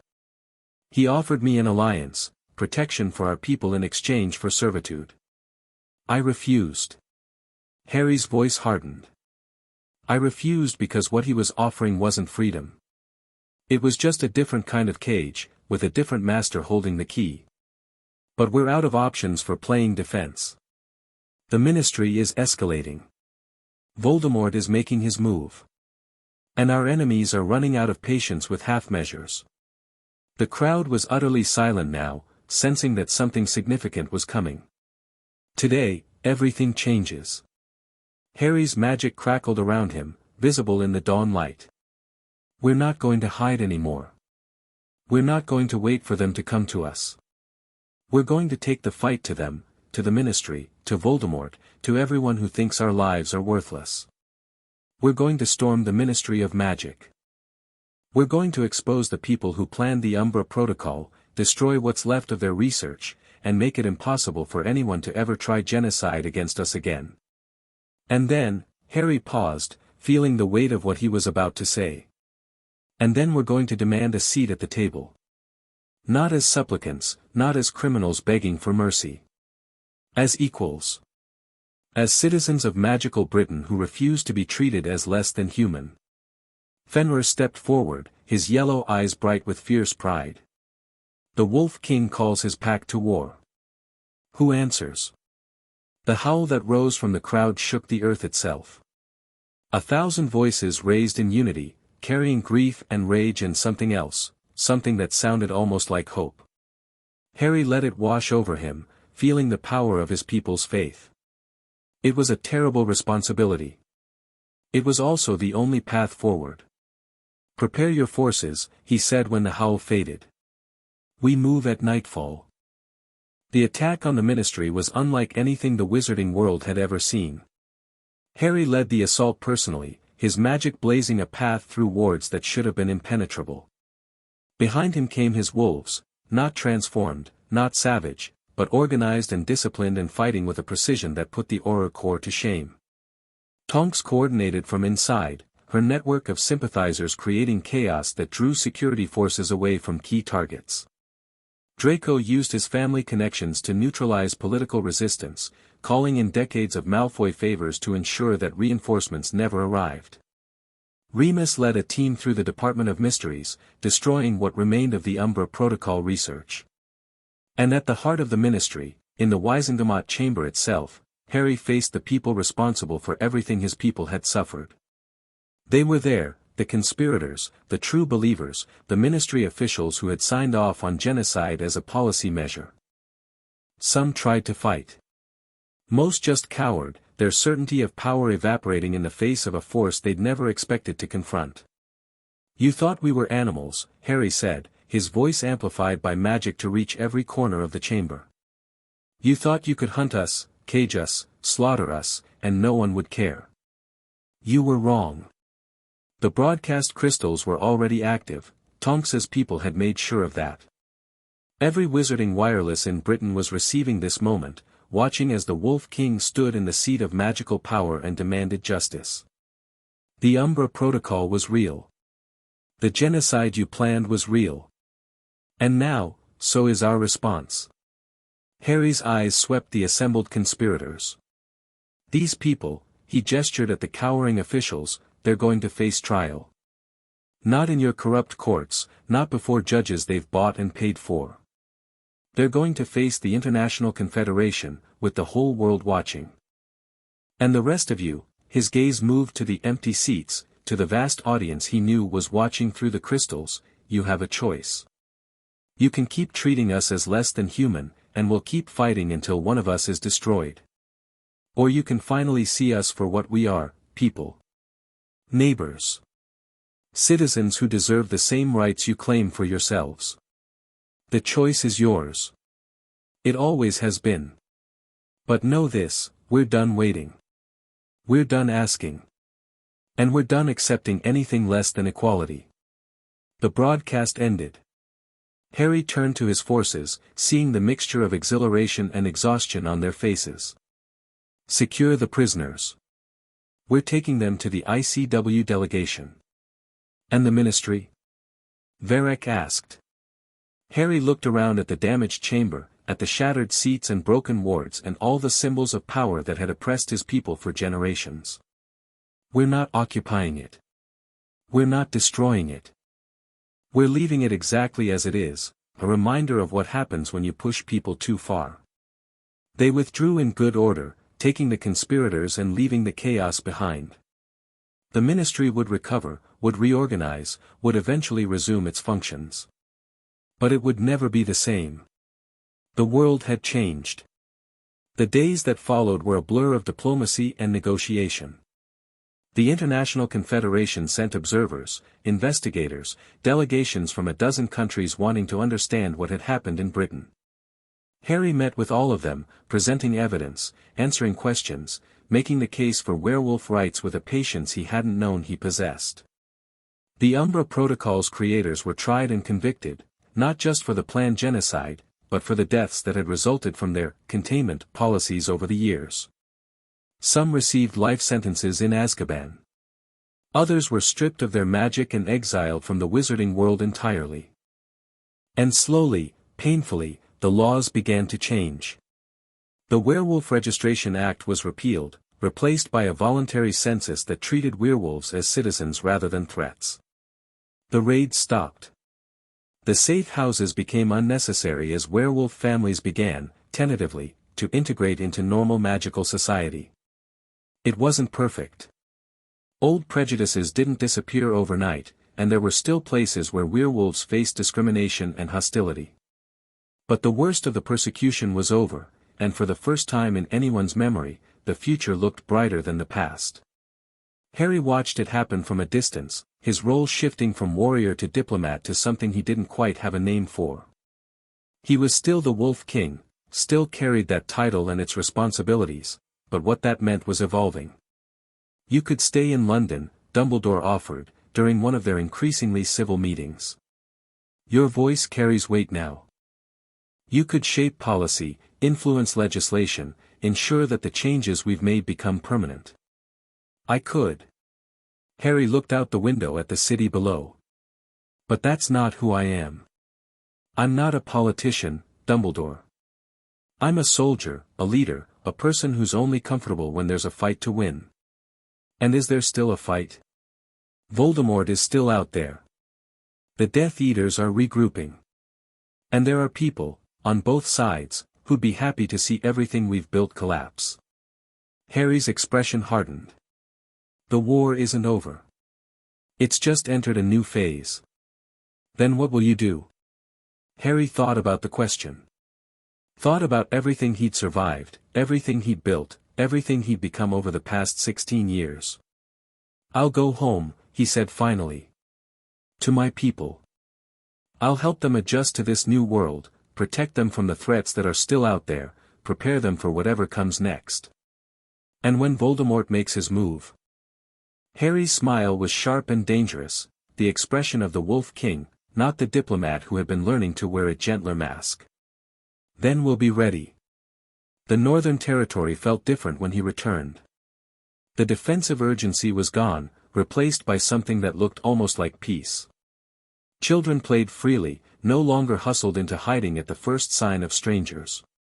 Adults walked openly, their postures relaxed, the constant vigilance of persecution finally beginning to fade. Harry found Lyra at the Overlook where they'd had so many conversations over the years. You're home. I'm home. He settled onto the log beside her, feeling the familiar comfort of the view. "How are things?" "Strange." Lyra's voice was thoughtful. "Good strange, but strange. People don't quite know what to do with peace. They're so used to fighting, to running, to expecting disaster at any moment. Learning to live normally is almost harder than surviving. They'll adjust." "Will they?" Lyra turned to look at him. "Will you?" It was a fair question. Harry had been a warrior since before he could remember, had been trained for conflict, shaped by crisis, defined by the battles he fought. What did he become when the battles ended? "I don't know," he admitted. "But I'm willing to find out." They sat in comfortable silence, watching the sun set over the territory that had become his home. Below, the camp was bustling with evening activity, dinner being prepared, children being called inside, the ordinary rhythms of life that had been impossible for so long. "What happens now?" Lyra asked eventually. Harry thought about everything that lay ahead. Voldemort's inevitable return. The long work of building a society that could endure. The personal challenges of becoming something other than a weapon. "Now we find out who we are," he said. "When we're not just surviving. When we have the freedom to be more than what our enemies made us." "And who is that?" Harry looked at the community he'd helped build, the families, the children, the people who had trusted him with their lives and their futures. He thought about Fenrir, who had stolen him from a cupboard and given him a purpose. About Lyra, who had raised him to be more than just a soldier. About Tonks and Draco and Remus and all the others who had chosen to stand with him.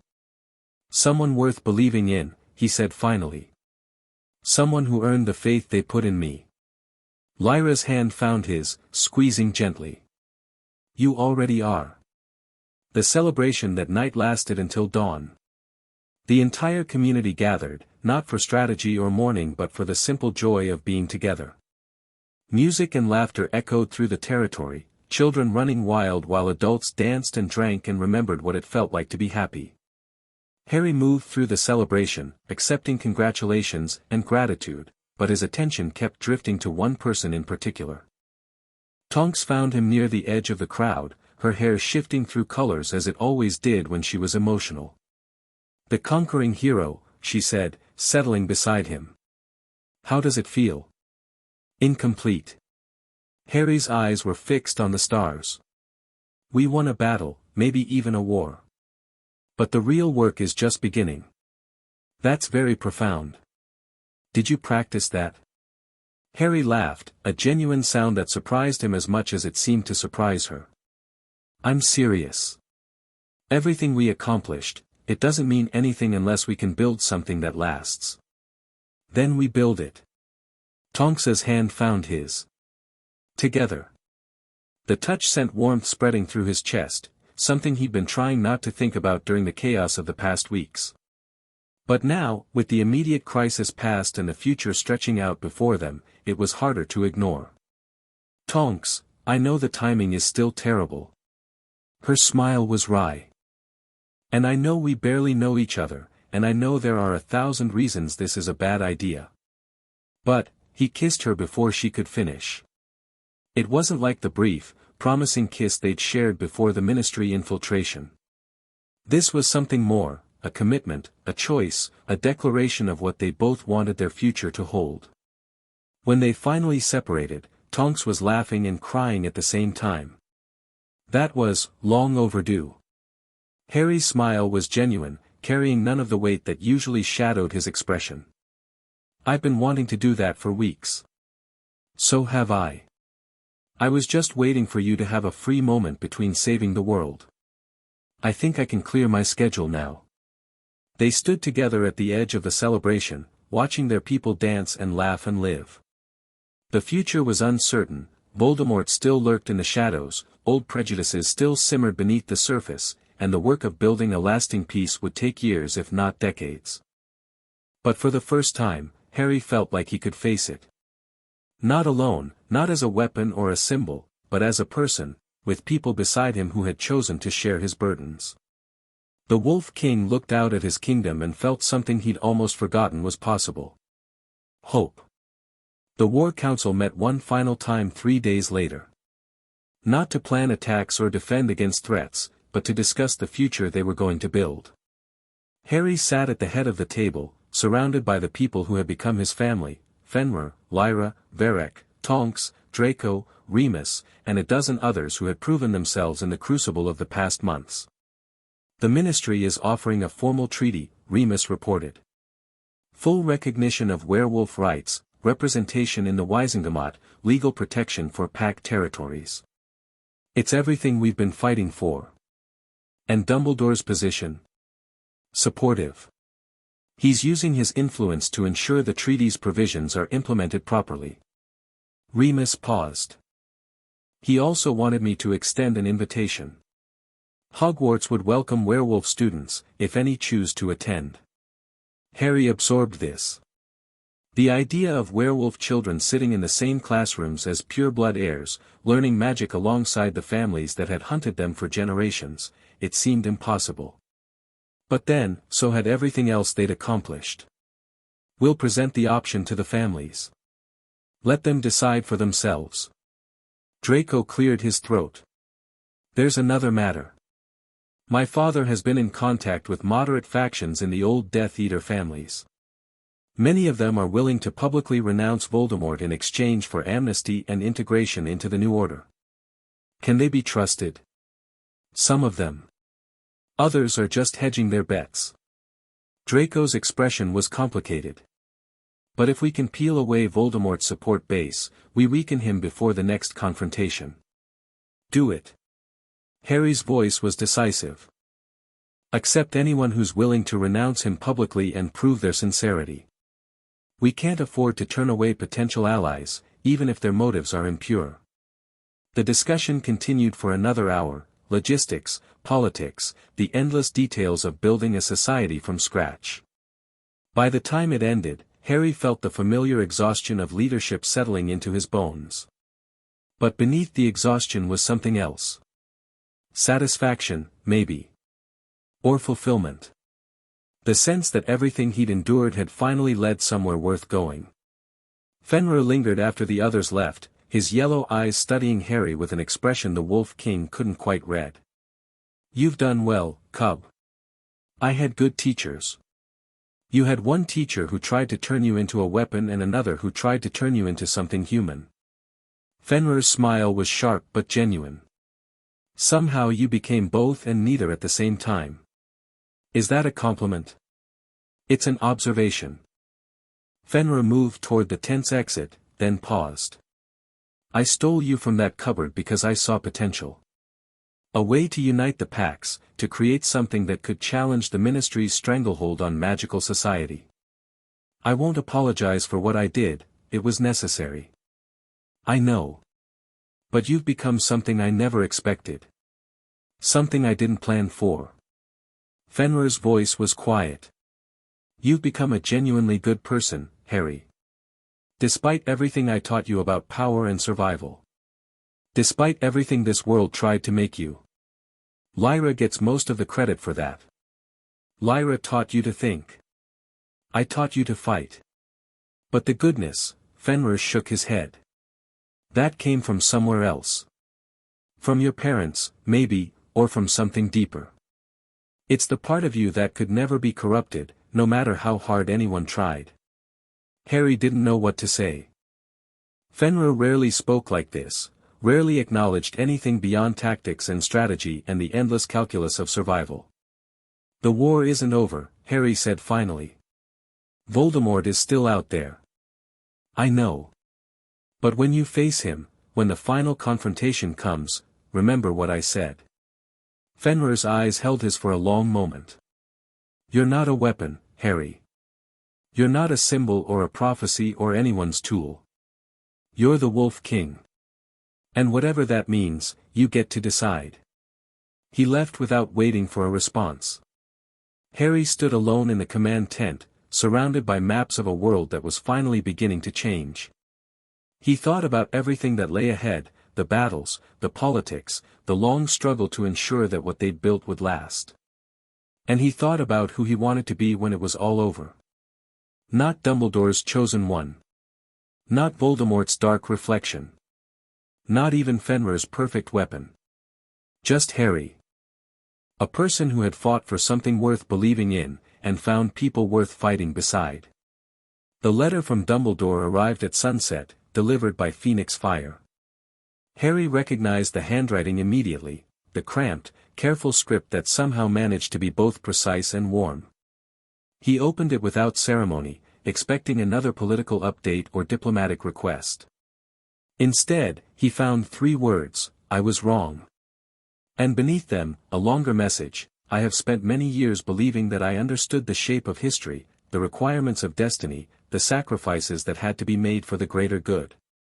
You have shown me that I understood very little. The boy I left in a cupboard became something I never imagined, not the savior I tried to create, but something better.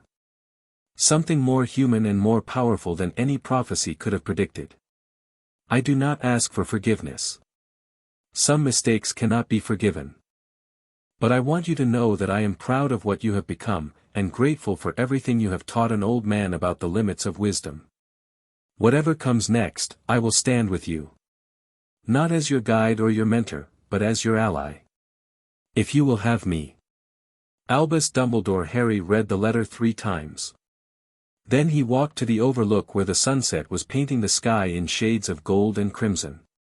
Tonks was there, as she so often was now, and she raised an eyebrow at the expression on his face. "Good news?" "I'm not sure." Harry handed her the letter. "What do you think?" Tonks read it in silence. When she finished, her expression was thoughtful. "He's trying," she said finally. "I don't know if that's enough. But he's trying. Is it enough for you?" "That's not my call to make." Tonks handed the letter back. "But if you're asking what I think you should do, I'm asking. Then I think you should take yes for an answer." Tonks leaned against him, her warmth a comfort he'd only recently learned to accept. Not forgiveness, not trust, not anything that has to be earned over time. But acceptance. An acknowledgement that he's trying to be better, and that trying counts for something. Harry looked out at the sunset, at the world that was changing around them. He thought about the prophecy he'd never asked for, the destiny he'd refused to accept, the life he'd built in spite of everything that had been stacked against him. "You're right," he said finally. "It counts for something." He pulled out a quill and parchment, and began to write. "Professor, I won't pretend to forgive everything. Some wounds take longer to heal than others, and trust has to be earned through actions, not words. But I accept your offer. When the time comes, I'll need allies, not because a prophecy says so, but because what we're building is too important to let old grievances destroy it. If you're serious about standing with me, then stand with me. Not behind me, not above me, but beside me. As equals. That's what this new world we're creating is supposed to be about, after all." Harry he sent the letter with a spark of magic, watching it burn away into the evening air. "What now?" Tonks asked. Harry looked at her, at the woman who had risked everything to stand with him, who had chosen love over duty and found that they didn't have to be opposites. "Now we go home," he said. "And we start building the world we want to live in." They walked back toward the camp together, hand in hand, as the stars began to emerge above the Northern Territory. The war wasn't over. There would be more battles, more sacrifices, more impossible choices in the days and years ahead. But for the first time, Harry Potter, the Wolf King, the boy who lived, the person who had refused to be anyone's weapon, could see a future worth fighting for. And he intended to make it real. 1 month later the Wizengamot chamber had been rebuilt. New seats filled the spaces where old ones had been destroyed. New faces sat in positions that had been occupied by the protocol's architects. And at the center of the room, in a seat that had been empty for centuries, sat the first official werewolf representative in magical Britain's history. Harry Potter watched from the visitors' gallery as the session convened, a routine meeting, administrative matters, nothing that required his direct involvement. But he'd wanted to see it anyway. Wanted to witness the world changing in the small ways that added up to something larger. Beside him, Tonks was fighting to stay awake. You know, when you said we should spend the day in London, I was hoping for something more exciting than watching politicians argue. This is exciting. For certain definitions of exciting. Your definitions are terrible. Harry smiled. Come on. I'll buy you lunch. They left the gallery together, stepping out into the ministry atrium. People moved around them, witches and wizards going about their business, paying no particular attention to the young couple walking hand in hand through their midst. It was strange, Harry thought, how quickly things could change. A month ago, he'd been fighting for his people's survival. Now he was just another face in the crowd, anonymous in a way he'd never expected to enjoy. So what's the plan? Tonks asked as they emerged into Muggle London. I assume you didn't drag me all the way here just to watch a bureaucratic meeting. No. I have something to show you. Harry led her through the city streets, navigating with a confidence that spoke of recent familiarity. Something I've been working on. They arrived at a building in a quiet neighborhood, unremarkable from the outside, but thrumming with magic that Tonks could feel even from the street. A safe house. Better. Harry opened the door. A school. The interior was transformed. Classrooms where there had been empty rooms. A library stocked with books on magical theory and practical application. Training areas where young werewolves could learn to control their transformations without fear of persecution. Harry, Tonks's voice was soft. This is incredible. It's necessary. Harry looked around at the space he'd helped create. Our children have been excluded from magical education for generations. Now that the laws are changing, we need a place where they can learn, not just magic, but everything else. History, science, art, all of it. And you built this? Remus did most of the work. I just provided the resources. Harry paused. And there's someone I want you to meet. A door opened at the far end of the hall, and a young girl emerged, maybe 8 years old, with bright eyes and the faint scars of someone who'd been bitten young. Mr. Harry. She ran toward him, her face splitting into a grin. You came back. I promised I would, didn't I? Harry crouched to her level. Sophie, this is Tonks. She's your girlfriend. Sophie's grin turned mischievous. Everyone says she's your girlfriend.